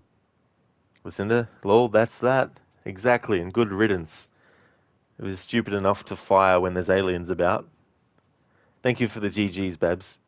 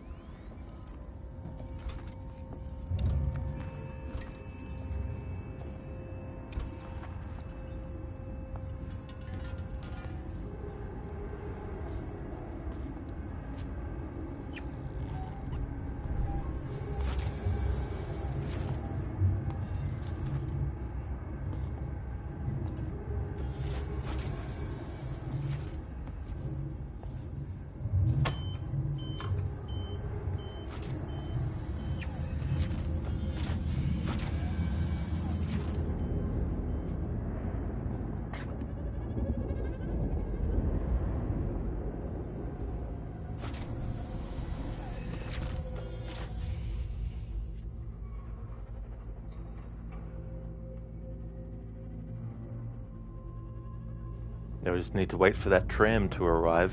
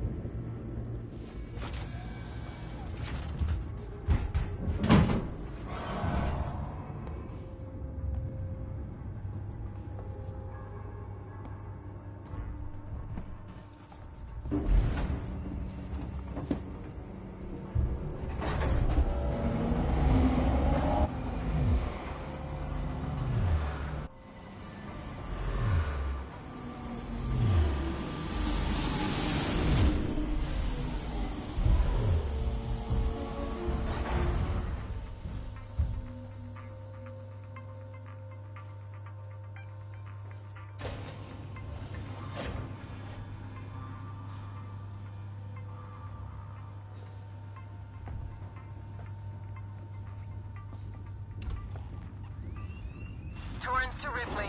Ripley, we're about to move into position for the auto-umbilical dock sequence. We'll be dark on comms until we've matched the decaying orbit of the station and are in position. We're just waiting on you to extend the towing platform clamps. I don't know how you sweet-talked me into this.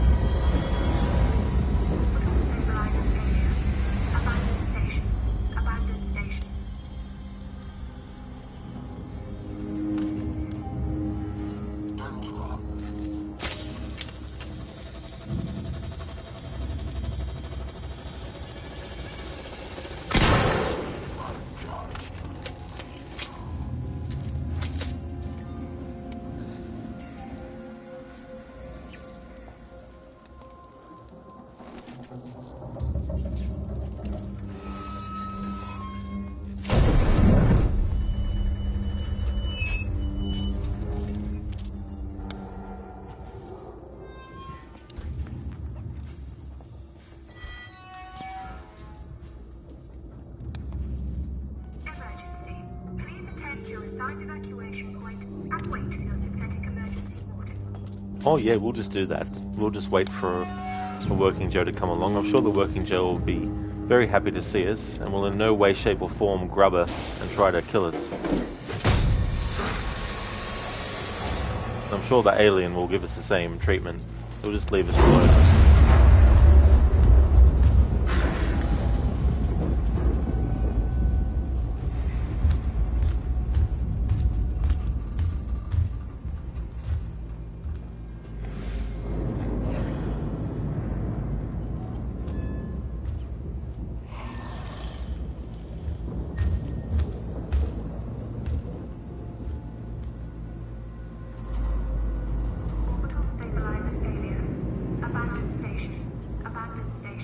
Abandoned station? Why would we want to do that for? We want to stay on this station.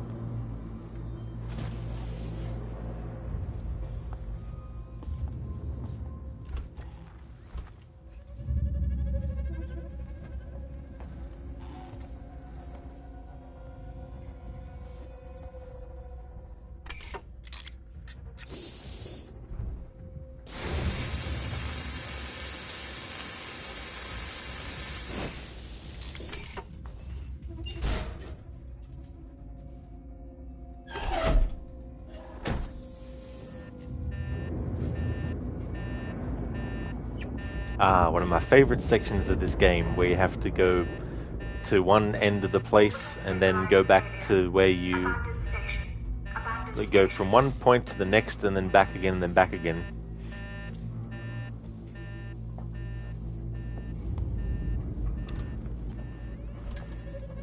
We've got to go all the way through here and get into that room, and then we've got to make our way all the way back and then through that room, and then when we get in that room, we think we're free, but then boom, another problem happens, and then you have to backtrack all the way back around and go through here, and then go back in this room, and then come back around, and then come back here.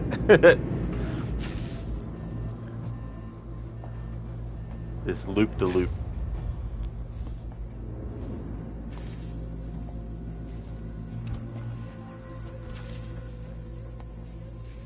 And there's two aliens that can run around at once here in this point too.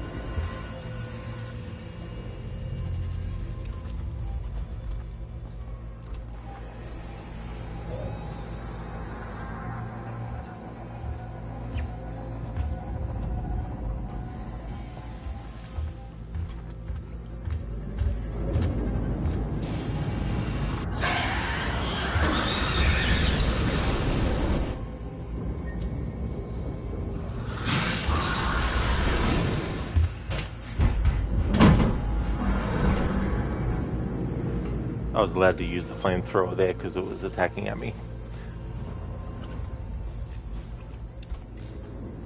going to use the flamethrower when being attacked by an alien. Until advised to do so by the orbital emergency convener.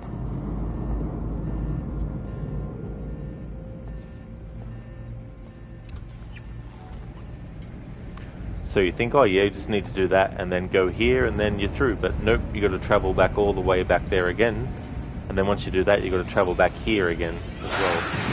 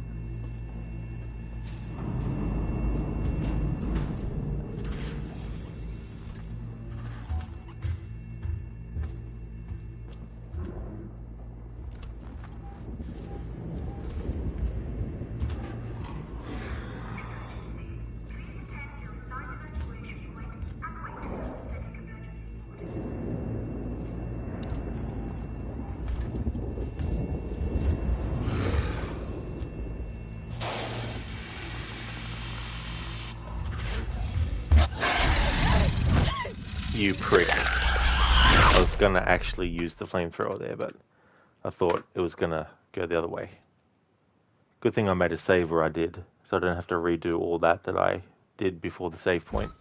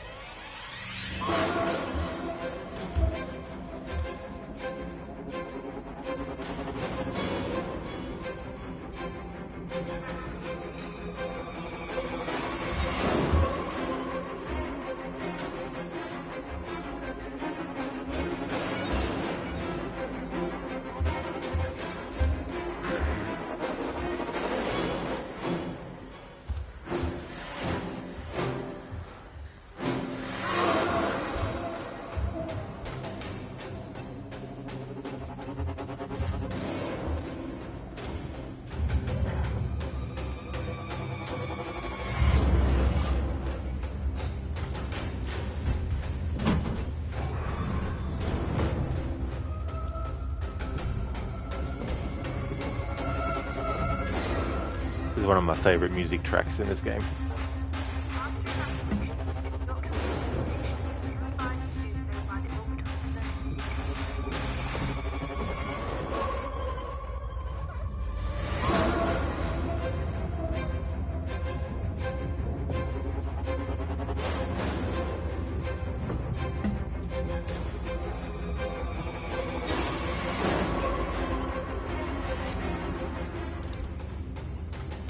Sebastopol, this is Diane Verlaine of the Torrens. I am attempting to dock on the tow platform below your spaceflight terminal.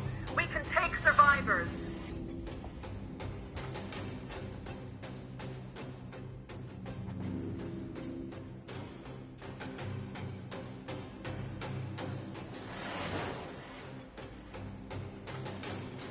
Emergency. Please attend to your assigned evacuation point and wait for your synthetic emergency ward.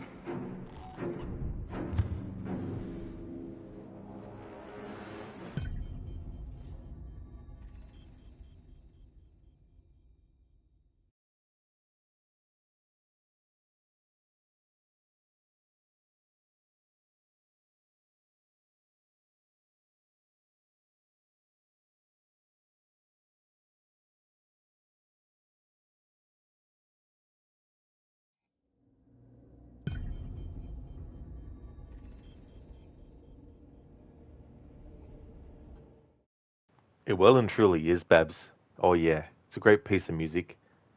Also adds to the intensity of certain situations as well. Lucinda, okay, right, it's time for you to get your day started. Good luck with the rest of the run and have a great rest of your stream. Thank you so very much, Lucinda. I definitely will. Thanks for the good luck wishes. We're getting closer and closer to the end. Not too long to go now. Still have a few things to do, but we'll definitely be getting there in this stream for sure. Thank you so much for being here, Lucinda. I hope that you have a great start to your day and also you have a great start to your stream as well. Lucinda is another streamer that I'd like to highly recommend people check out if you haven't before. Lucinda is doing a playthrough of Dying Light 2 Stay Human, the final game in her Techland zombie marathon of games. Most recently finished her first ever playthrough of Control, is going to be starting a playthrough soon of God of War 2018 for her first time, and will also be doing a playthrough in the near future as well of Ghost of Tsushima. A big fan of the horror series Resident Evil, but also The Evil Within, as well as The Last of Us and Dishonored and Bioshock. Lucinda, thank you for the shout out. We're finishing up Dying Light 2 today. Oh, no worries for the shout out, Lucinda. And that's great progress that you're up to the end, or getting close to the end of Dying Light 2. That's really, really cool. It definitely looks like a fun game. Like, I've liked what I saw of Dying Light 1 and 2. Definitely want to get to them at some point still for sure. But thank you so much for being here, Lucinda. I really hope you have a great start to your stream of Dying Light 2 and that you give those zombies hell. But not too much, because I used to be one myself, so I still have a bit of a soft spot for them. Thank you so much for being here, Lucinda. Catch you again soon.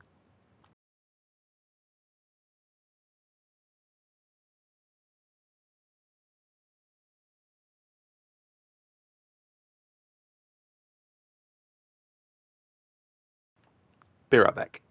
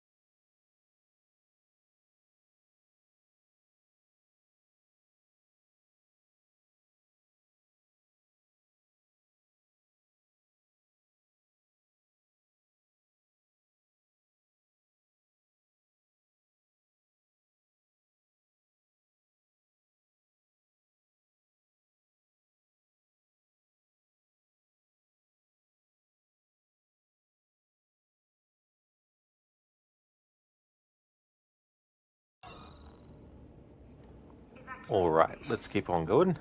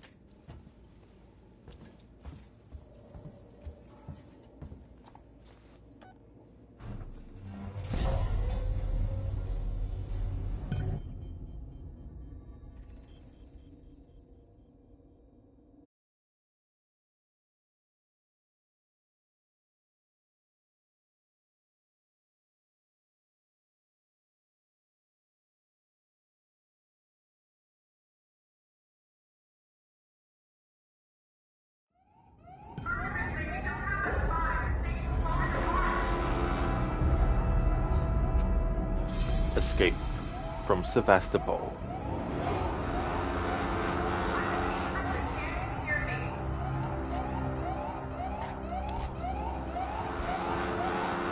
Verlaine, can you hear me? Are you close enough for radio contact? I'm here! Ripley, thank God, I hear you. I need you to extend the dog cradle clamps quickly. There are two. Should be close by.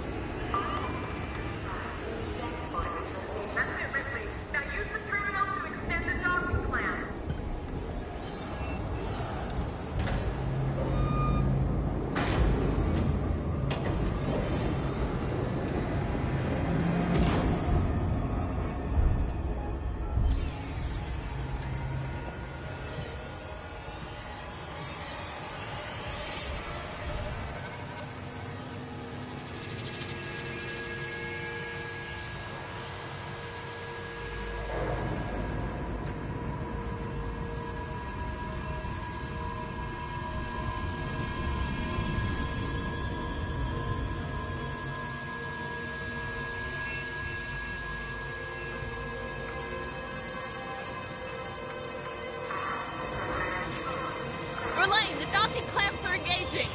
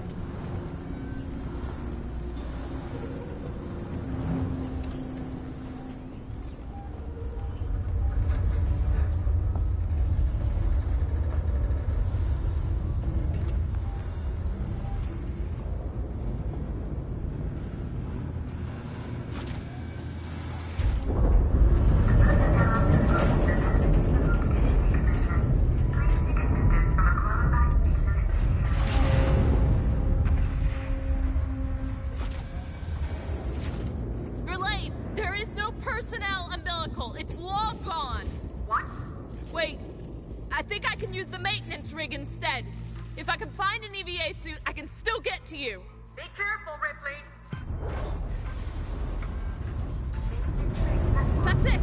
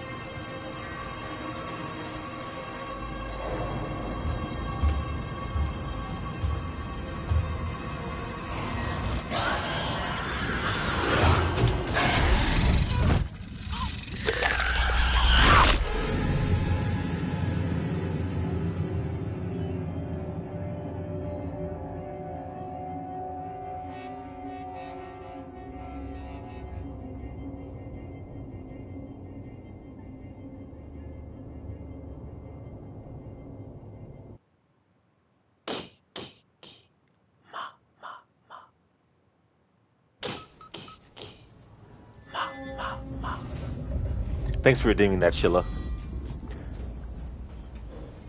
Not that it matters, but I was kind of hoping to get through this playthrough under 10 deaths. But oh well.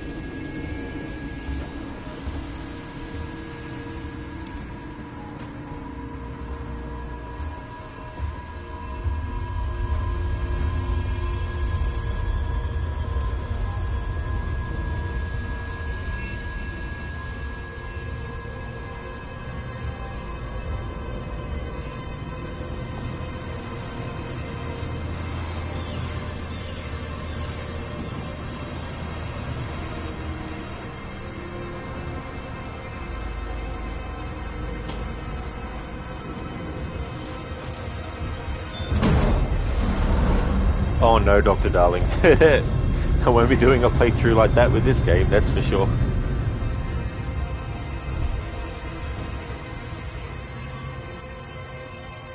Definitely wouldn't fit it in before the year ended.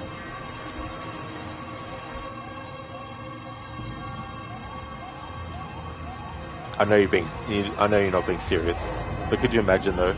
I'll be here for months working on that.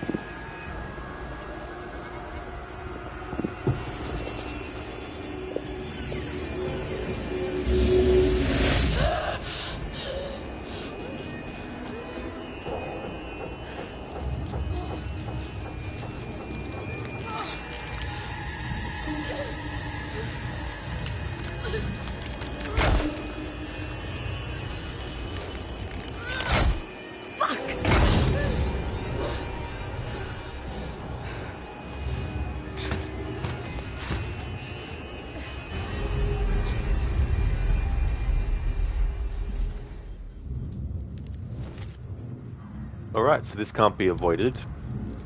If you try to open up the other closet, or whatever it's called, containment unit, where the other suit is, it won't let you activate it. You have to actually use the left one. Alright, so there's some facehuggers that I can deal with just by melee, but there will be some facehuggers that I have to deal with. Now, unlike with... oh, I might not be able to use... No, I should be able to use that against the facehuggers that are in the enclosed space.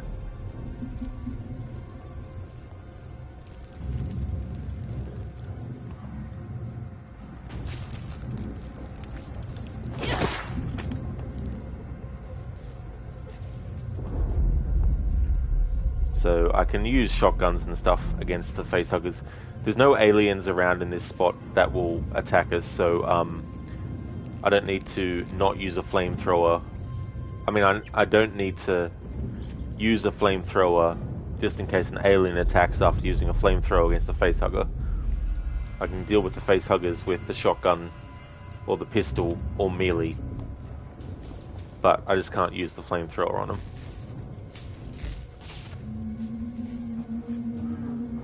I mean, technically I could, but they're not. Technically, they're attacking me, I guess. Could consider being attacked.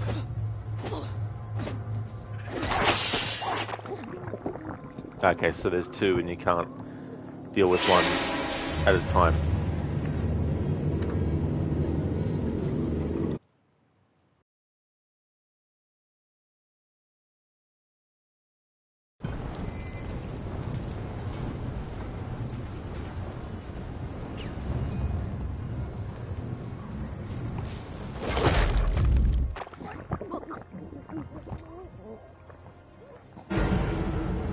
Serves me right.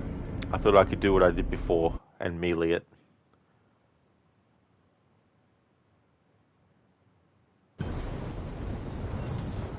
Alright, we'll just go for the shotgun treatment.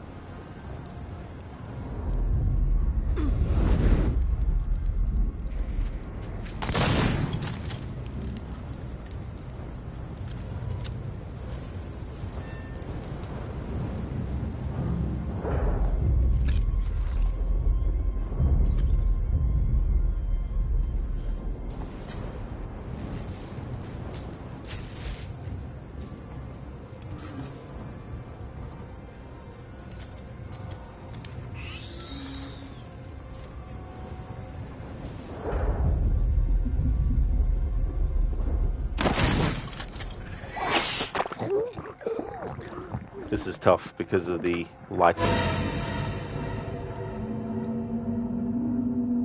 I couldn't see where the other one was. The gamma being so low has some parts of the background blending, giving it camouflage.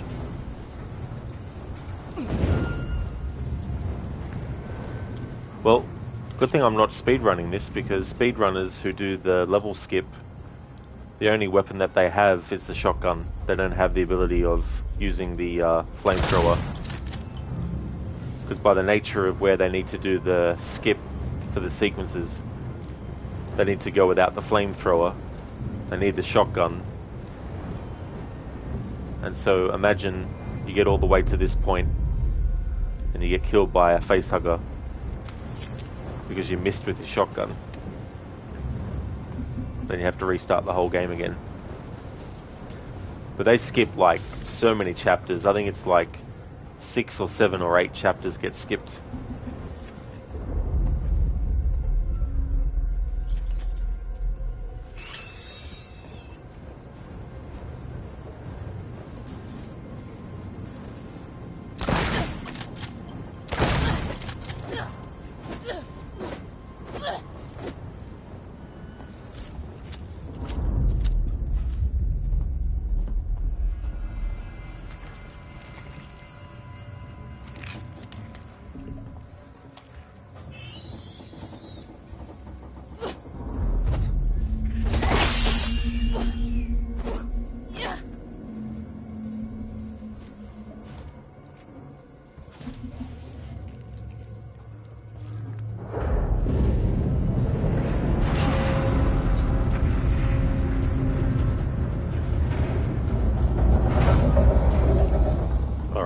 Allowed to use the flamethrower with the facehuggers, actually, now that I think about it, because they're attacking me, they're coming at me, so as long as I'm using it in defense, not in going after them, they come to me.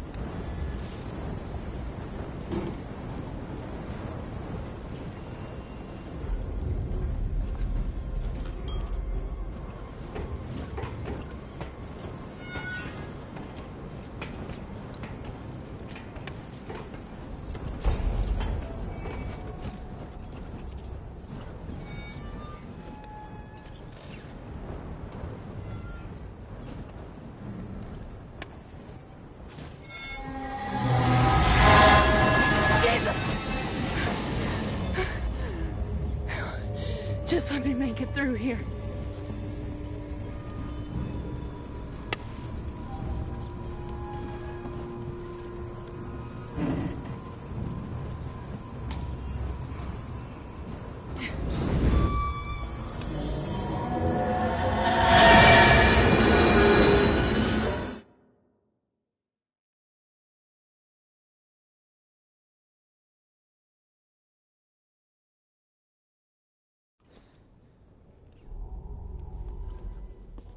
Very spooky, Lucas. Absolutely. Jesus! Just let me make it But through this time here. I won't bother ducking and crouching into the hiding spot. There we go.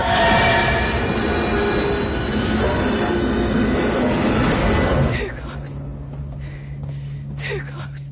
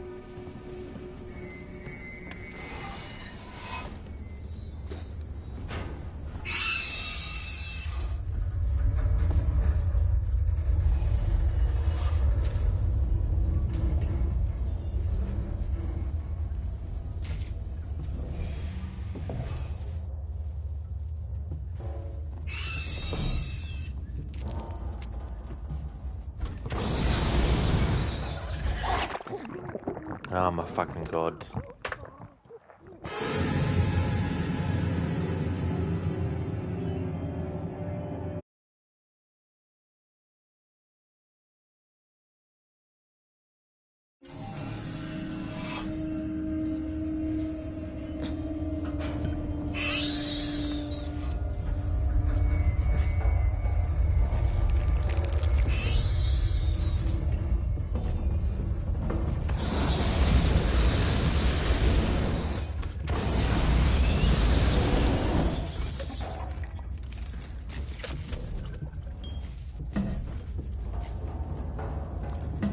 Quite a few now, Dr. Darling, in this section. It was 9. Actually, it was... Yeah. Well, this section here with the Facehuggers, it was... I was up to the 10th death by the time we got up to this point with the Facehugger stuff.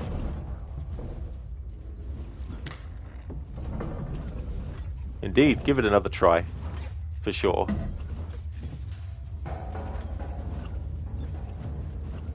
Thanks for the tip, Lucas. It's definitely one that is very helpful.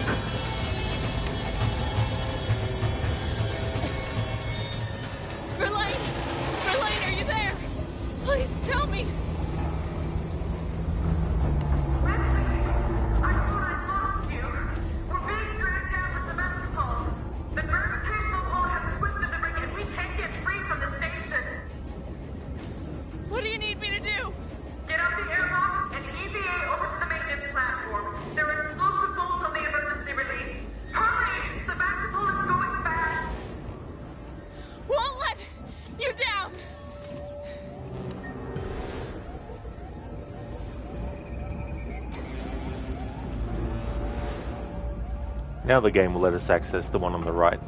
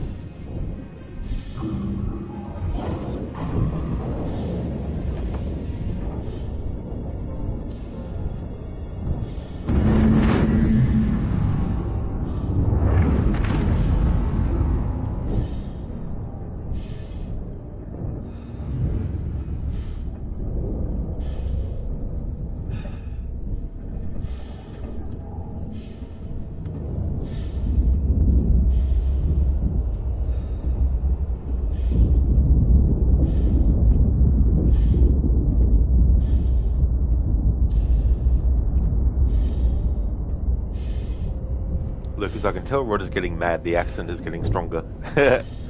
Not too mad, though.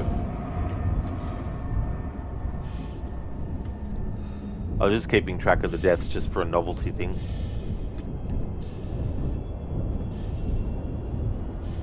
It's definitely less than I've died before in a playthrough, that's for sure. The Nightmare Mode run I did a few years ago, I died over 100 times.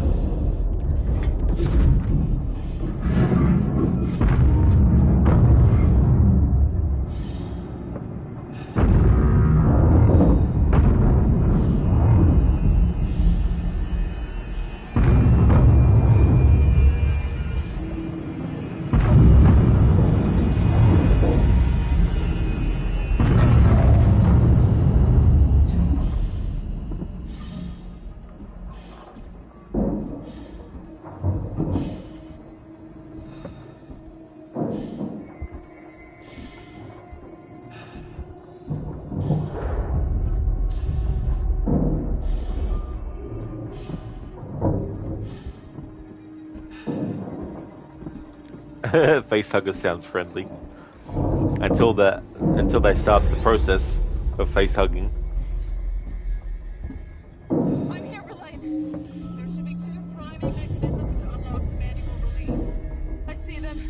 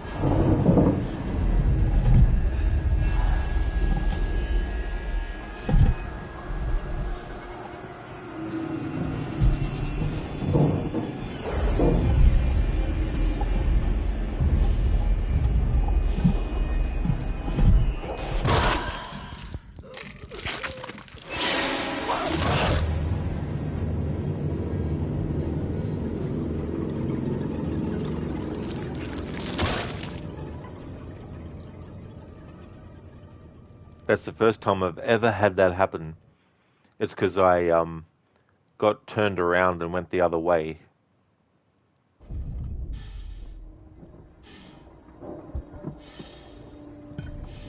I could hear the alien, and I didn't think anything of it because I thought, oh yeah.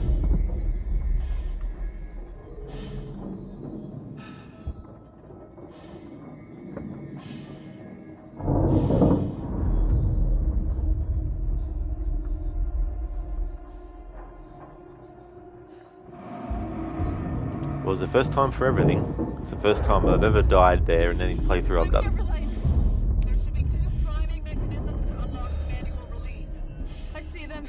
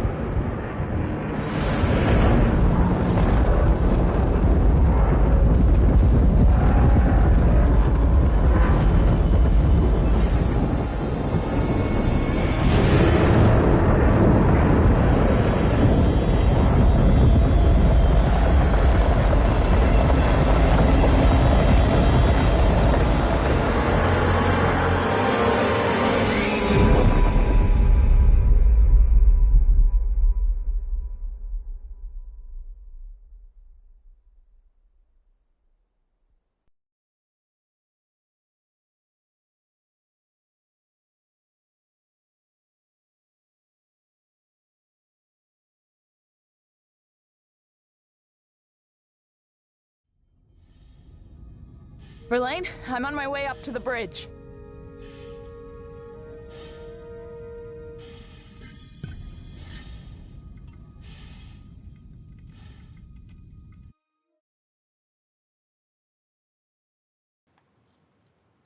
What are your qualifications?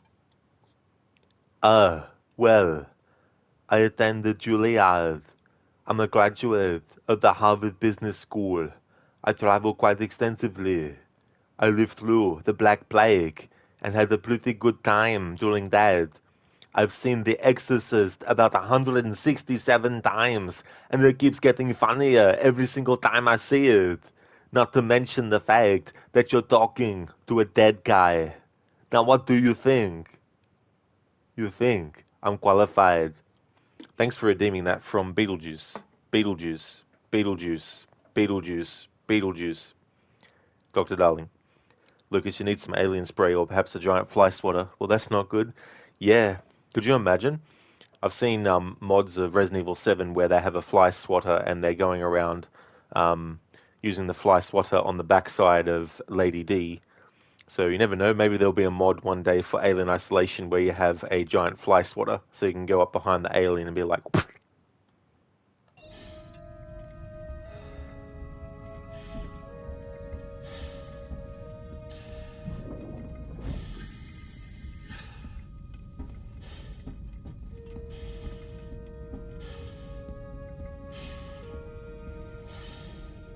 Verlaine?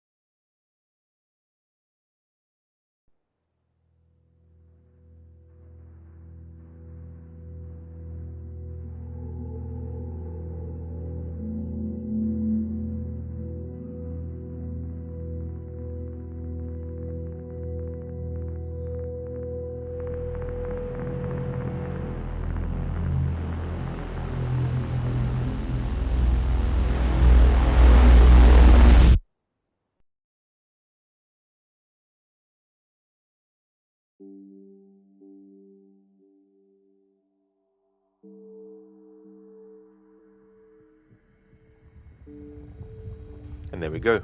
The end of the game. There's a mobile game sequel where she gets picked up by some ship, and then you have to do whatever happens in that game story. I've never played Five Nights at Freddy's, but apparently it's similar to that game. But as for an actual proper big budget sequel, they've never done one. I definitely won't be going to bed anytime soon, Lucas. It's only 12:22 a.m. on Saturday morning. I'll be up until like 5 or 6. Dr. Darling, they shouldn't have made a third movie. Most franchises become much worse after the second or third movie. Lord of the Rings is one exception. Yeah, I mean, that can definitely happen. You know, sometimes you do get like a great third entry movie. Like, I really feel like Back to the Future Part 3 is a really good sequel.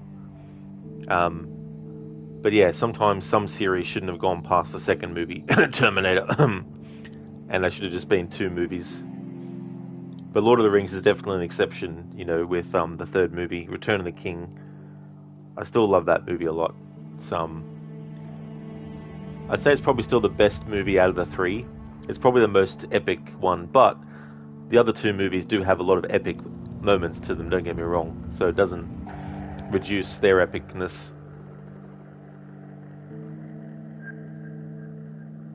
Then you have like that flashback with Gollum when he used to be Smeagol, and that evolution that happens over the centuries. I think it's centuries. Might not be centuries, no. Or it could be centuries, yeah. Or at least a couple of 100 years, maybe. I'm not too sure.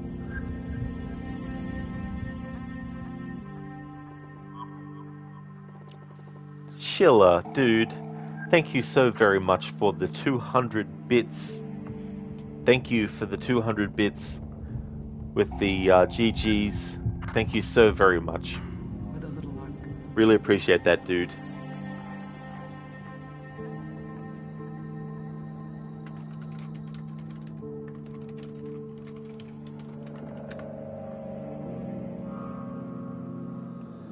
The network will pick me up. Speaking of Return of the King. They cursed us. Murderer, they called us. They cursed us and drove us away. And we wept, precious. We wept to be so alone, and we only wished to catch fish so juicy, sweet. And we forgot the taste of bread, the sound of trees, the softness of the wind. We even forgot our own name, my precious. Anyway, Handful of Love think it was 500 years. Well, that's definitely a long time, that's for sure. Imagine that, imagine living for 500 years. But yeah, that's a long time to be corrupted by the ring. Samuels, Anthony Howell, Taylor, Emerald, O'Hanrahan. They're also in Call of Cthulhu together, respectively.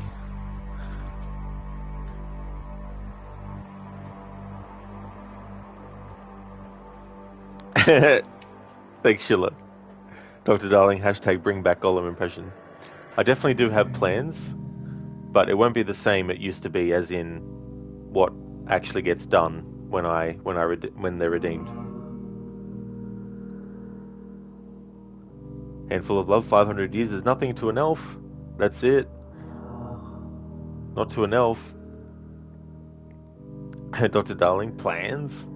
Absolutely.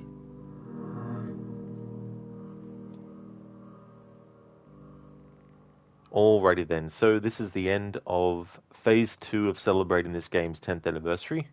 There will be another phase, but I think I might roll that into my October streams. I think I'll think about something else to do. But that is the end of this playthrough. Next Friday, I'll be starting a 10th anniversary playthrough of The Evil Within, doing a all collectibles playthrough. So I'll be getting all the angel statues that contain all the keys, and I'll also be getting all the map fragments as well, which I've never done before, ever, in all the playthroughs I've done. I'll just be doing it on casual as well. I won't be doing it on any insane difficulty. But yeah, that'll be next Friday's game, The Evil Within, getting all collectibles to celebrate its 10th anniversary. Just want to thank everyone so much for watching the stream. I really appreciate it. We're going to go and raid out to Lucinda, who was in here not long ago. She's playing through Dying Light 2 Stay Human, and it's getting closer towards the end, so if anyone's worried about spoilers for that game, just a heads up that Lucinda is in the end game. Maybe not literally the end game, but getting close to finishing the game today. But I just want to thank everyone so much for watching the stream. I really do appreciate it. This is the current schedule. Monday through to Thursdays is Assassin's Creed, currently Assassin's Creed Valhalla. That will be replaced when that's done with Mirage, and that will conclude then the annual playthrough. Friday, as I said, next week will be The Evil Within, and on Saturday, which is the next stream you'll see from me, I'll be continuing and finishing, hopefully on Saturday. It might take me a whole stream, it might take me 2 whole streams to get through that final level with the Stealth Challenge. I just want to thank everyone for watching. Here's some shout outs before I go.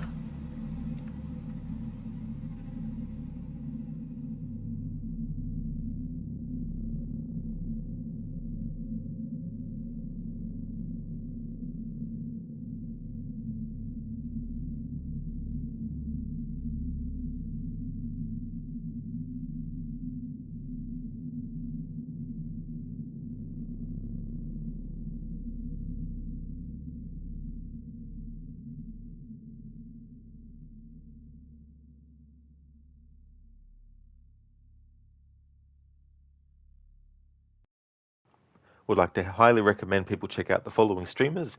Shillalok, who is doing his annual series run of Assassin's Creed, currently playing through Assassin's Creed Syndicate. He's also a fan of the Dark Pictures series of horror games by Supermassive, and also Dead by Daylight. Crocodiles is playing through Forza Horizon 4. He's also doing a big undertaking of a historical order run where he's playing multiple games across multiple series and franchises, and he's playing them in timeline order. So he's going to be playing through games going up to around the 1940s. AC is also highly recommended. They've been playing 7 Days to Die. Grace is also definitely recommended. Has been doing some just chatting lately, but is also a fan of games like Stardew Valley, and has also got a Red Dead Redemption 2 playthrough on the back burner at the moment. Also highly recommend checking out I'm in a Bear Suit. He's playing the Evil Within, and he's doing various kinds of challenges with that game. He's doing challenges like going through the game on the hardest difficulty without dying, also playing on the hardest mode without getting any ability upgrades, getting any upgrades at all, and so many other different kinds of playthroughs. He's also a fan of The Last of Us and does challenge runs with that too, as well as games like the Dark Souls series as well. So yeah, highly recommend checking out those streamers if you haven't before. Schiller, absolutely no worries at all, dude, for the shout out. More than happy to give you one, and for the stream as well. Thank you so much. I really appreciate it. And Lizzie, thank you so much for the GGs. I really hope you have a good one, and I hope that you have a great day tomorrow as well. No worries at all, Dr. Darling. No problemo.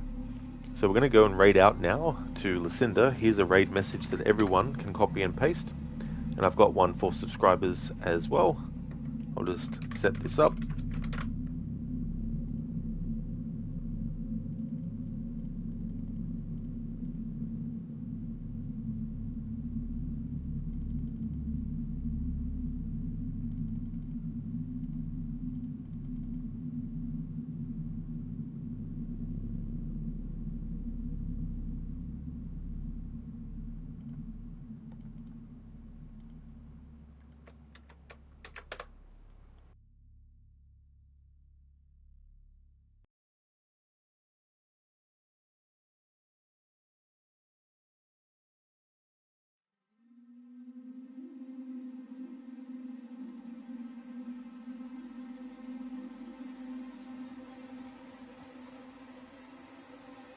And there we go.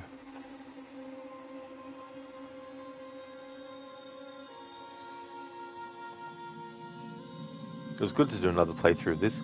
The low light thing, it didn't end up being like a major challenge. It wasn't like, oh my god, how the hell am I going to play this game at all with this setting? But it was definitely interesting in certain parts of the game environment where it's already pretty dark naturally, let alone turning the gamma down to 0 so that things can actually be camouflaged. Like earlier, there was a working Joe that was on the ground and I didn't see them because they were in a spot that otherwise I would have been able to see them, but because I had the gamma down to 0, they were literally camouflaged in that space. So there were some little bits here and there in the game that can be tricky, but it would definitely be trickier if I actually changed my monitor settings to be really, really low brightness and all that kind of stuff. But it was just some kind of different way to play through the game that I wanted to do, just as a bit of a thing for fun and experimental. Thanks for watching, everyone. Catch you next time.